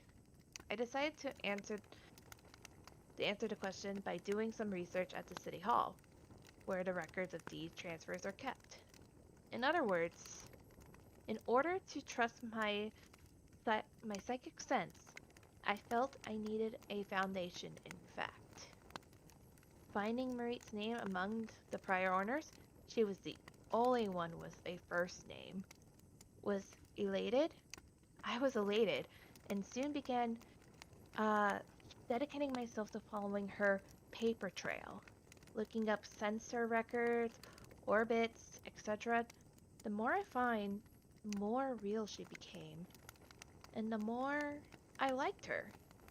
I began noticing little things around the house that spoke to her residency, such as an old wall mount schoolroom type pencil sharpener dating back to the 1920s or 30s. Next, I discovered a notion on the bottom of the kitchen drawer that read, "Fix this, June 1936. She did a pretty good job considering the repair lasted about 60 years before we had to do it again. After 2 years of ownership, I was finding evidence of Marie everywhere, but I had nothing besides hearing her whispered name indicating that she was still present. Would she ever show herself in a way that confirmed her going on existence? Well, she did, but not to my husband or myself. Instead, she appeared to Jim, a police officer moonlighting as a carpenter, whom we hired to replace and recreate some wood trimmings and rehanging a door. Working nights in a busy predicament, Jim was not a guy given flights of fancy, yet one day, when we arrived home, he had quite a story to share. He told us that while on his knees installing a baseboard, he looked up for a moment and seen a woman dressed in 1920s attire coming down the stairs from the second floor. After regarding his work briefly, she vanished, making him feel like he's gotten her seal of approval. Later, I would sense, but not see, Marie on those same stairs. And she literally passed through me as I went up and she went down. That experience is hard to describe, except to say she felt cold and a tingling going through, like a couple hundred low-volt electric shocks happen at once. Our stairs are uncarpeted, so my experience definitely wasn't due to static. After nearly 3 decades in this house, we now have a collection of Marie's stories, not only to prove her continued existence, but to establish that she is a protective spirit, still looking after her house 97 years later after she purchased it. That is it. Oh, so good. Thank you, Puzzle. Wow. Ooh, those stories, man. Those stories. Woo. I mean, it's not like this spirit is malicious. She's just like, this is my house. I am a woman that didn't own houses back then. This is mine. Yep, this one is mine. No one else gets it. This is mine. Mm-hmm. Yeah, well, thank you. That was great. I'm gonna welcome in Paladin Verdon. Thank you so much for the raid this evening. We are still going if you wish to join us and tell us some of your very own spooky stories. But take a break if you need to, because I will start with mine next. But yes, join us whenever you are free, and you can tell us a few of your spookiest stories. Absolutely. Yeah, give me just one moment here.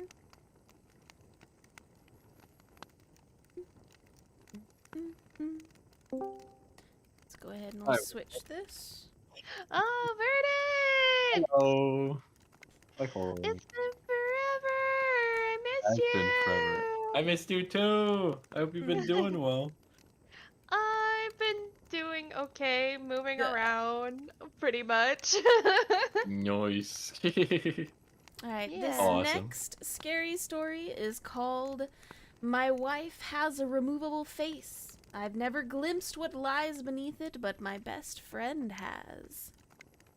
Samantha told me about it on our third date. We were watching a movie on her couch when I made my move to kiss her. She whipped her hand in front of my face and blocked me. There's something you need to know, she said. I braced myself. Here it comes. I'm not ready for a relationship, nothing to do with you, of course. It was the absolute last thing I wanted to hear, because I was already crazy about her. Okay, I said. I have a removable face. That's a new one. You have a what now? I was about to laugh, but she was wearing a deadly serious expression. I have a removable face. Is that like a metaphor or something? No, my face is literally removable. Look closely. She lifted her chin and traced her jawline with a finger. You can see the seam. After admiring her beautiful neck, was for a dizzying moment, I leaned in for an inspection. It was very hard to see, but it did look like there was a slightly unnatural transition there from her face to her throat. I grew dizzier as a dozen questions rushed into my brain. Don't bother asking why or how or anything like that, said Samantha. I can't tell you that. If that's going to be a problem, you should leave now. I'm letting you know this because, well, I like you. And I want to take the next step, but this is non-negotiable. Okay, I said, unsure of what was happening. Not a problem. So what? You have a removable face. Who cares? It looks good. There's something else. Once a day, usually in the evening, I have to remove the face and disinfect the inside of it. If I don't, it will rot. This takes about an hour, give or take, depending on how my day went. During this time, you must never, ever look at my real face. Never. Do you understand? Yes, got it. Don't ask about it. Don't look at your real face. Samantha stood up. Now I'm going to go to the bathroom and clean my face. This will give you plenty of time to think about what I've just told you. If you're here when I'm done, that's great. I would like that. But if you're gone, I'll understand. She turned and walked into her bedroom. I sat in stunned silence as I heard the bathroom door close. I gave the thing some serious thought. It was possible that it was a joke of some kind. It was possible that it was a delusion. Was it possible that it was true? Well, it was certainly possible to transform an actor's face with movie makeup, so I suppose it was possible that Samantha wore a quote-unquote removable face every day. Maybe she had had a horrible accident where her flesh had been mangled. Maybe her face had melted by acid or burned by fire, or the skin shorn off by heavy machinery. If it had, I would never know, because she would never tell me and I would never see it. And so I pictured a face of raw, naked muscle rotting away. Could I kiss her? If that was what I was kissing, but wasn't that what we all wore under the skin? Just muscle and bone and blood and squishy organs? I paced around the living room, running my hand through my hair. I liked Samantha a lot. She was smart and funny and beautiful. But what was that beauty? But was that beauty real? Did it count? Did it matter if it was real or not? Was I being superficial, even worrying about it? When she came out of the bathroom, I was still there. I looked at her face, she smiled, and I was in love. We dated, moved in together, we decided to get married. For the most part, it was a completely normal relationship. Typical of two young people in love. Building a life together. During the day, it was easy to forget about the face altogether. It looked natural enough, and only in certain positions, in certain lights, was there ever any indication that it wasn't natural. But every night was the same. Samantha would close herself in the bathroom, sometimes for an hour, sometimes for 2, and clean the inside of her face. The curiosity never left me. I would sit there, wonder what was under that face. I came so close to barging in on her a few times, but I never did. I did occasionally ask her about it, about what, if anything, had happened, about how it was possible to make the removable face look so real, about what it really looked like underneath. I tried to coax her into showing me, assuring her that I loved her no matter what, and I didn't give a damn what her real face looked like. I was just curious, that's all. She never showed me, or told me the story behind it. She didn't get upset at me, unless I was really badgering her. She'd just shrug and say, "You know you can't see it. You know I can't tell you about it." I never told anybody about Samantha's removable face. It's not that she asked me not to, I just didn't think it was anybody's business. Except once. I did tell somebody. It was during my bachelor's party. We had rented several cabins in Big Sur and spent the night drinking, packing our noses with powders that we shouldn't have been packing our noses with. Everyone else had passed out and the sun was creeping up behind us as I stood on the majestic cliffs with my friend Chris. Frickin' Chris, looking down on the Pacific waves crashing against the rocks. Chris was my best friend, as close to a brother as I'd known. We'd grown up together and visited each other at college often, and spent the summers together. After college, we'd moved to different cities, but we stayed in close contact. Standing there on the cliffs, I told Chris and about Samantha's removable face. At first, he thought I was joking.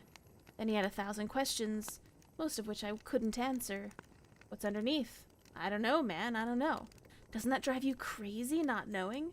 I shrugged. Lots of stuff I don't know. Don't know how to do calculus, and I don't know what happens when we die. But dude, she's about to be your wife, and you don't even know what she looks like? I mean, I'd have to take a look. Like, you could set up a camera in the bathroom? That's where she does it, right? Set up a camera and have a look, and then you'll know? I sighed. Yeah, it drives me crazy. I've asked her 1,000,000 times, but she told me I could never look. Gotta respect that, man. Even if I don't like it, that's love. Chris laughed. You telling me to respect a woman? Up is down now. Side note, I don't like Chris. Then we fell back into talking about old times as a new day dawned. Chris was in town for business last week, and planned on spending the weekend at our house. The conversation at Big Sur had happened 4 years ago, and we hadn't spoken about Samantha's removable face since. Despite keeping in close contact and seeing each other as often as two people transforming into adults in different parts of the country can. It happened on Saturday evening. We were lounging lazily in the backyard, deep into the beer, having just finished with some grilled steaks when I got a text from work. God damn it, I groaned. I have to make a work call. Seriously, said Samantha, raising an artificial eyebrow, on a Saturday night? My biggest client, baby, I'm sorry. It is what it is, I guess, said my wife. I'm going to head inside and get cleaned up. Chris, are you okay just hanging out for a bit? Chris smiled. I'll be fine. Got my beer. Got some weeds to pull in your garden. God knows your lazy husband isn't gonna do it. Those tomatoes are choking to death. It's a tragedy. I rolled my eyes and went into the side yard to make my call. 15 minutes into it, I heard the screams coming from inside. Both my best friend and my wife were wailing in terror. I dropped the phone and ran into the house, down the hall to our bedroom, through the open door, I could see that the door to the master bedroom was also standing open. "Don't come in," screamed Samantha. "I don't have my face on. Call an ambulance. He looked. Oh God, he looked." She sounded desperate and truly horrified. That made me desperate and horrified, and I wanted to rush into the bathroom, but I knew suddenly that would be a mistake. I knew suddenly that Samantha didn't want me to look at her real face, not out of a sense of vanity, but for my own safety. Chris staggered backwards, out of the bathroom. He was holding a straightened-out paperclip, which he had used to pick the privacy lock. Now he was stabbing it again and again into his own eyes, shouting gibberish. He was clearly in the depths of madness, and it turned my stomach to see him mutilate himself. "Call a frickin' ambulance," my wife screamed. "Don't come in here, he frickin' looked!" I turned and ran to the side yard where my phone was lying in the newly mowed grass. My client was still on the line, alarmed, asking what had happened, what all the screaming was. I hung up on him and dialed 911. When the paramedics arrived, Chris was having a seizure in the hallway. Samantha was stroking his head, sobbing. Her face was on, but it had been done hastily and everything looked a little off. My world has been dark this past week. My best friend is in the psychiatric hospital under suicide watch. He's completely blind and mostly catatonic, except when he slips into a violent, babbling mania. The doctors are optimistic that his state is temporary, but they don't know the truth about what caused it, because I told the paramedics that Chris had taken a large dose of psychedelic mushrooms and fallen into psychosis. I saw no good reason to tell the truth about what had happened. Who would believe that one look at my wife's real face would make someone insane? At best, we would be the subjects of a long investigation. At worst, we would have to prove that what we were saying was true by showing somebody's Samantha's face. Then the same thing would happen again, and what after that? I had no idea, no interest in finding out. For Samantha's part, I knew that she would never consent to show anyone her real face, no matter what the consequences of refusal were. I did get a follow-up call from the police asking me to confirm my story. The hospital found no traces of psilocybin in Chris's blood, though that's not unheard of since it has a short half-life. If they end up testing his hair, I will likely be in a lot of trouble, but that's truly the least of my concerns. Samantha is in a state of her own. She still cleans the inside of her face, though not as regularly, and when she puts it back on, it's always crooked now, and it is beginning to smell a bit. I've tried to assure her that it wasn't her fault. He knew, I said. I told him that nobody was ever allowed to look at it. He knew, and then he broke into the bathroom. "This is not on you, baby. Please, talk to me." Not on me. That one look at my fucking face makes people insane. Please, I just need some time alone. As for me, I'm doing my best to hold it together. Do you know what's strange, though? Despite what happened to Chris, I still find myself curious about what my wife's real face looks like. More curious than ever, really. And that was My Wife Has a Removable Face. Nice. Yay! Very good, No. very good. Yeah, can you imagine just like again a face so horrifying you go insane? Yeah, that's pretty crazy. To catch up on chat real quick. Hi, Davi. I took away a lot of the redemptions tonight since I don't have my model out, and I wanted to kind of keep the story flowing pretty, smooth, so I took away a lot of the interactables tonight. They'll be back up tomorrow. Anova, I hope Yeah. you have a good sleep. Thank you for hanging out, you lovely bean. Emma, you're awake. Emma, I have a story with your name in it later if you can stay awake for it. Cute. Hi, Cookie. Good to see you. Vivi, it would be your turn next if you would like to tell a Yes. story. Hold I on. have 2 or 3 of them that I can do. They're very short, but short and sweet. So, Yeah. Do you want to keep your current reactive? Sure, unless you think I should do another one. I mean, that's your choice. This is the one that's going to be big on the screen right now. Yeah, Okay. so yeah, when you're Mo- talking, it'll go into your dark moon Mush, mode. mush, mush. Okay, Mush, I will mush. switch. Can you send me the game verdant reactives if you have them? If not, then I can look for them. I don't think she ever actually sent them to me. Oh crap. Tragic. All right, I'll look for them. It's all good. I'll take a gander.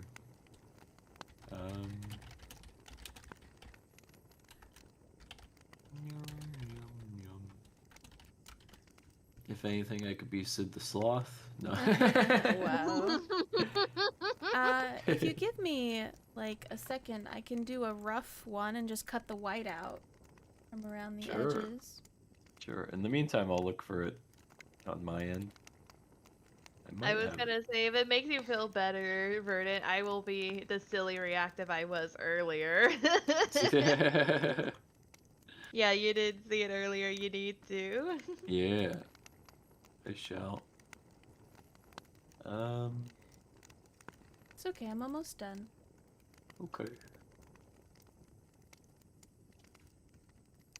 Boich. Can I send you something to put up on screen while I read this first story? Sure.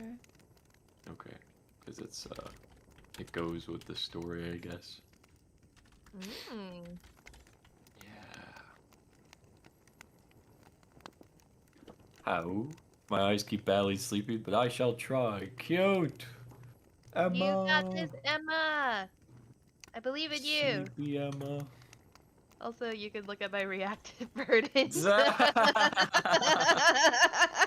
so good. Derpy puzzle. I'm always derpy, what do you mean? Yeah. That's true. Aren't we all a little derpy sometimes? Yes.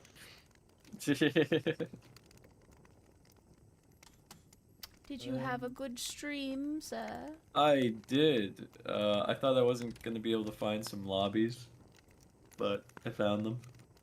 And Yay! then I played the NES OG Friday the 13th game, so that was fun. Yeah. I was lurking in there, so I was like, yay! Yay! There you go, V. Awesome. And then send me what you want. Thank you. And Emma, I'll read yours next when it gets back around to my side.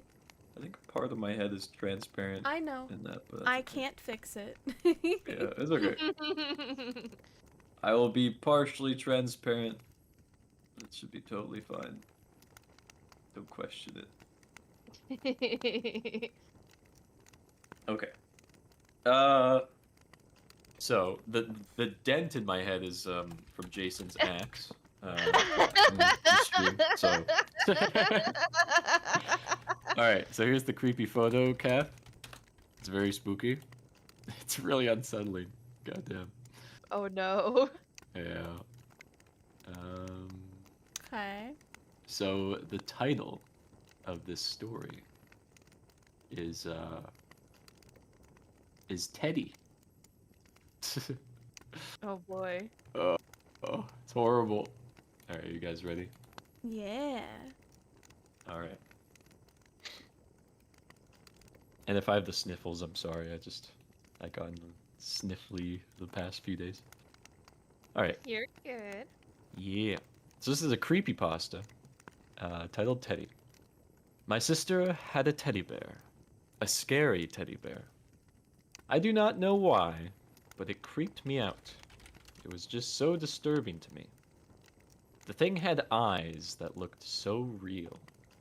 It was as if it was made from a real bear, and its face was just blank and unsettling. I first started to get weird feelings about the bear when my sister first got it. She was only a baby at the time, and I was about 4. We had a dog, you see, and he had a habit of eating things, so my mother always put it up on the small cabinet in the corner of the hallway upstairs. Every time I went up those stairs, I saw that creepy bear suddenly glare around the corner at me, as if it was watching me. This wasn't the weird part. It started to get really weird about 5 years later, at age 6 or 7. My sister had lost interest in the bear, so my mother just threw it in the old toy cupboard. The only problem was that the cupboard was in my room. When I was 9, old enough to stay out on my own and go to bed without any assistance, I would get into my bed every night and turn my lamp off. This is when it got scary. As I was getting some sleep, I suddenly remembered Mum putting that bear in the cupboard. I slowly turned to look over across my room to see it through the glass. My heart suddenly stopped as I thought about the horrors the plush had caused me. But at the age of 9, I wanted to grow up and lose my fears, so I just shook it off and put my head on the pillow. When I got up to pull my sheets on a bit further, I noticed something that would scar me for life. There sat, at the end of my bedroom, the teddy. My heart started beating normally again. I sat there staring at it for about a minute. When I needed to yawn, I closed my eyes. I opened them to see the teddy sitting closer to my bed. At this point, I was really freaked out. I started to move back to the wall and looked around to see if there was any sign that anyone had come in. When I looked back to see the teddy on the end of my bed, I was so startled that I almost fainted from fear. When I blinked, it had gone. I looked around. To my relief, I saw no sign of it. I sat my head back down on my pillow, hoping for some sleep. Then I opened my eyes. It was above my head, staring straight down. I screamed as it lunged down at me. I will never see a bear the same way again. A few years later, after years of horror, I burned it. I sat in enjoyment as the bear was turned to smoking ashes in my fireplace. I have lived my teenage life through adolescence. The only thing I could remember that was in any way similar to my bad experience was when I watched Trainspotting. That baby scene shocked me so badly, but other than that, all was well. When I turned 19, I was about to move into my new home. I'd been given the keys to the house and was ready to set up my furniture. After hours of carrying, I carried the final box from the removal truck into the front door and shut the door behind me. I turned to go to the kitchen and put it on the table. I opened it to see a cabinet. I took it out, walked into my new living room and placed it in the corner. Stared at it and thought to myself, I don't remember packing this cabinet. I didn't really care that much as I had just moved into my new home. I walked back into the kitchen to grab my television to bring it into the living room when I saw it. The teddy. It had just sat there staring at me. And that was the teddy. It's Oh, so no. unsettling. Oh my god, Oh, no. I hate it. Alright, you can remove the image. It's freaking me out. Thank you. You Ugh, asked for the image. I know. It's the most unsettling like teddy bear I've ever seen. Mhm. I roam. I actually thought that was like, oh, that's a dog in a bear costume. Yeah, I know. I don't even know what it is. It's like it has a real bear face, and then yeah. Oh, yeah. Thank you. E. I can now fix the indent in my head. Hi, Ninja Dude. Yeah, hello. Me and Kath whipped up a healing potion real quick. Thank you. I appreciate it. Hmm. There we go. If you are still awake and able to, Ninja Dude, you are more than welcome to come join us. Mm-hmm. Indeed. Oh, Oops. Emma. Yeah, that was pretty spooky. Alright, Puzzle. It is your turn, Oh. Puzzle. Oh, hey, Ninja. Good evening.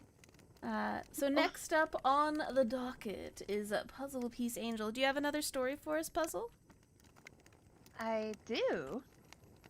Are you gonna remain your cute, dorky self? Yeah. Yes, I am absolutely gonna be my Okay. dorky self.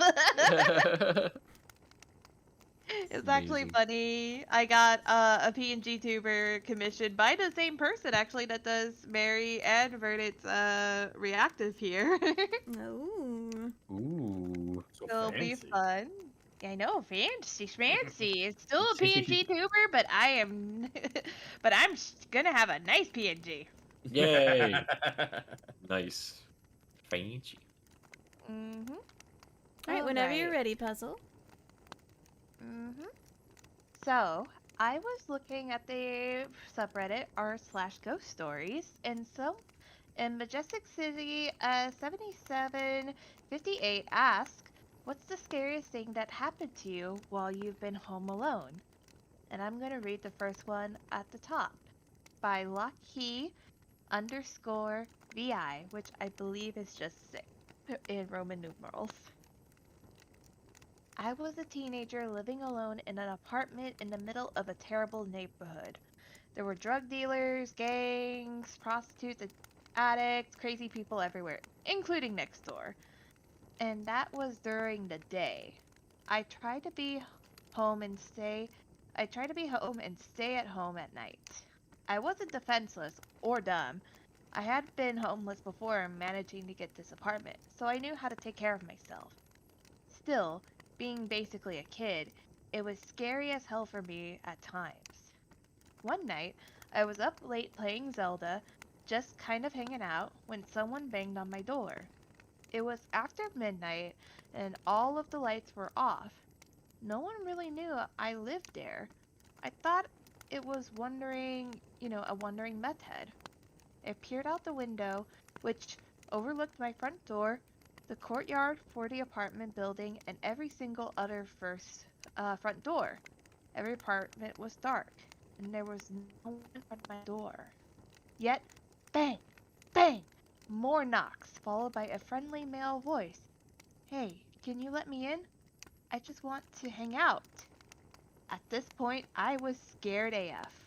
It took me a minute to build up the courage, but I peeked through the curtains again, this time being careful to look down near the bottom of the door in case someone was kneeling or even laying down. But there was no one there, and yet the knockings continued all night. Usually, he would sound friendly, asking me random things. Do you have any kids? I have toys they can play with. And I have some food here if you're hungry. A few times the tone get a bit more sinister, saying things like, I know you're in there, and I don't know why you're making this so hard. I'm your friend. I don't have a phone. I didn't have anyone I can call anyways, except for the cops, who I deeply mistrusted. I could have snuck out the back window and made a run for it, but it was a bad neighborhood in the middle of the night. It seemed like a more dangerous option. And lastly, the man never actually tried to break in. All I could do was sit there all night, listening to him talk and bang on the door, hoping he'd go away.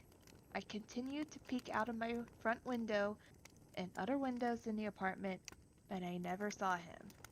He eventually did go away as the sun began to rise, probably at around 5 a.m.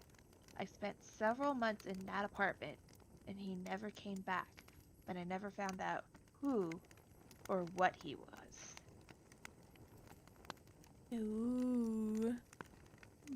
Very spooky.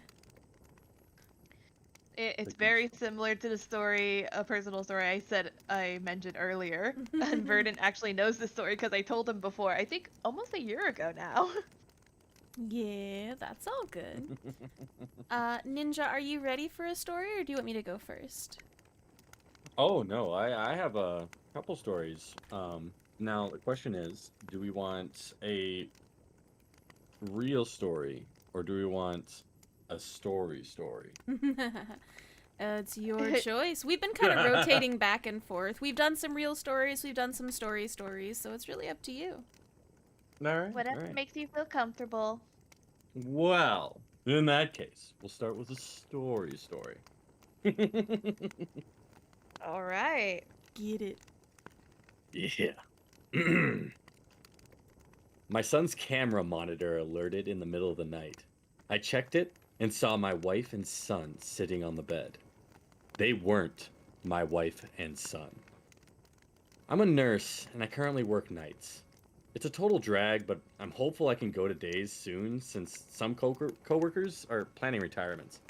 Anyway, I was working one night when just after 3 a.m. my son's monitor alerted me to sound and movement. No big deal at all. He probably coughed loudly or sneezed or something.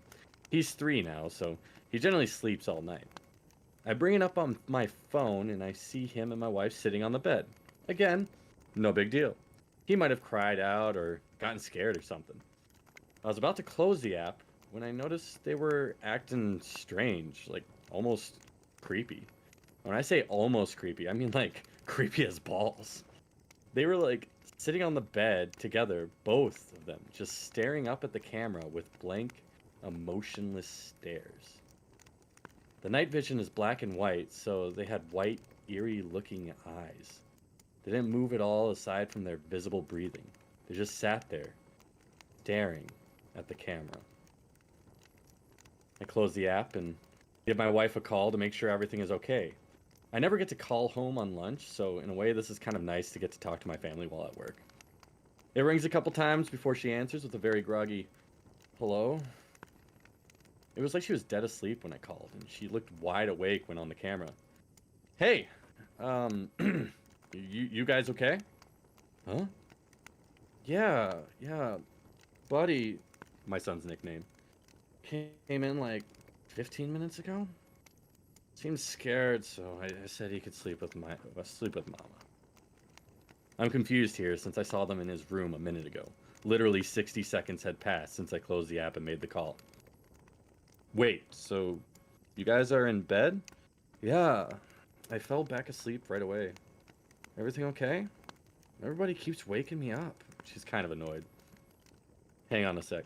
I put her on speaker and bring up the app, hoping I don't see it. When the app loads, I get that pang of intense nervousness in my stomach that I haven't had in a long time. Since I was a kid in school and realized while I was eating breakfast a paper or something was due that day and I hadn't done it. My heart leaps into my throat. My wife and son are sitting on his bed, looking up at the camera. Same emotionless stares. "Hello? You guys are in bed, right?" "Yeah, we're just trying to sleep." "Well, I'm looking at his camera and I see you two sitting on his bed." "Huh? No, we're in our bed." "I know that's what you mean, but I'm looking at his bed and you two are in there." "Hang on," she says. She's quiet for a sec while she brings up the camera on her phone. I hear this guttural, terrified, like she had sucked all the air in the room into her lungs, filling them to capacity. I don't hear this kind of gasp from my wife often. Usually only when she's truly afraid, like during a jump scare in a movie, or one time when we turned her back on her son for literally a second. He was down by the mailbox, inches from the road. I hear rustling of sheets and the line goes dead. Of course, now I'm absolutely terrified myself, so I immediately call back. It goes to voicemail, so I call again. I call again and again with no answer. Finally, after 4 minutes, she calls me. I tell you, that 4 minutes felt like 40 years. "Hey, what's happening?" I ask. She's absolutely hysterical and crying. I can't understand a word she says. "Stop. Slow down for a second," I say. She slows down enough to explain. They are in the car and driving to her parents. She looked at the camera, and when she saw what was on it, she got up and grabbed our son and rushed downstairs and out the door. Didn't even close the garage. "Don't worry about it," I said. "I'll drive by when I get off and close it. We live in a generally safe neighborhood, so I'm not too concerned the door is up." "You will not go in there," she says. Hell no, I return. Why are we on the camera? She asks. Is it a recording? I don't know, I return. I'm gonna keep watching it and see if there's anything I can tell. Do our code words with Buddy. So, we have code words because we're nerds. We've seen too many pod people and imposter movies, so we decided a long time ago to make code words with each other to be able to tell if one of us was an imposter. We have a couple code words, but we also have a 3-sentence story we recite to each other, each saying a different part, alternating it with each other. I hear her on the phone saying the things we taught our son. He giggles as he says them. He does every time we practice, since he thinks they're a joke and doesn't have any idea of the real meaning. We're both convinced he's our son. My wife then says our part, and I'm convinced she's her. We made up these words as a complete joke to ourselves. I never once in my life ever imagined we'd actually need them. Unreal. So she got to her parents safely, and it was hard to hang up. I told her we'll figure it out in the morning. Hopefully, just a glitch.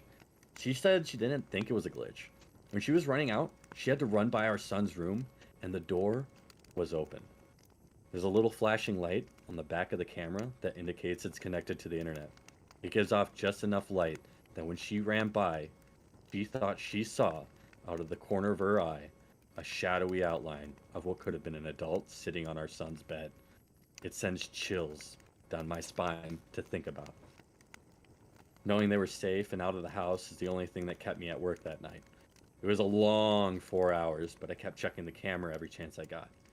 Sure enough, they were still sitting on the bed, staring up at the camera with emotionless gazes. I'd studied them, see if I could see any pattern, from their breathing to their blinking. Their breathing was steady and looked normal. It was their blinking that would tell me if this was just some kind of bizarre time loop freak accident video or not. I intently stare at my phone and count the seconds between each blink, telling myself if this is a loop, then their blinks should be even and occur at the same time each time. There was no pattern to their blinking. It was erratic and random, just as person blinking should be.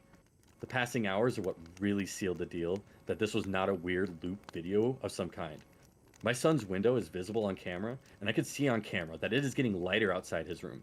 His curtains keep out just enough light to prevent the camera from exiting night vision, but lets in just enough to be able to tell the sun is rising. I try to figure out what the hell I'm going to do before I leave work. Calling the police comes to mind, but I talk myself out of it. First of all, what am I going to say? Someone in my house that looks like my wife, but isn't? Worse yet, what if they are entities? What if they are entities? Or some kind and police go over and it kills them or something. I can't do that. I decided to tell a coworker about it. He's a firm believer in the paranormal and might have a suggestion. I showed him the video and tell him the story. His initial response of, "That's creepy as fuck," doesn't help much, but he says he wants to go over and check it out. He says we both should go see if not my wife will try and act like my wife. I tell him absolutely not, and he says we should at least go to the house even if we don't go in. I agree on that since I wanted to close the garage. We got to my house and walked around the perimeter first. Not sure what we wanted to accomplish by that, but it felt like something we should do. The curtains were all drawn, since nobody was there to open them in the morning, so we couldn't see anything. I went to close the garage and suddenly had this overwhelming urge to go inside and investigate. It was like I just had to know what was going on, so in we went. We walked through the kitchen towards the foyer, where the stairs are. It's so quiet in our house right now, you could hear a feather drop. Forget the pin. We stop at the bottom of the stairs and wait a few seconds. I look at the camera again, and they are still sitting there. I've never been so scared in my life. My coworker puts his foot on the first step, and I suddenly say, "Stop!" loudly. Forget this. We're out of here, I tell him. Come on. I start making my way back to the kitchen. We hear a loud creak in the floor from upstairs. It's my son's room. He has a very loud, creaky board right in the middle of his floor that's almost impossible to step on. My wife and I are still deciding if we want to fix it because it will alert us if he's ever up to no good when he gets older trying to sneak out or something. Come on, come on, come on! I yell as I motion for him to move his ass. We're out of the house in about 2 seconds. Out on the street, I check my phone. Now, only not my son was sitting on the bed. Some blank stare. Not my wife was gone. Holy shit, my coworker says. That was stupid as fuck of us. Do not tell my wife we went inside. She would be so ungodly mad if she found out what we just did. I use my garage door opener in my car to close the door. Before we leave, I look at the camera again. Not my wife is back on the bed with not my son, both staring blankly up at the camera, blinking every few seconds. That was all about 4 days ago now, and not my wife and not my son are still sitting on the bed staring up at the camera. They haven't moved a millimeter. We obviously haven't gone back to the house. What do we do? That is it. Oh, good. I'm glad that that doesn't have an ending. Wow, this is Oh no. very spook. Big That was spook. good. That was good. Yeah, thank you. Thank you for that Thank you. Indeed. mental thing that we're gonna have to deal with later. Okay. Yeah. You know. It'll be okay, Kath. Oh, I know. If you want, I can send a prayer out to protect your house. It's okay. I'm probably fine. It's totally just a story, Probably. Emma. It's totally just a story. Right? Emma wants that reassurance. All right. It is, Yes, it's just a story. It is my turn next, and the next story is from the r/no sleep Reddit called "Her Name Was Emma." Her name was Emma. That's what Emma. everyone called her anyways. Sometimes they would call her Em, sometimes someone would slip up and call her Emily. She was part of our group of girlfriends growing up in a large town. Not quite big enough to be a city, but big enough that there was still privacy between neighbors. We called ourselves the Unbreakable Six because there was me, Summer, Mel, Nina, and Jules. And there was Emma. Emma started off as a practical joke by the other girls in the 4th grade. It was probably Jules that started it. She was always playing pranks on people. In high school, she even got suspended once for going too far and had to babysit for hours to buy that girl a new cell phone. Or maybe it was Summer, who always seemed too busy with music and band to think of such an elaborate prank. Or maybe it was Mel and Nina, who were best friends and could have lived without us, always conspiring together like they were twin sisters. Either way, I brought to my lunch cold-cut sandwich and carrot sticks and a pint of orange juice. I couldn't stand milk, it would account for how short I ended up being, and walked over to our lunch table. Jules looked excited, waving me over to them. Lottie, look! I wasn't sure where I was going to be looking. This is Emma. She moved here from Los Angeles. We lived far inland and into the boonies. Los Angeles was a glitzy and glamorous and chic, compared to flat houses and high-rate high school football. That was the only real source of entertainment in the area. What? Los Angeles, dummy, Jules said, rolling her eyes. She's not in our class. She's in Miss Lark's, but she's the same grade as us. Isn't that cool? I still wasn't sure where I was supposed to be looking. I sat down with my tray uneasily, wondering what I was supposed to see. Who? Summer jabbed me in the side. You're being rude, she hissed quietly. Summer was all about rules and manners. Say hi to Emma. I looked around the table from Jules to Mel to Nina to Summer and back to Jules, who was waiting impatiently. I don't know. I was weak. I wanted to fit in. I didn't get it. Hi, Emma. They seemed to breathe a collective sigh of relief, like I was making everything awkward. Charlotte's weird sometimes, but her brother has a Nintendo that he lets us play. They kept on talking, chatting about whatever 4th grade girls chat about, and I ignored it. If they wanted to play that prank, then that was fine. I wasn't going to buy into it. I was always a precocious child. I knew that what they were looking for was a reaction. That's how Emma became a normal part of our lives. It was crazy. We would buy her birthday presents, and they'd disappear like they were taken. I wonder how many candle-making kits and man-calla games Jules had piled up in her closet after all those birthdays. One year, Mel even got Emma a real nice necklace, and that disappeared too. We never went to her house, and I asked Nina about it when I was sure that Emma wasn't there. She gave me this scandalized look. Lottie, don't be rude. Emma's family doesn't have that much money. She's embarrassed to let us come over. She told Mel that, who told me, and it makes sense. I mean, what she wears all the time. I mean, we still love her. We'll always love her. She's one of us. But don't rub in the fact that we can't go to her house. That's mean. After I was scolded so wholeheartedly by Nina, I didn't ask again. They were covering their bases really well. And by 7th grade, I had to accept that they were taking this prank all the way. It was weirdly comforting in a way. There was this silent friend that I never saw, but she was always around. We could leave seats open for her, and when we did the buddy system, someone always had Emma walk into the bathroom by herself. When we decided that we wanted to be lame and come up with a name for our group of friends, we decided on the Unbreakable Six, even though there was really only 5 of us. I was curious in the sophomore year of high school when we were having a sleepover. Summer was at band practice late, and Emma couldn't make it. She had to work on her science project, according to Mel. So I asked Jules, the likely mastermind behind it all, if you were going to write a story about Emma, like her biography, how would you describe her, down to every detail? Jules loved stuff like that. She wanted to be a writer someday. Well, she's taller than you, which isn't hard. I threw a pillow at her that she dodged deftly.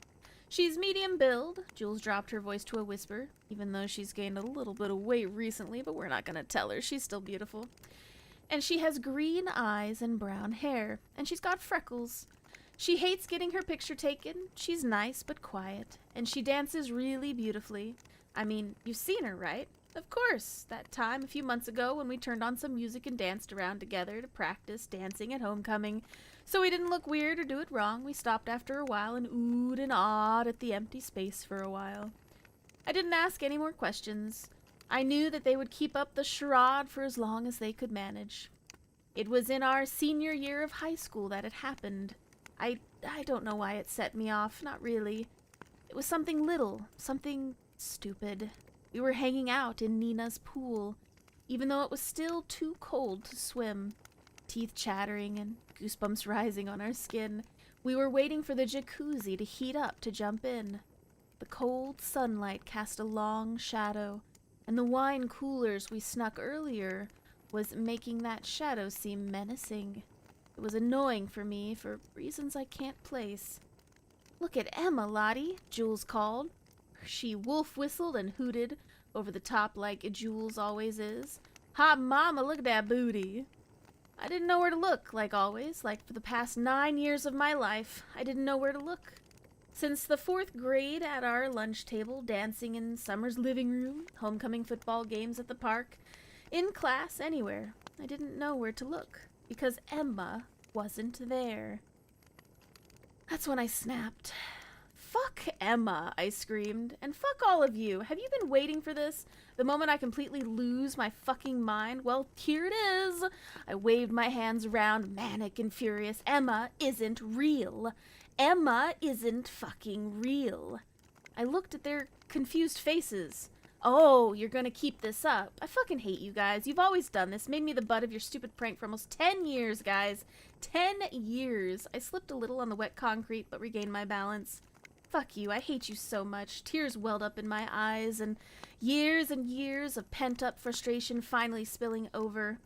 Emma was some stupid prank that got out of hand. I can't believe that none of you ever had the balls to tell me that it was a stupid prank. No, it had to keep going. You had to keep laughing behind my back. It's not fair.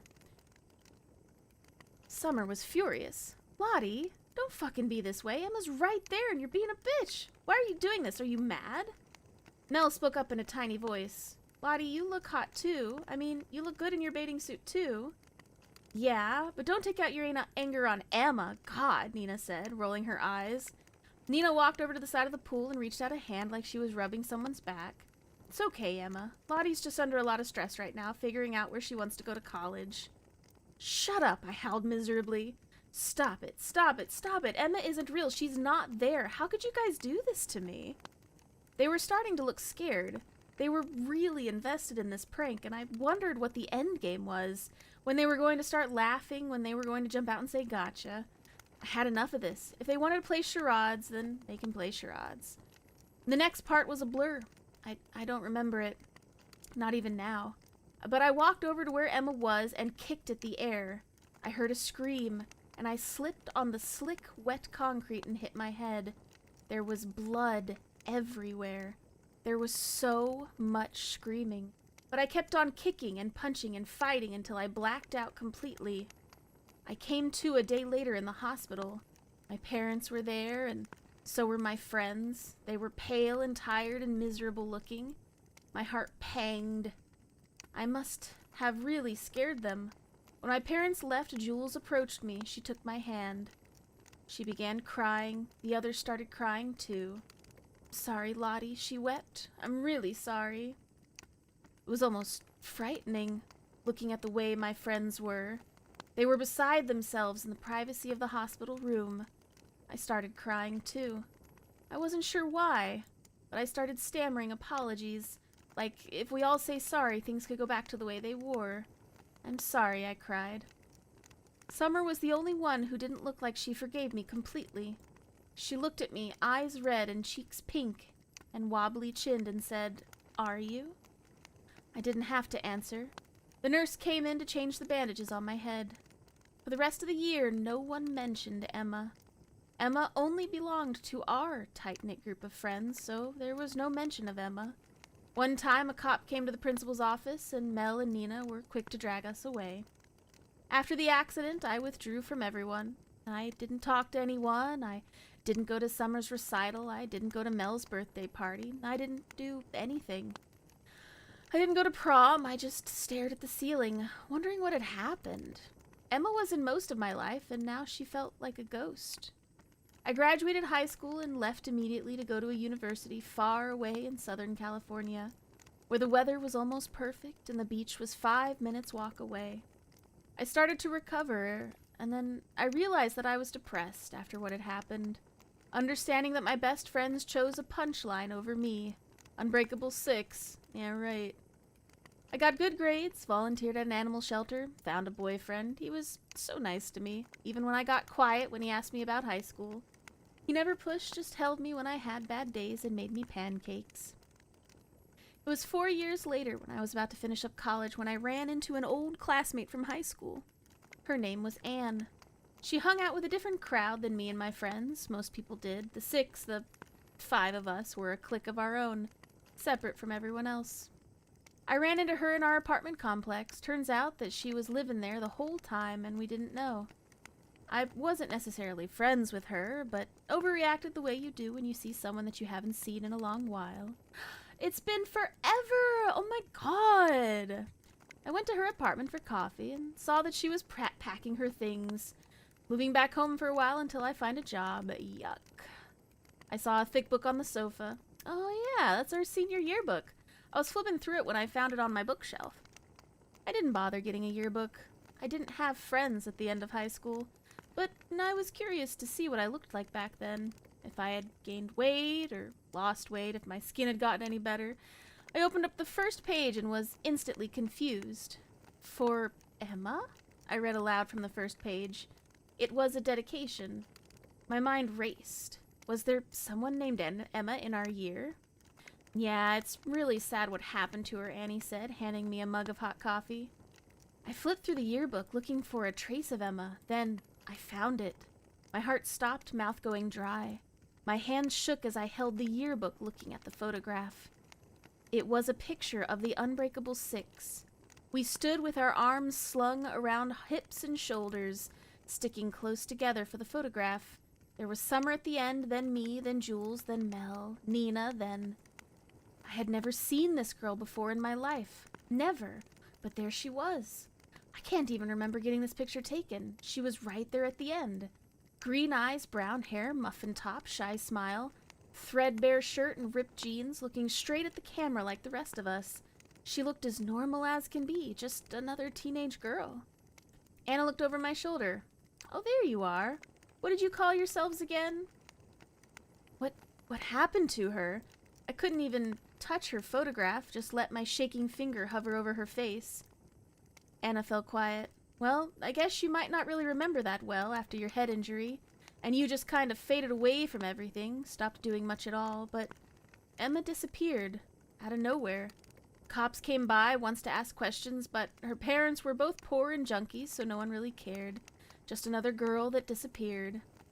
I left Annie and went back to my apartment, the one I shared with my boyfriend. He took one look at my face and started boiling some water for tea. Grabbed a blanket to throw over my shoulders, I pulled away from him, locked myself in my room. I stared at the ceiling. I was 18 again, lost and confused. The girl's green eyes haunted me. Emma's eyes haunted me. I went on Facebook and found my old friends, my best friends, and I told them, "Please meet me back at home, it's important."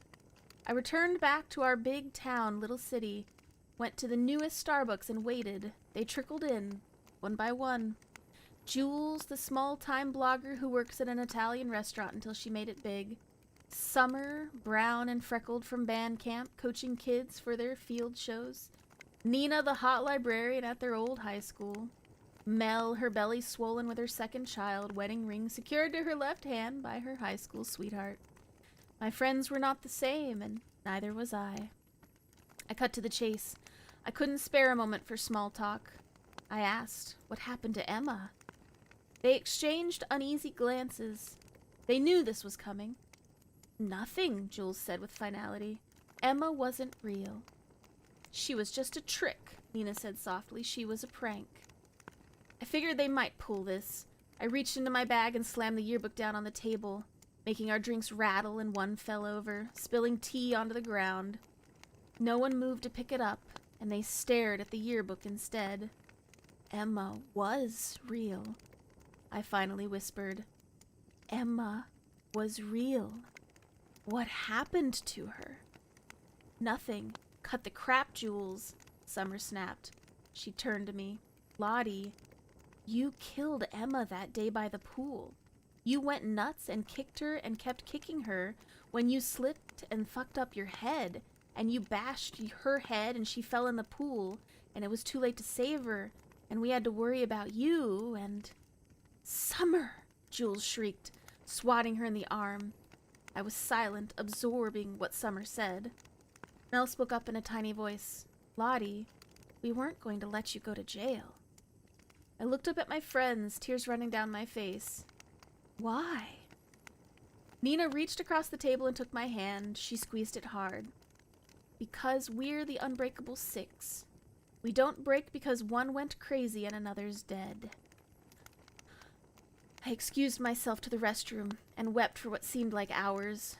Couldn't have been that long, but there were angry knocks on the door from other patrons who needed the restroom. I sat there on the dirty floor sobbing until I had cried everything out. I came out to where my friends, my best friends, were waiting. I sat down in my seat and faced them. I went to turn myself in. There was an outcry of different responses. Summer seemed willing, ready to have me turn myself into the police. Jules yelled out about all of them getting in trouble. Mel started to cry. You don't have to. Nina said, you don't have to. We got rid of all the evidence. We buried her far away where no one would find her. I want to turn myself in, I repeated firmly. I killed her. I'll tell the cops that it was just me, that I buried her. Tell me where she is so I can tell them where I put her. None of you will get in trouble. It wasn't your fault. I thought I had finished crying. I thought I had nothing left, but I choked out what I wanted to say for so long. I never saw her. They looked at me expectantly. I never saw her, not once. I thought it was just a big prank you were playing on me. I didn't want you to laugh at me. The girl in the yearbook, I had never seen her before. I played along. Nina nodded. I thought it was weird that you were always so cold to her, like you didn't even acknowledge her. She really liked you, Mel said. She thought you were so smart, that you were going to go out in the world and do amazing things. She would always talk about that. I felt as though my heart would burst. I swear I never saw her. Something must be wrong with me, but I never saw her or heard her. I cleared my throat. Show me where you buried her. We got into Summer's car and drove out far, into a park in a different city. The park was huge and overgrown, like no one had been there to take care of it in a long, long time. I got out of the car and left behind by a worker long ago was a rusty shovel, and I took it with me. Jules led the way deep into the park, deep through the trees until we came to a small clearing. The dirt wasn't fresh. There were no markers or indicators, but the way my friends' faces paled at the sight, I knew this was it. Emma was there under our feet. I gotta see her, I whispered. I dug the shovel into the ground. I gotta see her. Mel didn't want to see anything, so she and Nina left back for the car. Jules and Summer found different tools, a hoe and a rake, and we started digging. Blisters rose and popped on my hands from the old shovel, but I kept digging as beads of sweat rolled down my neck and my back. The three of us worked together in silence, digging up our best friend. Suddenly, Summer jumped back in disgust, throwing her hoe aside. Jules did the same, stepping out of the hole. We looked down. Summer gagged, covering her mouth and nose. Jules shook her head at the sight. Me, I laughed and laughed and laughed, tears streaming down my face, laughing until it hurt as I looked down into an empty grave. And that was the end of my story. Oh no. Oh my lord. Wowzers. Where They have some kind of eye condition. They have to have some kind of eye condition, man. Yeah, right. Pretty good. Yeah, get that prescription checked. Yeah. Very freaky. Don't worry, Yeah, Emma. it We is. believe you're real. Yeah. You're real, Emma. You're real to us. Yeah. For those that don't know, the user sad excuse of a human goes by Emma because she's a sweetie pie. Yeah. And so I specifically picked this story out for you because I was like, it's got Emma's name in it. It's kind of cringe, evil. Emma will be fine. She'll understand. Corporeal being. I know, right? She's Alright. that much of a cutie that we imagine her. Yeah. All right, continuing our rotation, it is a Paladin Verdant's turn again. It is Do you have my another? turn. Mhm. I do. Indeed, I do. I can't really say the title without spoiling it, but You can say it at the end then. okay, I will. Let us begin.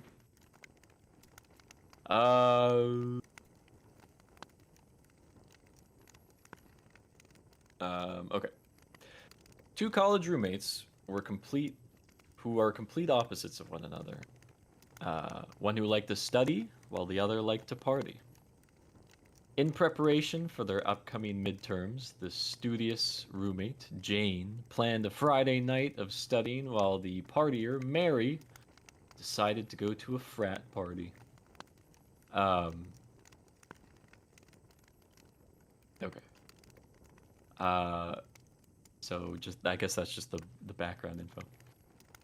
She commandeered the room in the basement of her dorm as soon as she realized she would have to pull in an all-nighter in order to prepare for tomorrow's final exam. Her roommate liked to get to bed early, so she packed up everything she thought she would need and went downstairs to study. And study. And study some more. It was 2 o'clock when she realized that she left one of the textbooks upstairs on her bed. With a dramatic sigh, she rose and climbed the stairs slowly to her 3rd floor dorm room. The lights were dim in the long hallway, and the old boards creaked under her weary tread.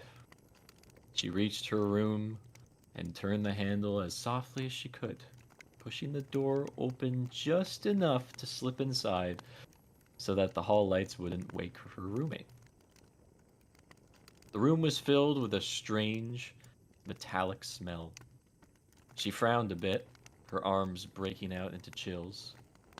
There was a strange feeling of malice in the room, as if a malevolent gaze were fixed upon her. It was a mind trick. The all-nighter was catching up to her. She could even hear her roommate breathing on the far side of the room. A heavy sound, almost as if she had been running. She must have picked up a cold during the last tense week before the finals, she thought. She crept along the wall until she reached her bed, groping among the covers for the stray history book. In the silence, she could hear a steady drip, drip, drip sound. She sighed silently. Facilities would have to come to fix the sink in the bathroom. Again. Her fingers closed on her textbook. She picked it up softly and withdrew it, and started to withdraw from the room as silently as she could. Relieved to be out of the room, she hurried back downstairs, collapsed into an overstuffed chair, and studied until 6 o'clock in the morning. She finally decided that enough was enough. If she slipped upstairs now, she could get a couple hours sleep before her 9 o'clock exam. The first of the sun's rays were beaming through the windows as she slowly slid her bedroom dorm room open, hoping not to awaken her roommate. Her nose was met by an earthy, metallic smell. A second before her eyes registered the scene in her dorm room. Her roommate was spread eagled on top of her bed against the far wall, her throat cut from ear to ear, and her nightdress stained with blood. 2 drops of blood fell from the saturated blanket with a drip, drip noise that sounded like a leaky faucet. Scream after scream poured from her mouth, but she couldn't stop herself any more than she could cease wringing her hands. All along the hallway, doors slammed and footsteps came running down the passage. Within moments, other students had gathered in her doorway, and one of her friends gripped her arm with a shaking hand and pointed a trembling finger toward the wall. Her eyes widened in shock at what she saw. Then she fainted into her friend's arms. On the wall above her head, written in her roommate's blood, were the words, "Aren't you glad you didn't turn on the light?" And that story was titled, "Aren't you glad you didn't turn on the light?" Very spook. My goodness. Spookiest. The spoopy spoops. Spoopy spoops. Thank you, baby. No problem. All right, back to puzzle. Do you have another story for us? I do. Oh, Very Nice. good. Very good. Have at it. All right. This is another one from r/ghost stories from Junior Rubaga 6592, titled Haunted by My Best Friends. The best man at our wedding and my husband's lifelong best friend, Terry, died about 2 years after we married. It was all very sudden and very unexpected. We have even joked with him on the phone the night before. He died in his sleep. My husband asked to be a pallbearer for the funeral. We were so poor when we first started out, it literally took every penny we had, $700, to buy my husband a sporting coat for the funeral. My husband is 6'8" tall and over 300 pounds, so it would have been custom made. Easy if you are tall or big, not so much if you're tall and big. We could not afford an entire suit. This all happened in December, so we decided not to celebrate Christmas that year since all of our money went towards the sports coat. We were bummed, but what can you do? When we started finding money everywhere, I found a 50 in the dryer after doing laundry. The company my husband worked for decided to drop the employees off at a local gambling town. Tackiest Christmas party idea ever. For the evening, I took 1 quarter and put it on a slot machine just out of boredom and won $300. My husband found money in his wallet, and we both found money hidden in our desk. We ended up with exactly $700, so we were able to celebrate Christmas after all. A few months later, we moved to the house we live in now. The strangest came with us. My husband and Terry were roommates before our wedding, and they fought like two old ladies. My husband liked to watch TV in the evenings. Terry did not. For a while, our TV would only come on if I pushed the button on the remote. It would not work for my husband at all.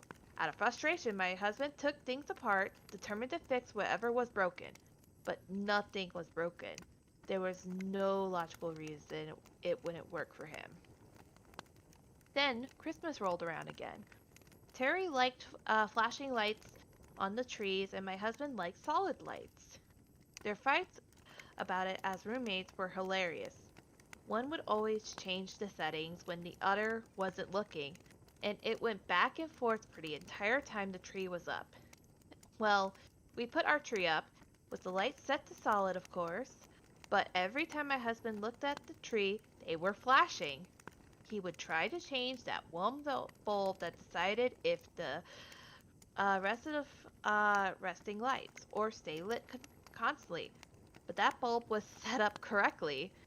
When I would get home from work, my husband would be beside himself, like an old lady, and demand that I watch the lights. I did. They were not flashing. Whenever I left the room, they flashed. I thought it was hilarious, the exact sort of thing Terry would do. Then, we got a pug named Sarah. Terry and I both adore pugs. She was the cutest thing and loved to play. One morning, I was in the shower in the master bathroom. I could hear a doorstop on the other side of the house just twanging away. It makes very distinctive noise if you ever heard of it. Go flick one and you will hear it. At the time, I thought, oh, how funny, Sarah is playing with the door stopper. But I got out of the shower and Sarah was in the bathroom with me, and I could still hear the door stopper. So I laughed and told Terry to cool it, and it stopped. Silly things like that happened for a couple of years. Then one night, I had a dream I was talking to Terry. He was telling me how mad he was that he died, and we reminisced about the good times the three of us had over the years. My husband said I was laughing and then crying in my sleep all night, and he tried to wake me up, but couldn't. I figured that was his goodbye.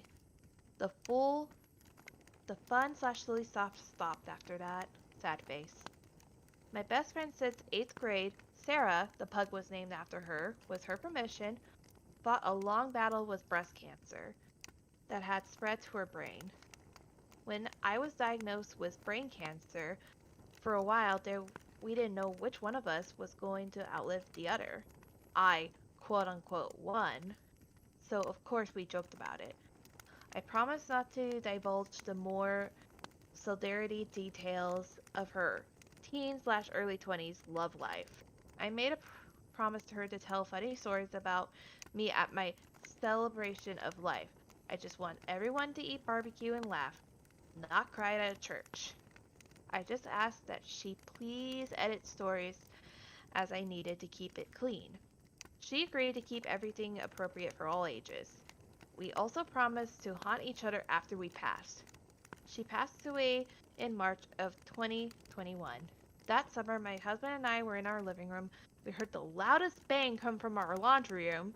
It was gunshot loud. We were afraid that the washing machine just blew up because we had just replaced the dryer. It was usually how things worked for us. We opened the laundry room and the giant Costco-sized jug of laundry soap somehow fell off the flat surface of the dryer. The container broke and soap was everywhere. The more we tried to clean it up, the suzier it got. I did the split several times in the process, and not by choice, it was truly a horrible mess. As I'm cleaning and being super annoyed, my husband said he thought it was Sarah doing her promise haunting. One thing about Sarah was that she loved her puns. So he said that this was her clean joke to pull on me. I don't mind cleaning up the soap so much after he said that. May you always have best friends who will haunt you in the best way possible. And that's the story. Cute. That is exactly the kind of haunting I would do to all my friends. Yeah. Oh my gosh. Just like the door stopper, twang, twang, twang. Puzzle, stop it. Okay. I think if I was a ghost, I would haunt all my friends and give them like head pats when they're sad, and then just fade away. Oh, you're sad. yes, head pats.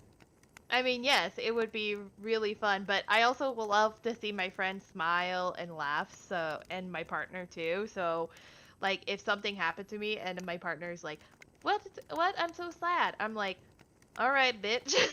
I'm gonna make you smile. My goodness. All right, Ninja, are you ready for your next story? Indeed. Excellent. Take over. This is one of which I ripped off of No Sleep. Nice. Those are good ones.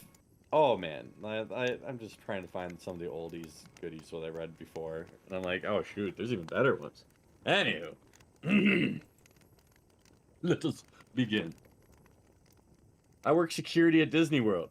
Well, I mean I did. I work security at Disney World, the happiest place on earth.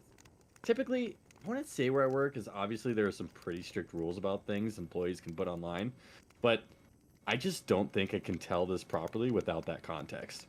And honestly, I think this may be it for me anyway with this job. I just can't see myself working here any longer now.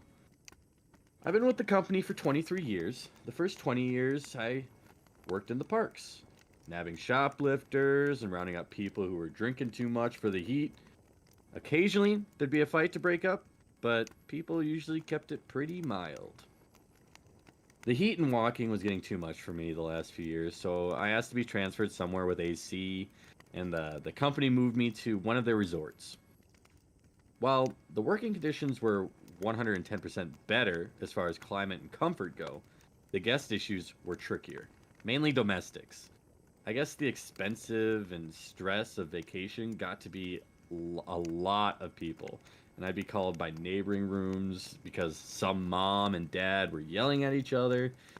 I tried to suggest they take a nap or go do separate activities for a bit, and that would usually calm them down. But none of that is why I'm here for. I've got to get this out while I have time. 3 days ago, I got a call from management. Apparently, a couple of days before that, housekeeping had went into a room that should have been turned over that day. Turned over is when one guest leaves by about 11 a.m. and the next guest checks in about 3 p.m. And all of the guest items were still in the room. Housekeeping made a note of it and moved on, but during the next 2 days when they entered the room, everything was still there and untouched. I went to check it out, and sure enough, there was an empty room full of luggage, clothes, snacks, some toys, everything a family would need for vacation. The manager had already looked up the previous reservation, and it was for a family. Dad, mom, 2 little kids. I tried to call the phone numbers they had given, but all I got was voicemail. We were a bit stumped, so I made the call that housekeeper can clean the room and take the family's personal items to be held until we got in contact with someone. I went digging into the reservation more. The family had arrived 5 days before housekeeping discovered all of their stuff. I found that the family had paid a parking fee and their vehicle description was listed. A quick walk of the parking lots and I had easily located their vehicle. So that ruled out a car accident or them just deciding to just leave all their stuff behind. Next, I saw that they had bought a dining plan. This is when a guest prepays for all their food. They were given a certain number of credits to use for meals. This family had only used 3 credits, and the last one was 2 days after they checked in. It appeared that the day they arrived, they got here late and probably just stayed on the resort. The next day, they used 2 credits at Epcot. The second park day, they used just 1 credit at Magic Kingdom, and it was a breakfast time. Now, at Disney, we have something called magic bands. Yeah, I know, a little bit of an explanation. Magic bands are worn by the guests and act as a room key, park ticket, credit card, dining reservation payment, fast pass, a system used to, bypass lines, and more. It took some work, but I was finally able to look up this family's fast pass history. The day they went to Magic Kingdom, they had breakfast at a restaurant in the park, rode a couple rides, and then rode their last ride. It's a small world, around 11 a.m. Then, nothing. Finally, it was time to bring in someone else on this.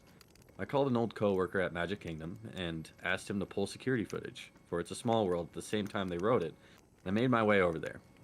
When I got there, my friend was very confused, almost distraught, looking. He showed me what he found. There's usually a camera in the direction of where rides load and unload. The footage showed them scanning their bands to use fast passes for the ride and boarding the ride. The footage from the exit of the ride just showed the other people in the car exiting. They weren't there. Of course, we thought the worst. Maybe one of the kids had fallen out, and mom and dad and the other kid got in the middle of the ride to help, and then they all got injured or killed or stuck in machinery somewhere. So we shut down the ride. Middle of the damn day. Turned off that earworm music and turned up the lights. Me and my buddy walked that ride 3 times before we called in help. Eventually, there was close to 10 cast members searching, and we didn't find shit except for like 3 cell phones and a hat. I was right stumped. I've kept digging the past couple of days, and I'm not sure who to tell what I found next to. I've called the police. I suppose they're on their way, but the company has a way of covering up things like this, and I decided I can't live with myself if I don't put out some type of warning. I kept digging into their reservation over the last couple of days, and today I noticed they had purchased Memory Maker. There are photographers all over the parks and cameras and a lot of the rides, and with Memory Maker, the photos are all free. They automatically get added to a guest Disney account when the system knows their picture has been taken. And the system always knows. Everyone's whereabouts are always known with the magic bands. Well, I opened up their Memory Maker photo album, and I swear, there's 732 pictures. The first 30 or so are pretty normal. Epcot, a few rides in front of the castle. But the rest are all in It's a Small World. The rides only take 1 picture per go-around, so it appears as though this family has ridden this ride over 700 times. The first picture was pretty normal. Everyone looked happy.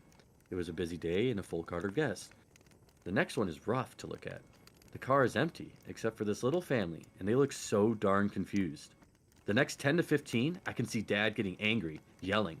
Mom is holding on to those 2 kids like her life depends on it, and you can see the kids getting increasingly upset, crying, and it goes on and on and on. After 50 or so, it looks like they're about to get out. In one, the dad is missing. In another, they're all gone. Maybe like they bailed early in the ride and tried to walk out, but in the very next one, they're all right back in that damn car. After around 450 or so, I only see the mom and kids. It's just when I look closely, I can see Dad. Maybe just his body now, slumped down in one of the other seats. Since about 675, there's just Mom and 1 kid. Another body in another seat. The mom and kid aren't moving anymore, at least from what I can tell looking at the photos. They're always in the same position. I think them 2 are still alive, just damn near catatonic. Looking straight ahead. Pale. And y'all, I swear on my fucking life, the dolls are moving or something. In some of these pictures, I can tell they aren't where they should be. I even saw one with a doll in the car with this family. I can't look anymore. I'm gonna go and lose my lunch. I closed the album. Its a file size has increased since I closed it. God, are there new pictures being added?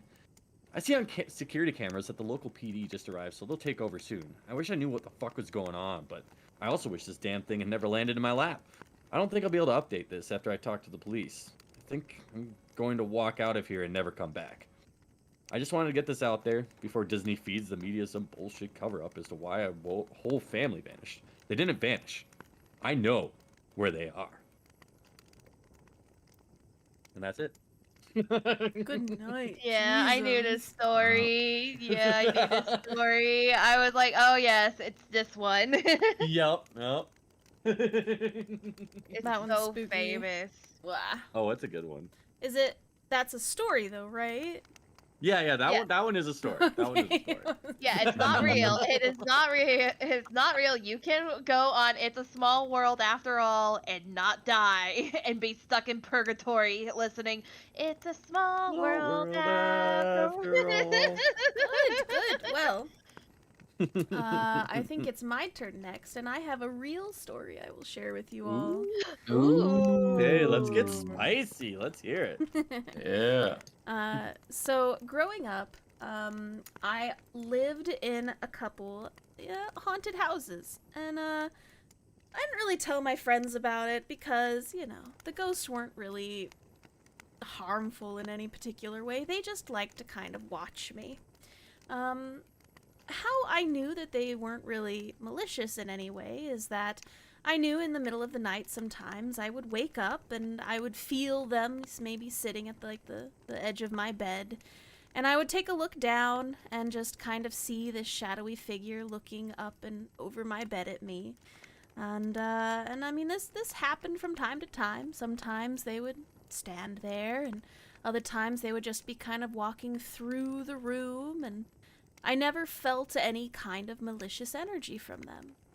But again, I did not tell my friends, and maybe I should have in retrospect when they came over to spend the night. So one night, my best friend and I, let's call her Kay, she had come over, and it was just me and her, and we were playing in my room, and we were being little gremlins, as, you know, young girls do. We were talking with each other and just, you know, doing the normal teenage bit. And eventually, I playfully was like, well, I'm gonna leave. And I left the room, flicked off the light, and shut the door behind me. And she was technically, she is standing there, or sitting there in the dark in my bedroom. And I go off to the kitchen, get a drink, use the restroom, and come back. And when I open the door, I'm greeted with a sight of my best friend sitting in the middle of my bed with my lamp in her lap turned on and her face completely pale, and I turn on the light and she just looks at me with this absolutely terrified expression on her face, and she goes, "You will not believe what I just saw." And that's when I remembered the thing that only shows up in my room when it's dark. And I was like, well, was it a shadowy figure? And she goes, yes. And I go, let me explain. And she said, no, that thing wanted to kill me. And I was like, no, they don't mean any harm. It's totally fine. They probably thought you were me and came in here to, you know, say hi like they normally do. And you probably scared them away with the light and everything. And she would not let that go. And every time I saw her and I would invite her over to my house, she would always bring up that story and how she saw the shadowy figure in my room. And I was like, don't worry about it. They don't mean any harm. And so there was another time she came over to hang out, and we had ripped all of the cushions off from our couches and laid them in the floor, because we didn't want to stay in the bedroom. She didn't want to stay in the bedroom. So instead we were in the main living room, big open door, easily seeable from, you know, if somebody walked down the hallway, you couldn't hide anything. We just put a bunch of cushions in the middle of the floor, and we were going to sleep there. And I remember at one point I had to get up and get a drink, and she was laying there asleep. And so I got up and left the room, went into the kitchen, got myself another glass of water, drank it, put the glass away, came back, and she was sitting up straight again, and she was once more pale, and she says, "I can't sleep here anymore." And I was like, "Why? What happened?" And she goes, "They reached out and woke me." I was like, "What do you mean they reached out and woke you? They've never touched me before." She goes, "They woke me, Kath. They woke me up. I can't sleep here anymore." I was like, "Okay, I get it. Do you want to call your mom, or what do you want to do?" And she says, I can't call my mom. She's at work right now. She can't come get me. I can't sleep." And I go, "Okay, fine. We'll stay up. Not a big deal. We'll play games or something like that. You don't have to sleep anymore." So we stayed up the rest of that night, and we just played games, and I didn't see anything. Nothing happened that night. And so the next day, we went about our way. She went home, and we didn't ever actually talk about that particular situation again. And I remember years later, when we were selling the house, my father said in passing something about how he's going to be happy to finally be out of the house. And that's when he mentioned to me that he had seen shadowy figures in the house downstairs. And I was like, yeah, this house has been filled with ghosts, Dad. Did you not think that they were real? Because I saw them, almost every week. And apparently he had been downstairs at one point taking a shower, and one of them, peeked into the bathroom, because it wasn't a finished bathroom, so there was, a half-finished wall leading to, the other side of the house. And he said he thought he saw me peeking around the corner at him, and so he told me to get out, but it wasn't me, because I was at school when he was taking that shower. And he never told me because he thought that he was just losing his mind. And so that is the story of my spooky house that I grew up in. Ho ho ho. Very nice. Any plans to move back? I mean, it's a really nice house. I would if I could afford it. Well, that's good. You're like, yeah, I can live with this ghost, sure. He didn't do no harm to me. Wowzers. You're deathly afraid of the dark. You would lose your mind. Emma, you're a sweet bean. It's fine. So cute.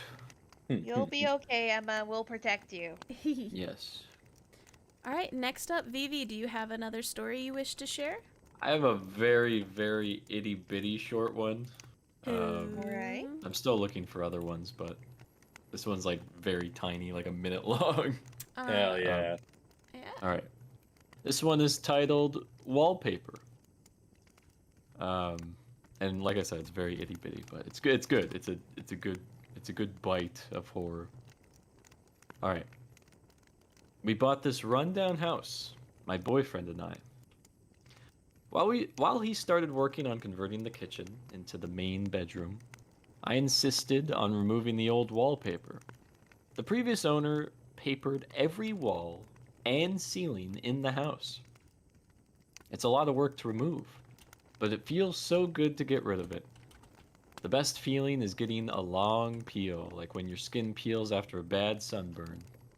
I turned it into a game, on the hunt to rip the longest piece possible. I noticed there was a person's name and date under a corner section of paper in every room. I couldn't help but investigate and Googled those names. What I discovered left me speechless. The names all belonged to missing people, and the dates matched the day of their disappearance. We notified the police, who sent the crime scene team over. I overheard one of them say, "Yeah, it's human." Wait, what's human? Ma'am, where is all the material you removed? This isn't wallpaper. And that is wallpaper. Oh my god. Yeah, I've heard that one. You heard of that one? Yeah, I've heard of that one. That one was really spooky. Yeah. Nice. Noise. Very Do you want to read one of the ones that I have, if you wanted a longer one? Oh, sure. I'd love to. Oh, I sent you one of the ones from my list. Alright, this is a no sleep one, and it is titled, Won't You Invite Me Inside? Oh God. I had a nervous breakdown at my last family reunion. Shortness of breath, dizziness, the whole deal. I stumbled upstairs and collapsed on a bed in the guest room, clutching my chest and focusing on inhaling and exhaling. I'd lost control, and it hadn't happened since, well, the last family reunion. It only happened at family reunions. And each time it happened, I'd stare up at the ceiling and see my great-grandfather's face. He wasn't in the room with me.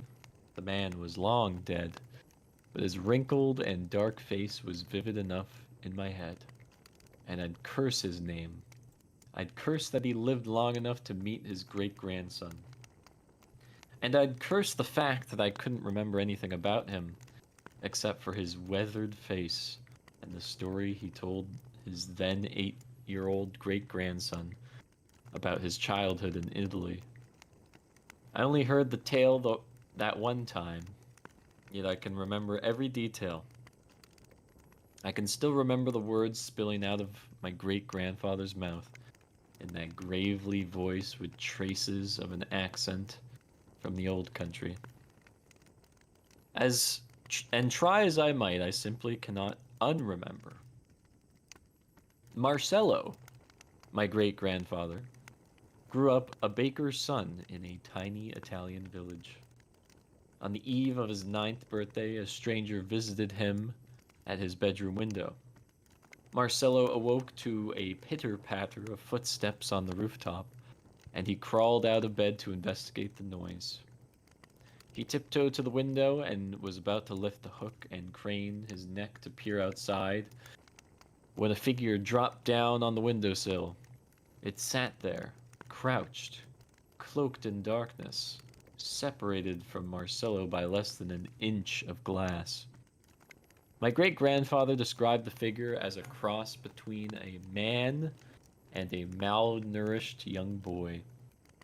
It was skinny and pale, with eyes that sank deep into its gaunt and hollow-cheeked skull. The figure raised a scrawny arm and touched the back of its right palm to the glass, and on its index finger was a gleaming golden ring. The window squeaked as the figure ran the ring down the window pane. And although the creature was unlike anything Marcello had ever seen, it wasn't the figure's unnatural appearance that kept Marcello's gawking stare. It was the golden ring on its long finger. It transfixed him. Carved into the ring's center were 2 wolves, legs and paws wrapped around one another in a passionate embrace. The wolf on the right leaned its head back, the left rested its head on the other's shoulder. A dozen diamonds enclosed the 2 animals in a circle of dazzling sparkle. The ring ran down the window and Marcello reached out to the glass. His small hand followed the ring down the window. When the ring reached the bottom, the creature pulled its hand back. The crouching figure twisted the ring on its finger, and then it spoke in a low, raspy voice. "I have a birthday gift for you. Won't you invite me inside?" Marcello's hand reached for the hook, and he considered lifting it and allowing the creature inside. He was certain the golden ring would be the birthday present from this stranger in the night. He wanted that ring with every ounce of his soul, yet he wasn't sure why. Marcello placed his finger on the hook, and the creature's head twitched, straightening up in the darkness. Its eyes looked past Marcello, and my great-grandfather turned his head. Shadows danced down the hallway of his home. Someone was approaching Marcello's bedroom. Marcello looked back at the window, and the creature and its beautiful ring were gone. Marcelo told his parents about the encounter and explained the golden ring in fine detail. And although my great-grandfather detected secretive and hushed glances between his mother and father, his parents quickly and sternly dismissed Marcelo's mysterious encounter. They chalked it up to bad dreams, and they told him not to speak of it again, for it may scare his sister. My great-grandfather obliged, even though in his heart he knew it was no nightmare. And for many nights he had sweet, covetous dreams of that golden ring. Marcelo cared not for the unusual creature that carried the ring, only the ring itself. He hoped for the creature to return, and each night looked out his window over the village and the rolling hills, hoping to spot the gaunt creature and its sparkling golden gift. But the creature did not soon return. 1 year later, on the eve of my great-grandfather's 10th birthday, he traveled by train with his father to a marketplace to sell bread and pastries in the big city. Business was good, and they sold every crumb. This disappointed Marcelo because he was hoping to eat the leftover cookies as a birthday treat. On the way back to the train station, Marcelo saw a cloaked beggar shaking a cup in the midst of the bustling marketplace. My great-grandfather locked eyes with the beggar, and Marcelo recognized them as the deep, sunken eyes that pierced him from the windowsill 1 year earlier. Coins jingled in the beggar's cup, and a sparkle caught Marcelo's eye. On the long index finger that curled around the tin cup was the golden ring. Marcelo yanked his father towards the beggar, hoping to finally claim his birthday prize. But Marcelo's father yanked harder and pulled him to the train, and it quickly departed back to the village. My great-grandfather waited by his window that night. He knew the creature would return. He was sure of it, and he was right. For not long past midnight, Marcelo heard that familiar pitter-patter on the roof. He went to the window, and the creature dropped down, nimbly landing on the windowsill. It crouched down, and it slowly waved the ring in the darkness. "I have a birthday gift for you," it said. "Won't you invite me inside?" Marcelo's fingers shot towards the hook. "Yes, please come in," my great-grandfather whispered. But when Marcelo's finger was on the hook, and he was about to flip it upwards, he reconsidered. Maybe it was the secretive glances his parents shared last year. Or maybe it was the force of which his father pulled him away from the beggar in the marketplace. Maybe it was his younger sister whom Marcelo loved dearly and didn't want to frighten or bring harm in any way. Whatever it was, my young great-grandfather decided opening that window would be a grave mistake. He backed away, and the creature placed that golden ring with the embracing wolves on the window and smiled seductively. Its finger then motioned at Marcelo, moving it back and forth, calling my great-grandfather back to the window. Marcelo reached out and inched toward the window, and he fought the urge to claim his promised birthday gift. Instead of lifting the hook, my great-grandfather yanked the curtains closed. The creature squealed, and through the crack in the drapes, Marcelo saw the emaciated figure leap upwards. He heard the pitter-patter on the roof, and then the noise vanished. Marcelo jumped into bed and pulled the covers over his head, listening intently for the creature, but hearing nothing. He woke at dawn, safe in his bed to the smell of fresh cookies.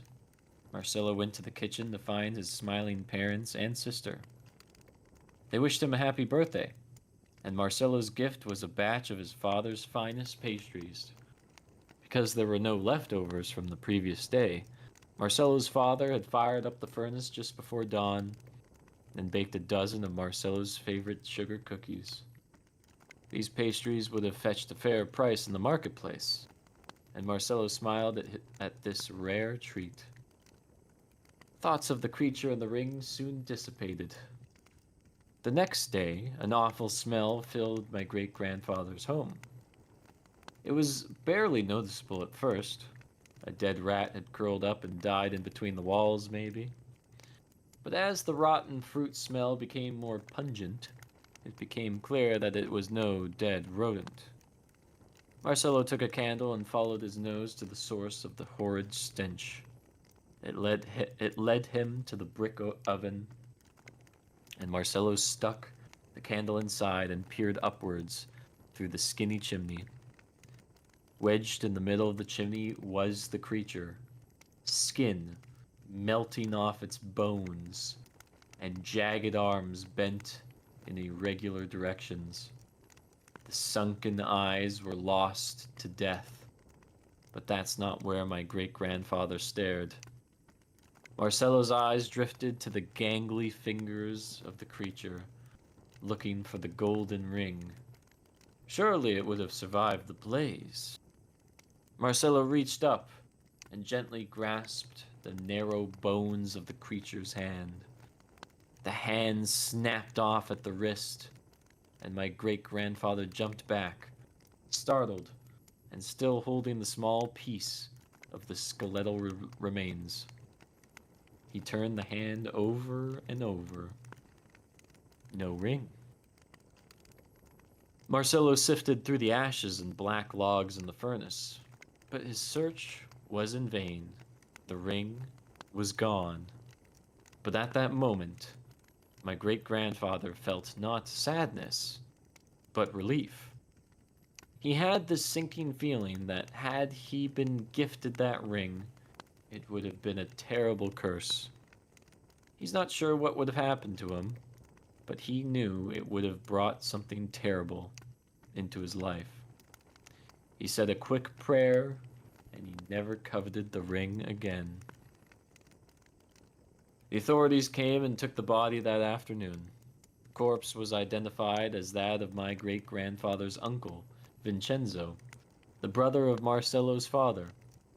He had been a family outcast, not welcome in any home for terrible things he had done in the past. So he had lived on the streets, resigned to a lifetime of begging and hunger. When Marcelo asked what things Uncle Vincenzo had done, his parents only shook their heads. They simply would not say. Some things are better left unsaid, and other things are better left unknown, Marcelo's parents told him. And that's where my great-grandfather's story about his childhood ended. Marcelo never did inquire about his uncle's past. He was a good boy and always listened to his parents. And besides, some things were better left unknown. If you dig up the past, you are likely to suffer from its unearthed secrets, my great-grandfather once said. But as I got older and my panic attacks at family reunions worsened, I didn't heed my late great-grandfather's advice. His story had nagged me for years, and I sought an end to my paranoia and apprehensive episodes. So, after many phone calls, internet searches, and struggling through interpreting faded criminal records faxed over from Italy, I finally learned some elements of the truth about the rotting corpse pulled from my great-grandfather's chimney nearly a century ago. And it was pretty much what my great-grandfather had already known, and thus, what I had already known. My great-grandfather's uncle was a beggar, and he lived on the streets. That much was clear. And the horrible things he had done? Well, that's where it wasn't so clear. He had been questioned in the disappearance of multiple young children and women over the years, but police never did have enough evidence to charge him with anything. There were only rumors, hearsay, and suspicions of family members, but no charges and no convictions, only enough to condemn him to a life of an outcast on the streets, starving and alone. I know there is more. There has to be more. But I don't want to dig any further. I'm not sure I want to suffer from the secrets of what I would unearth. I wish to honor the advice of my great-grandfather, even though it is the memory of his childhood story that now wrecks me with debilitating paranoia. But if all I have to suffer through is one panic attack a year, maybe that is a gift, because it could be worse. The more I discover, the worse it would be for me. There's not a doubt in my mind. I could ask my old Italian relatives at the yearly reunion about my great-grandfather's uncle and the real nature of our family's ancient whispers and heirlooms. Perhaps my father, or great-grandfather, or grandfather, might know more. But I'm scared of what I might find, of what I might learn. I could ask my grandfather's brother, my great-uncle Carlo, because every year that I greet him, that's where the panic attacks begin. Carlo will grasp my hand, pull me close, and I'll feel his jagged, sharp fingernails dig into my wrist.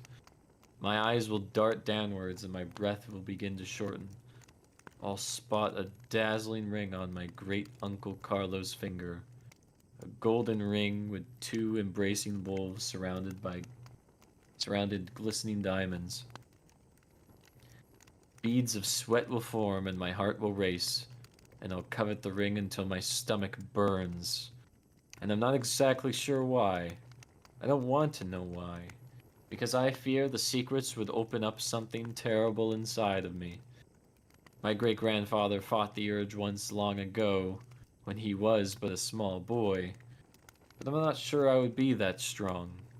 My chest will tighten, and I'll clutch it with my free hand. But before I can escape upstairs, my great-uncle Carlo will look at me with a glimmer in his old, sunken eyes. He'll say, "I've still never seen where you live. Won't you invite me over sometime?" And that was the end of the story of Won't You Invite Me Inside? Bum, bum. Ba ba ba. Spooky. Very. Well, Thank you, this Vivi. has been an absolute delight, but I believe now is about the time I should check out for the evening. Oh, Yeah. good. Thank you for popping in for a little bit, Ninja. Thank you for having me. I appreciate it. I've been actually hoping to do something like this for the last couple of years, so I'm happy that you were able to put it on. Heck That's yeah. amazing. Yay! Well, Heck you yeah. have a good sleep. Yeah, rest you well. as well. Whatever you gremlins go to sleep. Thank Yeah. Heck yeah. Oh, Very Lord. cool. Well, it was a puzzle next, I think. Yeah. Do you have another story puzzle?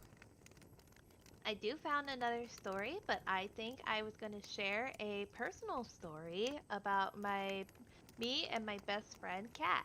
Sure. Nice. So, yeah, this actually happened a few years ago before my best friend moved out of state.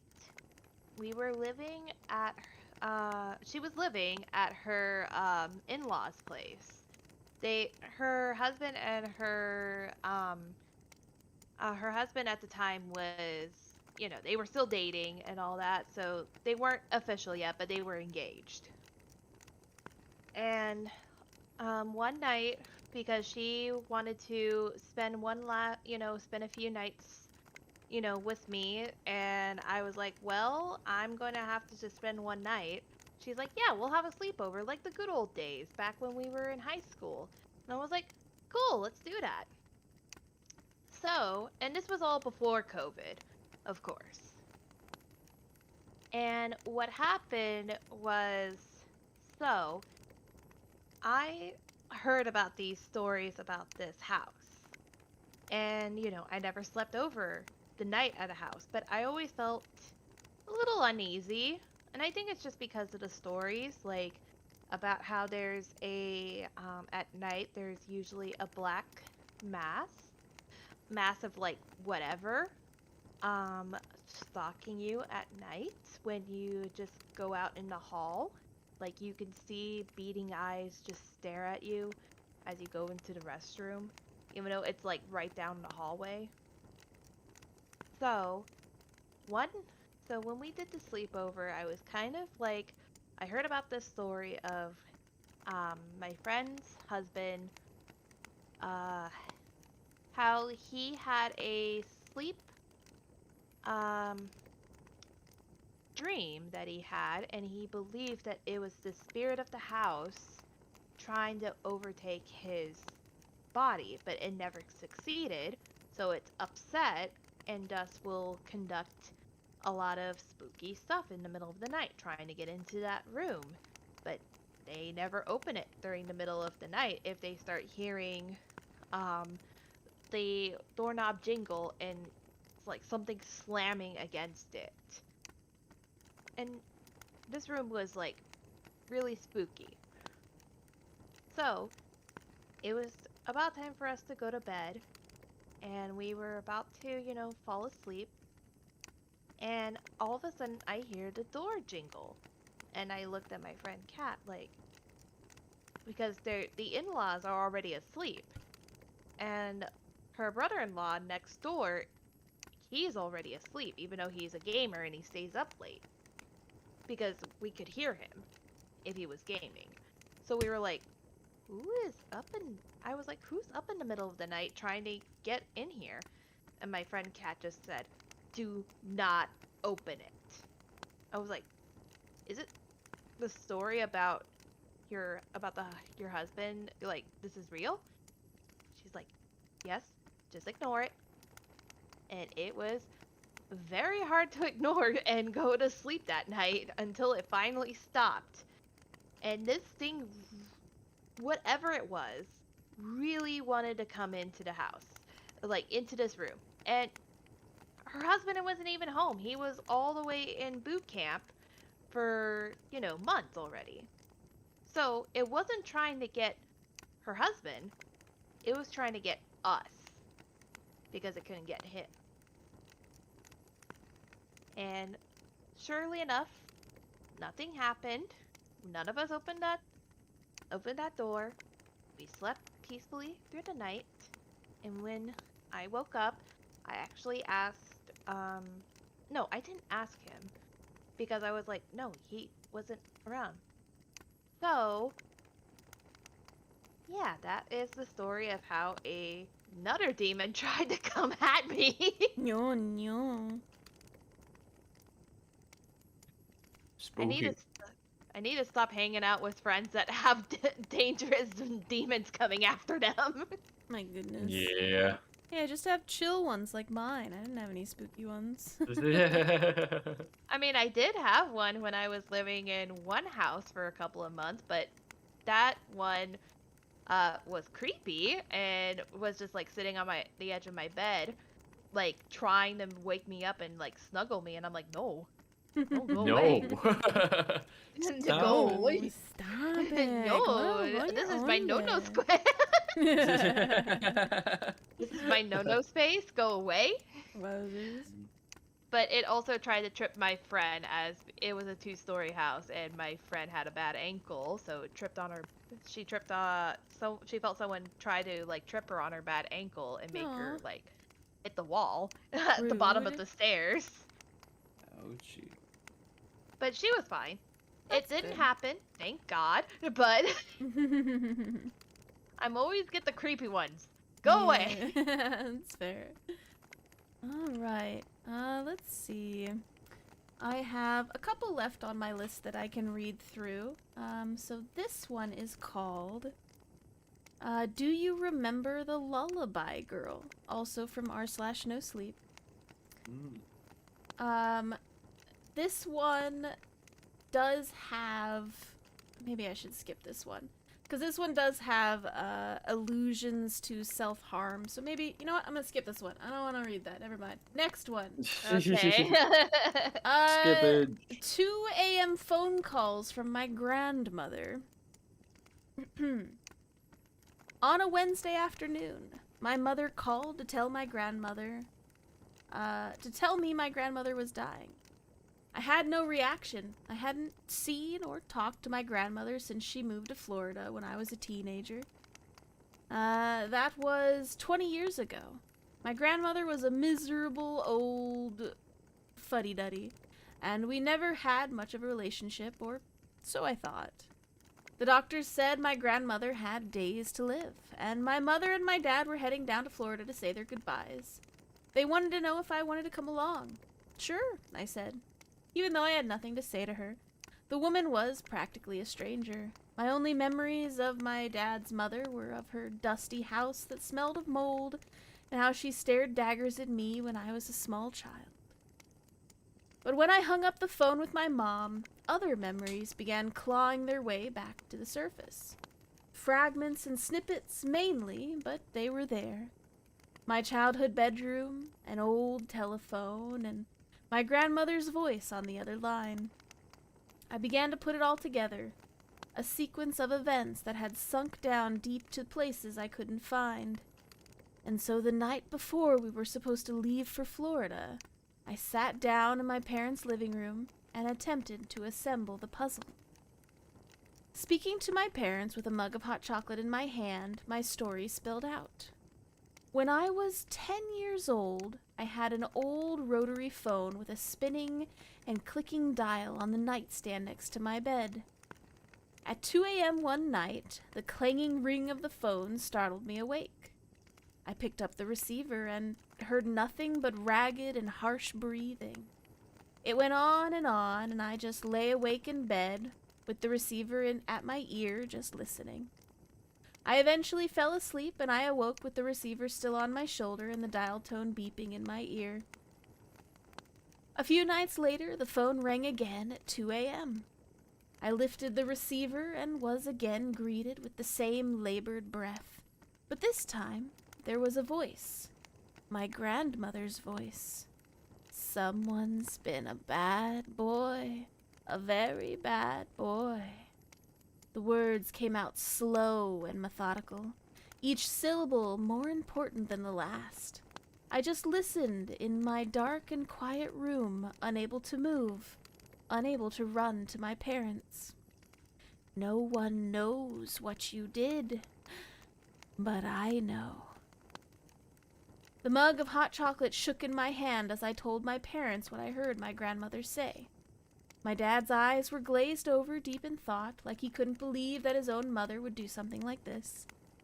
My mother looked at me with pleading eyes, eyes that begged the question, why didn't you tell me this when it happened?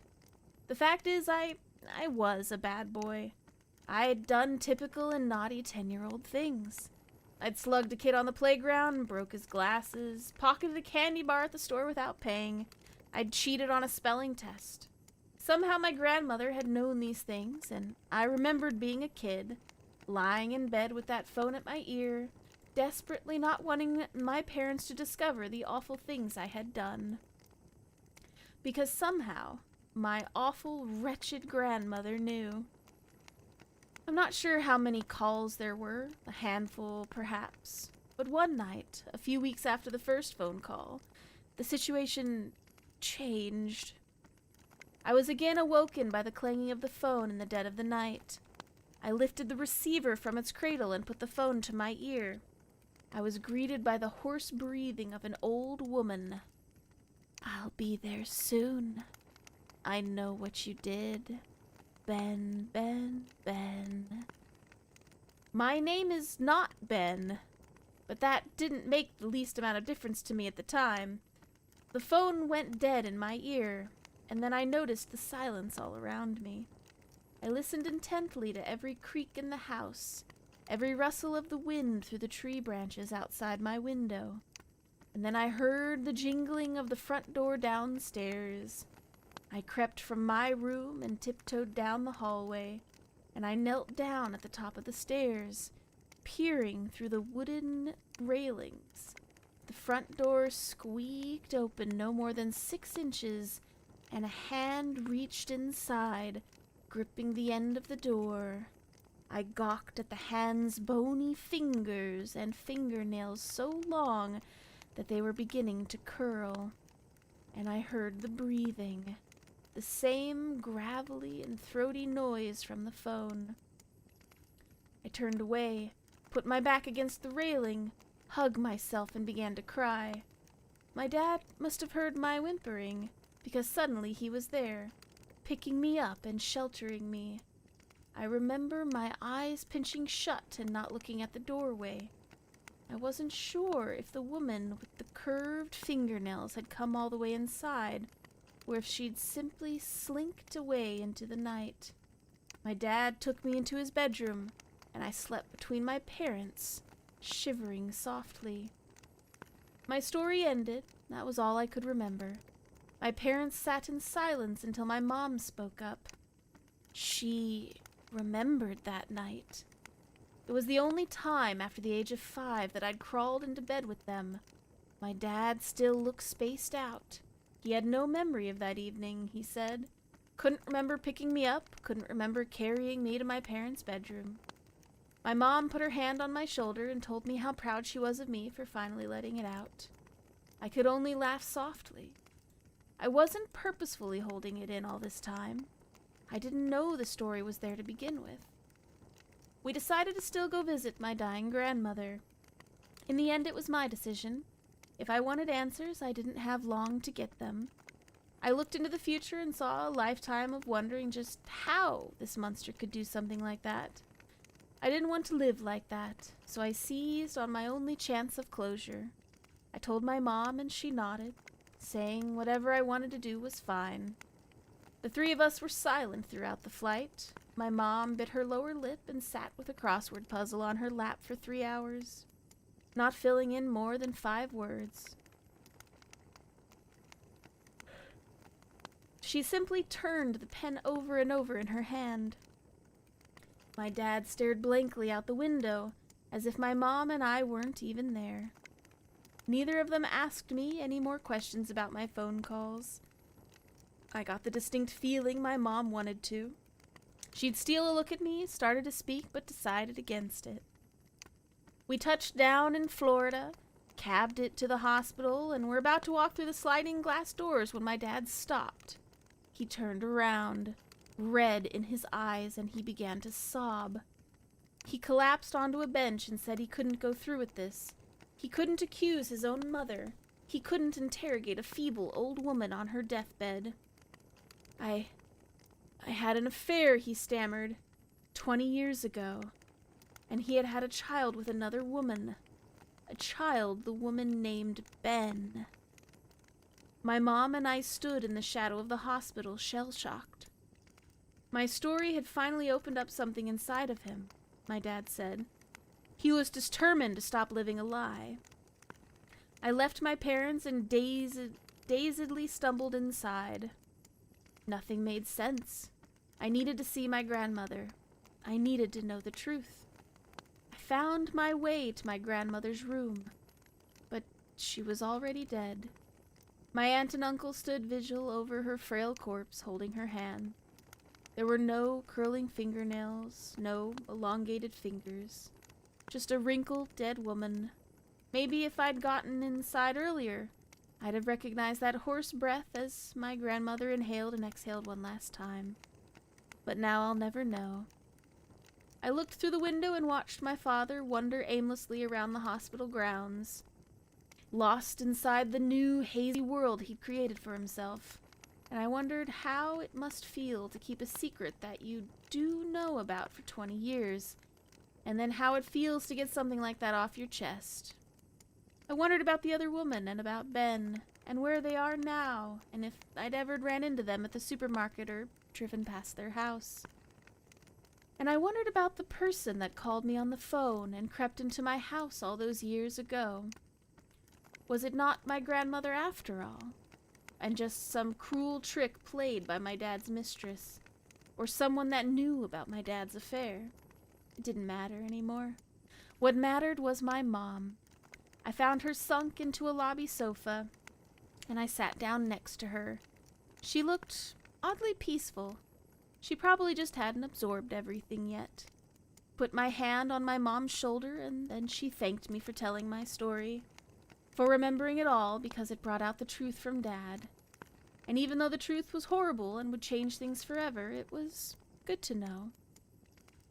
But then I began to question my own story. Was it all in my head? Why did I not remember any of it until a few days ago? My eyes welled with tears. I told my mom it felt like I'd destroyed our family because of a story. that could be make-believe. A story from the mind of a 10-year-old who is now lost to time. My mom reassured me. She believed my story was true. She didn't know who was in our house and what my dad might have seen that night, but she believed me. But still, she said there's one part of my story she didn't understand. That old rotary phone in your bedroom. You do remember that was a play phone, right? And that is the end of the story. Oh my god. Wowzers. No, no, no, no, no. Ah, ba, ba, ba, ba. And Yeah. just nope, nope, nope, nope, nope, nope, nope, nope, nope. Nope, nope, nope, nope, nope, nope. All right, VV, do you have another story for us? Kind of. It's another short story, but I'm having trouble finding like longer ones, I guess. I pulled mine from the No Sleep Reddit. Yeah, I just don't want to. Since I missed the beginning, I don't want to pull any duplicates, you know? I mean, if you just tell us the title, I can let you know if we read it or not. Okay. Or I can give you another one of my list.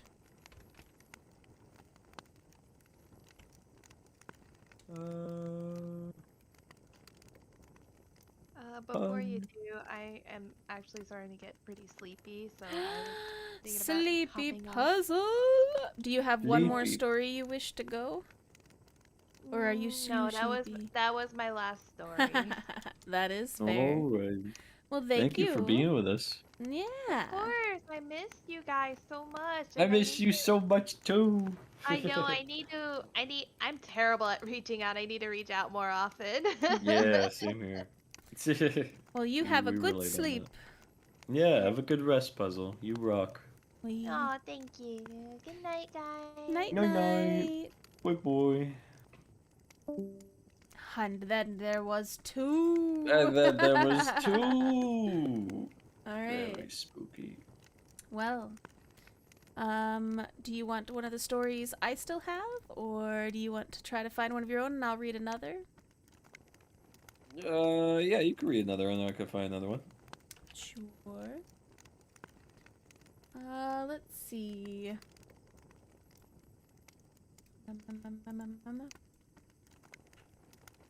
I will read.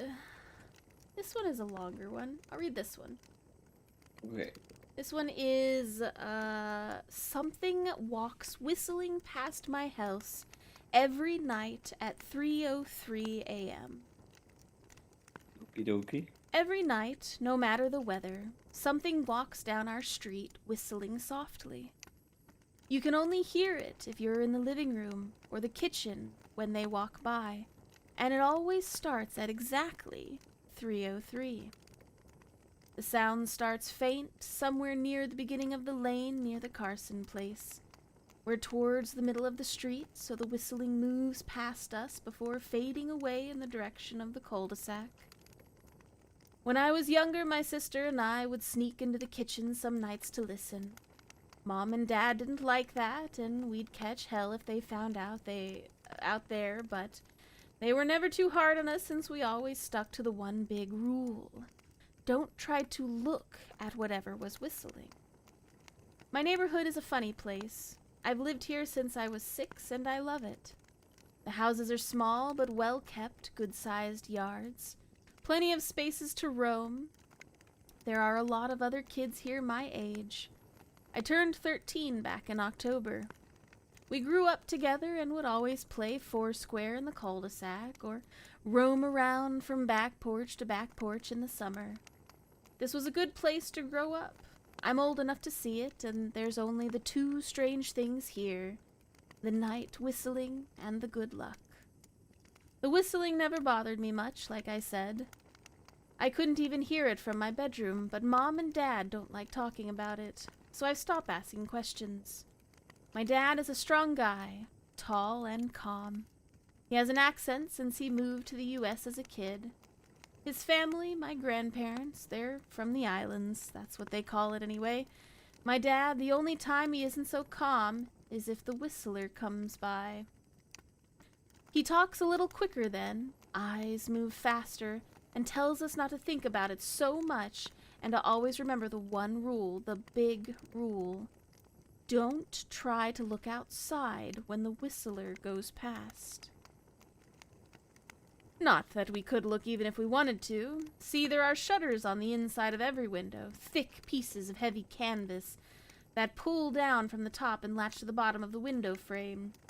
Each latch has a small lock about the size of what you'd find on a diary. My dad locks those shutters every night before we all go to bed and keeps the key in his room. My mom, I don't know what she thinks about the whistling. I've seen her out in the living room before at 3:03 when the sound starts. I could see her if I cracked my door open just an inch to peek. She's not out there often, at least I haven't caught her that much, but once or twice a month I think she sits out there on the big red couch just listening. The whistler has the same tune every night. It's cheerful. Remember how I said there are two odd things about where I live? Well, besides our night whistler, everyone in the neighborhood is really lucky. It's hard to explain, and my dad doesn't like us talking about this part much, but good things just seem to happen to people here a lot. Usually it's small things, winning a radio contest or getting an unexpected promotion at work, or finding some arrowheads buried in the yard, you know, the authentic kind. The weather is pretty good and there's no crime, and everybody's gardens bloom extra bright in the fall. A million little blessings I've heard my mother say about living here. But the main reason we stay here, why we moved here in the first place, is my sister Nola. She was born sick, something with her lungs. I couldn't even bring her home when she was born. Only visit her in the hospital. She was so small. I remember, small even compared to the other babies. A machine had to breathe for her. We moved into our house here to be closer to the hospital. As soon as we moved here, Nola started getting better. The doctors couldn't figure it out. They chalked it up to whatever they were doing, but we all could tell they were confused. But my parents knew. Even I knew. Nola getting better was just another of the million little blessings we got for living in our neighborhood. That's why we stayed, even after we found out all that. For every small miracle that happens here every day, now and then, some bad things happen. But they only happen if you look for the whistler. See, our neighborhood has a welcoming committee. They show up with a macaroni casserole and a gift basket and a manila folder when someone new moves in. They're very friendly. 4 people showed up when we moved in 7 years ago. The committee made small talk, gave me a Snickers bar, and took turns holding Nola. It was her first week out of the hospital, so they were extra careful. Then the committee asked to speak to our parents in private, so I was sent to my room where I still managed to hear nearly every word. The welcoming committee told my parents about how nice the neighborhood was, really exceptional. Hard to explain, kind of nice, and then they told my parents about the even harder to explain whistling that happens every morning at 3:03 and ended at the tick of 3:05. The group, our new neighbors, warned our parents that the whistling was quiet, would never harm or hurt us, as long as we didn't look for what was making the sound. This part they stressed, and I pressed my ear to the door, straining to hear them. People who went looking for the whistler had their luck change, sometimes tragically. A black cloud would hang over anyone that looked. Anything that could go wrong would. The manila envelope the committee brought over contained newspaper clippings, stories about car crashes and ruined lives, public deaths and freak accidents. Not everyone dies, I heard the head of the committee tell my dad, but the life goes out of them. Even if they live, there's no light in them ever again, no presence. My mom, I could tell she wasn't taking it seriously. She kept asking if this was some prank they play on new neighbors. At one point, my mom got angry, accused the committee of trying to scare us out of our new home, asked them if they were racist on account of my dad being from the islands. My dad calmed her down and told her he would tell our new neighbors who were sincere, and they were just trying to help us. He explained that he grew up hearing these kinds of stories from his mom, and that he knew they were strange things that walked among us, and some of those strange things were good, and some were bad, but most were just different. After the committee left, my dad went out to the hardware store, bought the canvas blinds, the latches, and the locks, and installed them on every window in the house after dinner. The first night in our new house, I crept out of my room at 3 a.m., only to find my dad awake, sitting on the living room couch, holding my baby sister. My dad held up his finger in a shush motion, but patted the couch next to him. I sat, and we waited. At exactly 3:03, we heard the whistling. It came and it went, just like our neighbors said. The whistling returns each night, and we never look, and we enjoy our million little blessings every day.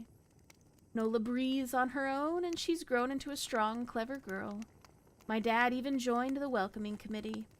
We don't get new neighbors often. Why would anyone want to leave? But when a new family moves in, my dad and the committee bring them a macaroni casserole, a gift basket, and the manila folder.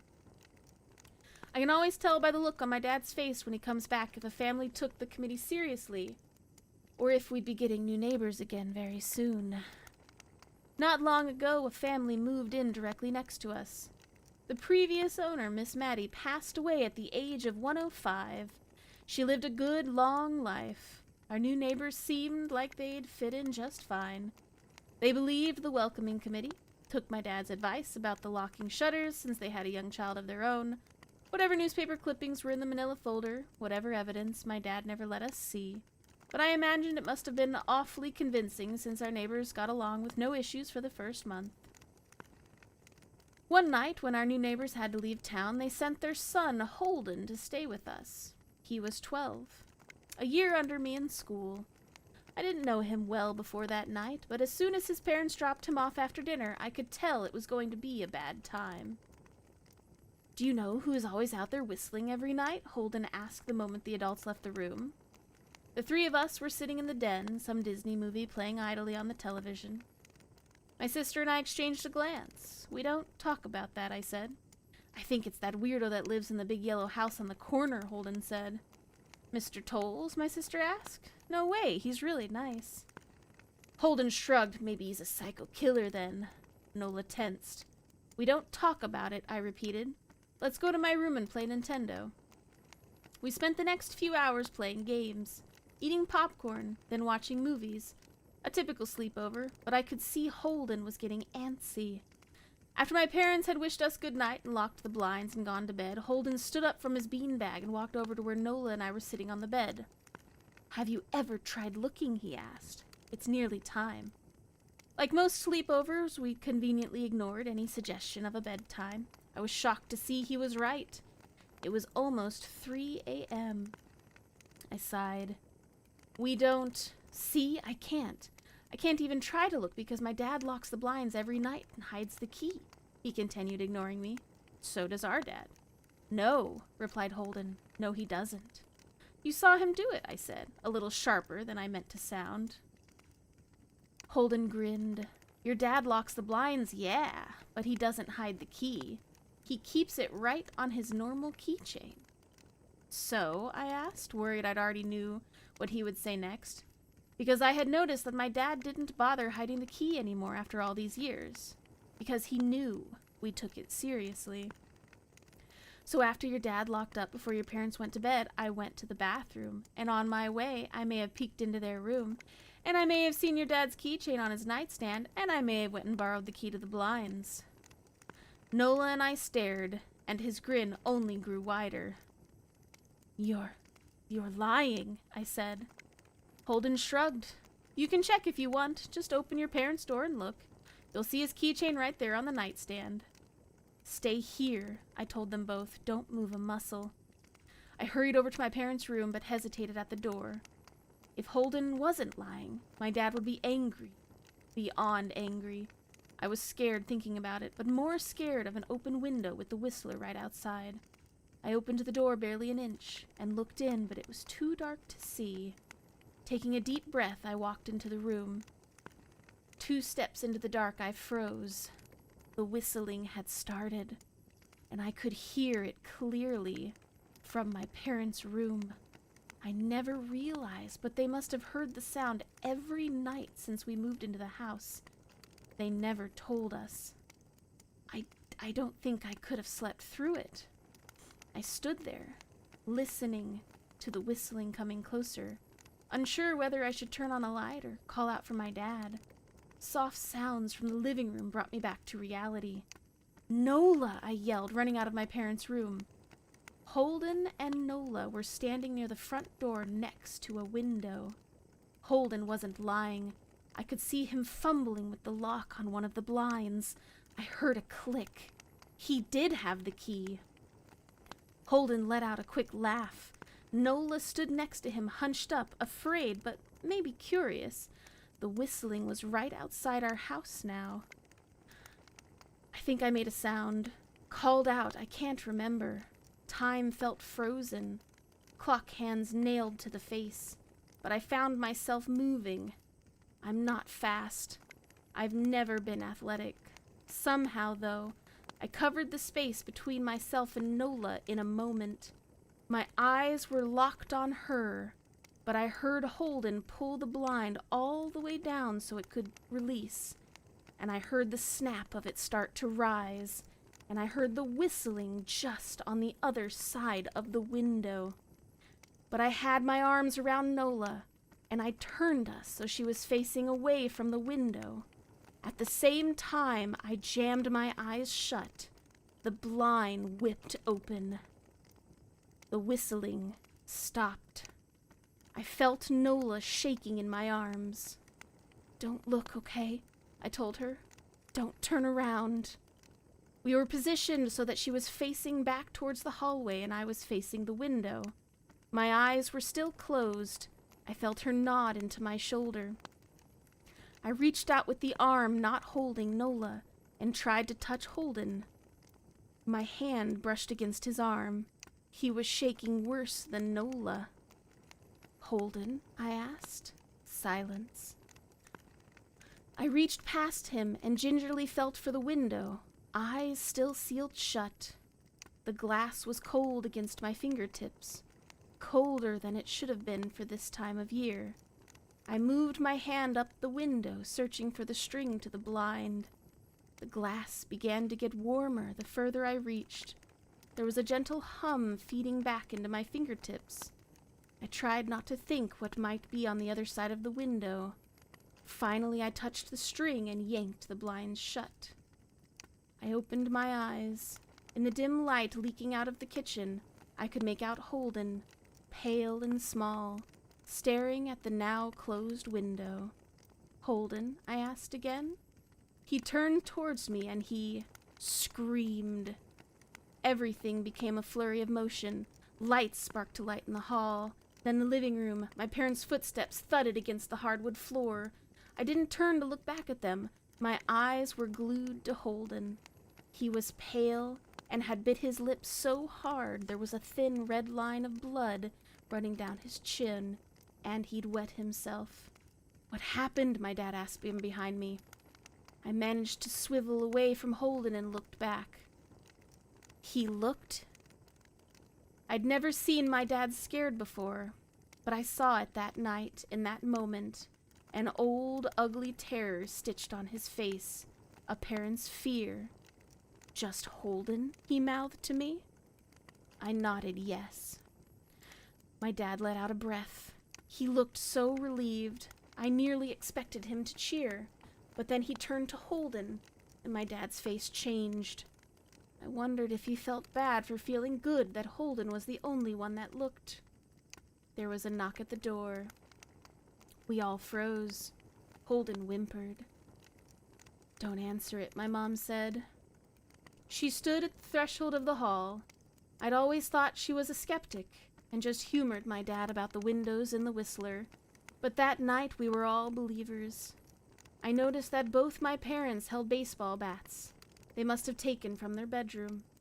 The knock came again. "Please don't open the door," Holden whispered. My dad walked over to him and hugged him close. "We won't," my dad promised, still holding his bat. Nothing is coming in here tonight.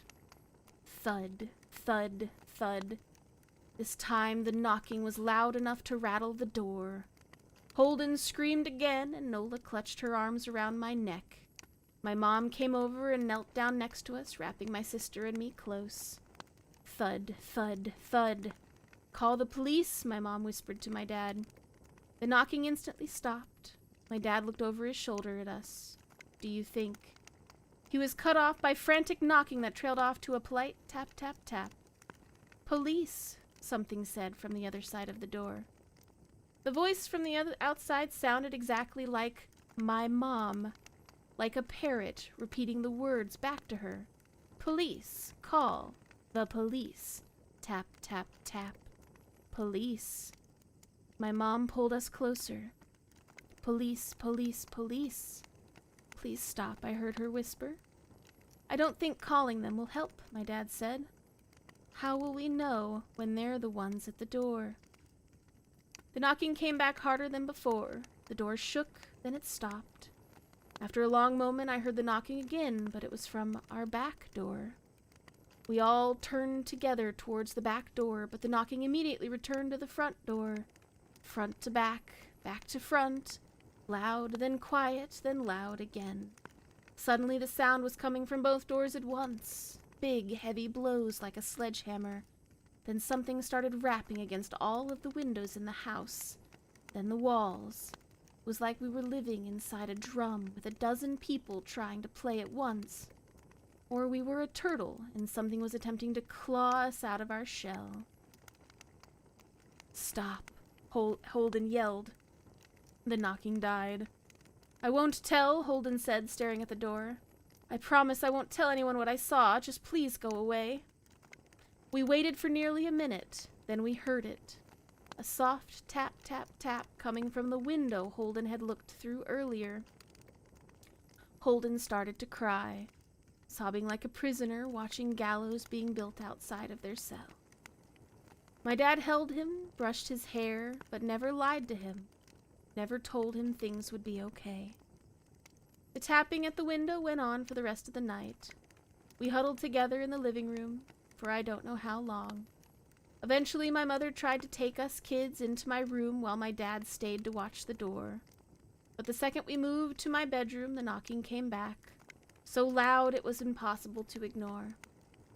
I was afraid the door couldn't take it. We went back to the living room and the knocking stopped. Only the tap, tap, tap on the window remained. None of us slept that night.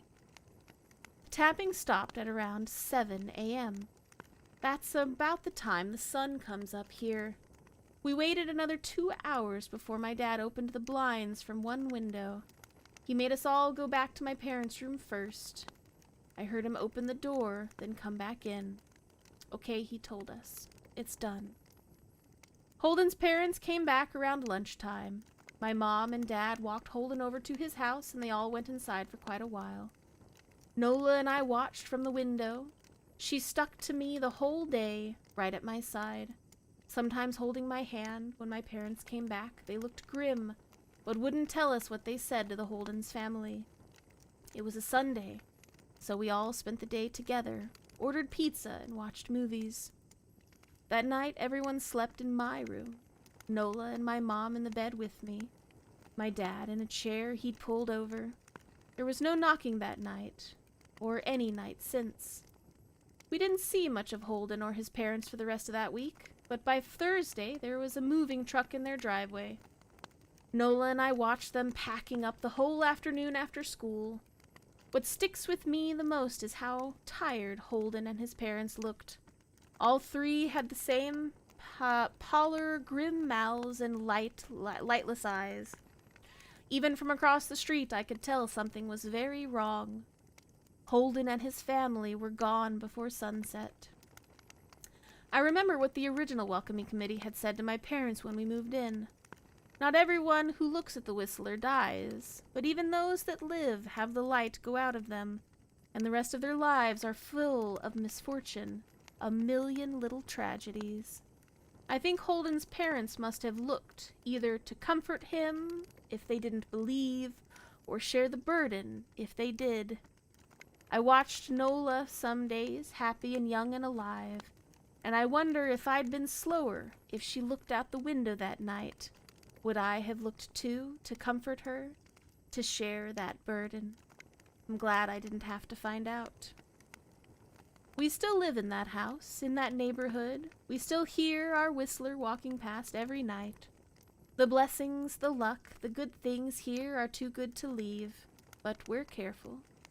We don't have friends over to spend the night anymore, and my dad hides the key to the blinds very, very well. Not that I've gone looking. Some things you just don't need to look for. And that is the end. Very good. Well done. Bye bye. Pretty good. Thank you. Do you have a story? I dug and I didn't like any of the ones I was digging through. I want to find really good ones, but. Row. Well, my voice is getting tired if you don't have anything. I could do one that you found if you have any extras. Sure. I have a lot. Okay. Let's see.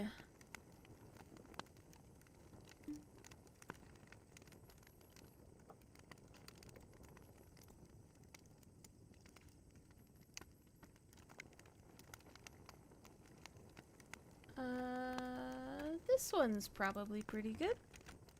Yeah. There you go. Let's see what we've got. I'm gonna do a short story first that I found. This one's like really short, but I want to read this one. Okay. This one, I'll reveal the title after, because it's spoily. Mm-mm.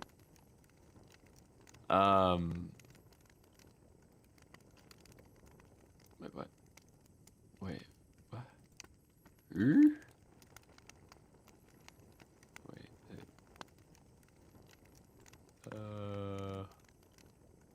Here. Okay. Alright. A beautiful young girl is left alone, is left home alone, with only her dog to protect her. On the news that night, they announced there was a serial killer on the loose in the area. Before she goes to bed, she locks all the doors and tries to lock all the windows. The one in the basement won't lock. She decides to leave it unlocked, but locks the basement door and goes to bed. Her dog takes its customary place under her bed. In the deep of night, she awakens to a dripping sound coming from her bathroom. Half awake, the girl feels the comforting lick from her dog and falls back to sleep. She reawakens to the dripping sound, reaches her hand down to the dog, where she feels the reassuring lick, and falls back to sleep. Once more, she awakens to the dripping sound. She reaches her hand down and feels the lick of her dog. Now curious about the dripping sound, she gets up and slowly walks towards the bathroom. The dripping sound getting louder as she approaches.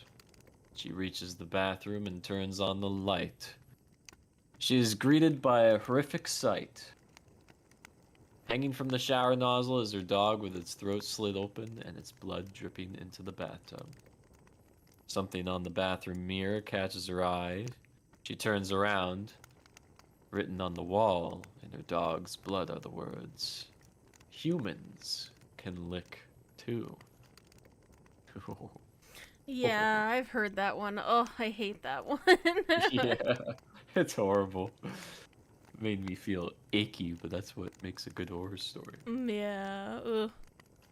Oh, this one. Instantly recognized. Alright. Let's do it. Mhm. I will read the long form, the one so your voice could get.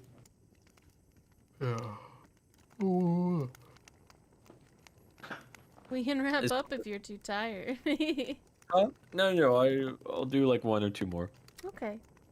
This one is titled I wasn't alone seeking shelter from the blizzard, and it's taken from No Sleep, r/No Sleep.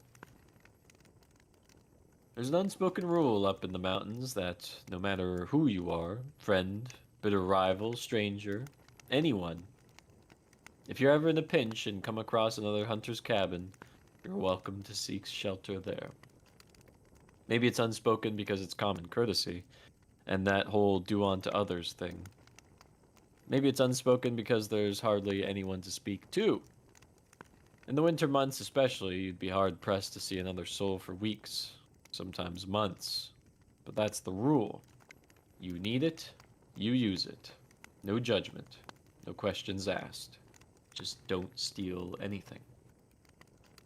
Now, I'm not a burly, seasoned mountain man that flosses with tree bark and never shaves, but I do like to hunt. I often leave my small Alaskan village for weeks at a time and take to my hunting lodge up in the mountains. I'm a fairly cautious guy, and I know the mountains can be traitorous, so when I leave prepared. I check the long-term forecast, gather the necessary supplies, bring backups, and make sure I've got enough of everything I need to survive at least a week longer than I plan on staying, just in case. I always believed my precautions would protect me, but like a child's security blanket, they were only a paper-thin illusion of safety. There's no planning when Mother Nature decides she's in a mood. That's why I never expected to get caught in a blizzard that day. It had started out sunny and cold, but as the day progressed, a few clouds formed. By the time they had massed into a heavy cloud covering, I was already on my way back to my cabin with a couple hairs hanging over my shoulders. I named them dinner and breakfast. I was planning on eating breakfast for dinner and dinner for breakfast, if only to make myself laugh. It's the little things like that keeps the solitude from turning into loneliness. The snowfall seemed to come out of nowhere, like someone had knocked an awning shut, and all the snow collected on top had fallen all at once. Except it wasn't a single tidal wave of snow. It was a relentless, unending assault. Last I checked, the weather reports hadn't mentioned a blizzard, and yet a blizzard was what I found myself walking through. It got very dark, very fast, and I kicked myself for leaving my flashlight back at my lodge. I'd planned on coming home long before nightfall, so I hadn't thought I needed it. I'd been sorely mistaken. Snow prickled painfully as it darted into my eyes. I'd squinted almost all the way to keep those sub-zero jerks from stabbing me blind. The wind howled as gales cut through my clothes and right into my bones. I could barely see 2 feet in front of me, and couldn't see the 2 feet beneath me as they sank in an ever-growing blanket of white. I'm not sure when I realized I was lost. At some point, I knew I should have arrived at my cabin, but all I saw was white with a few slivers of gray swayed in the thick breeze. The hairs at the back of my neck became stiff and battered against me with every puff of air and every awkward, crashing footfall. I was running out of energy, running out of ideas, and beginning to panic. I could have spun around in a computer chair 100 times and felt disoriented than I did in that whiteout. And then I walked right into a cabin. Literally.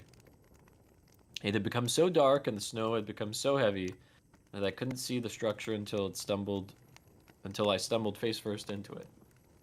I held my hands against the wooden facade so I wouldn't lose in the storm, and circled around until I found a door.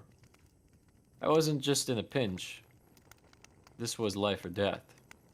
In the unlikely event someone was inside, I knocked on the door and waited for an answer. Through the howling wind, I could have sworn I heard, "Come in." As I swung open the door and stepped inside, a small avalanche of snow tumbled in with me. I didn't bother trying to kick it out, as I fought against the wind to close the door behind me.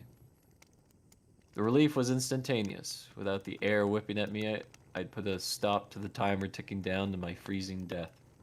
"Thanks," I whispered. I turned towards the inside of the cabin and tried to get my bearings, but all I saw was blackness. which meant I had no real way of gauging the size of the cabin. Yeah, I'd circled around it, but I'd been stumbling around, half blind, focused on trying to find the doorknob, so I had no idea what length of the cabin I'd covered. I could have walked half of it. I could have circled around 3 times without realizing it. Through the darkness, all I could see was the vague outline of someone sitting up in the corner. "You're a real lifesaver," I said. He didn't answer. I pawed around for a lighter, a lantern, a matchbook, anything that could emit light, but all my fingertips touched were chains and barrels of hunting rifles. I stopped poking around when I felt an open bear track. I wouldn't want to get my arm caught in one of those. It was safer to sit still and wait for daybreak. It occurred to me the stranger might have been seeking refuge as well. "So," I started, keeping my tone light and innocent, "you the owner of this cabin?" The answer was more of a hiss than a word, but in that hiss I heard a faint yes. I sat on the floor, let my hairs down beside me, and reached into my pack. Why I'd taken a sleeping bag with me and not a flashlight was beyond me. I removed my wet clothes and quietly slipped into the sleeping bag to warm up, making conversation as I did. "Thanks again. That blizzard really came out of nowhere." He replied with the slow, labored, wheezy breaths of an elderly man on his deathbed. "Dangerous." "Yeah," I chuckled. "That's an understatement." "Hungry," he exhaled. "You got a fireplace? I got a couple of hares. I'll cook 'em up." "It's the least I can do," I offered. His reply was drawn out, like a wolf howling, but without the majestic hum. "No." "Okay, as soon as the blizzard dies down, I'll go gather wood and make us a fire. Can you wait until then?" I saw his silhouette shift slightly. There was a rattle of chains. "No." Again. The O stretched out in a long, bloated groan.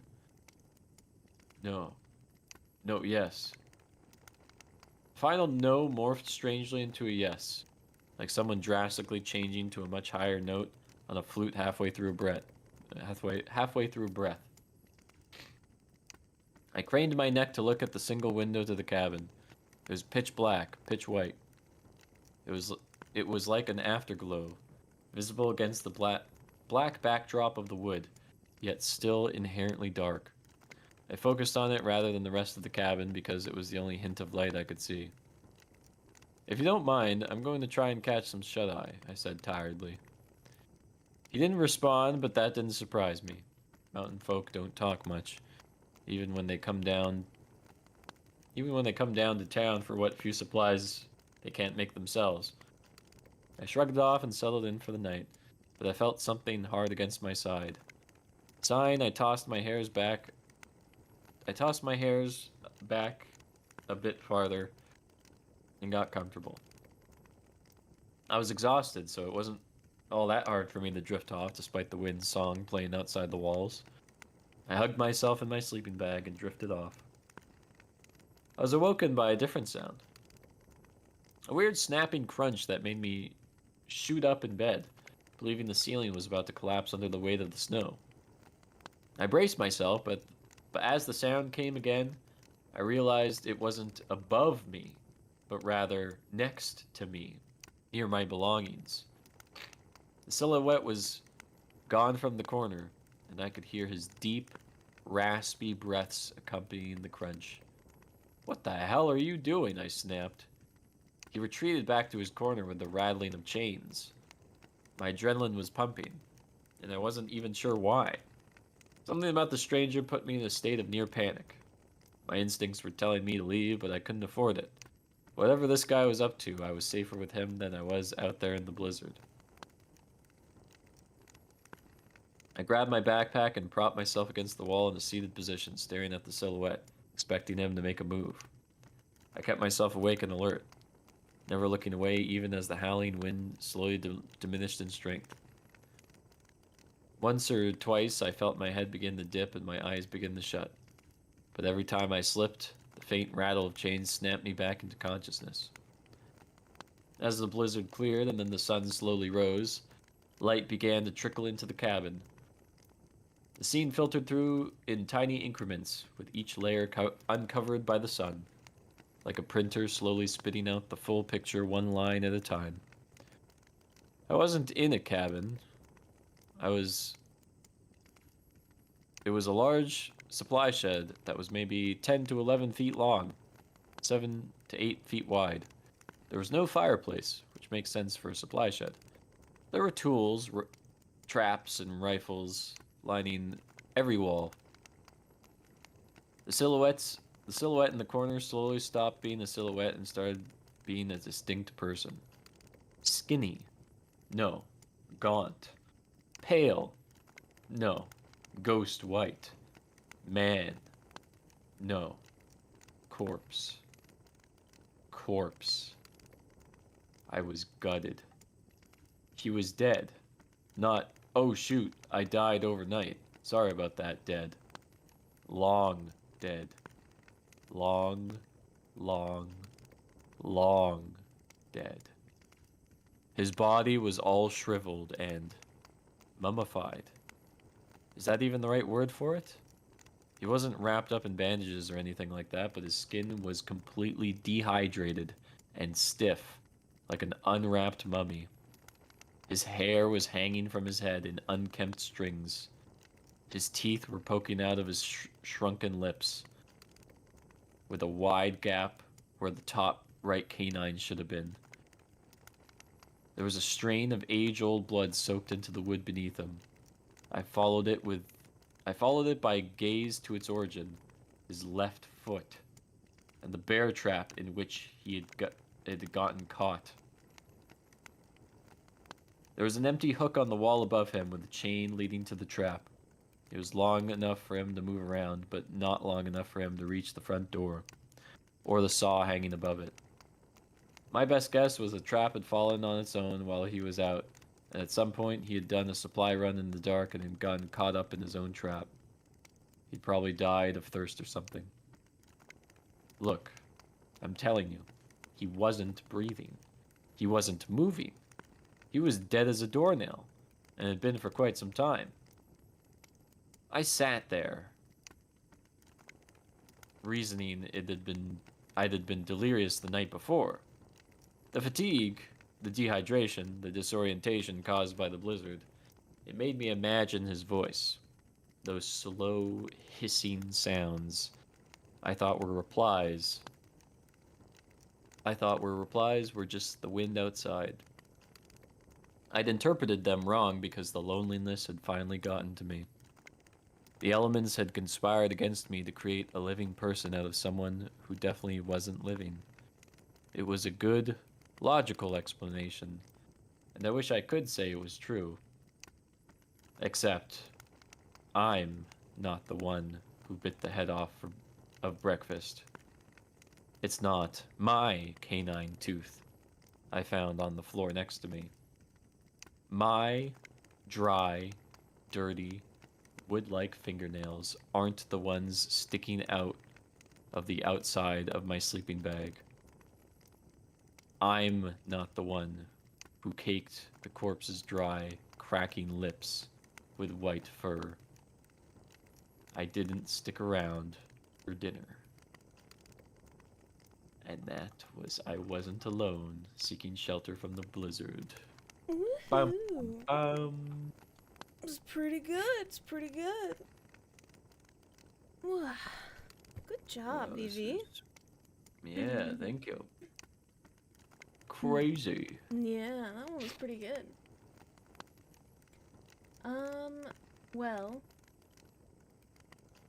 I think I might be too exhausted to continue. Yeah, that's okay. You did great. Almost 7 hours. Well, technically, it was 30 minutes, and then Twitch crashed us, and we had to restart. So we've been alive Oh, for yeah. 30 minutes more than that. Nice. So over 7 hours. Good job. Yeah, it was pretty good.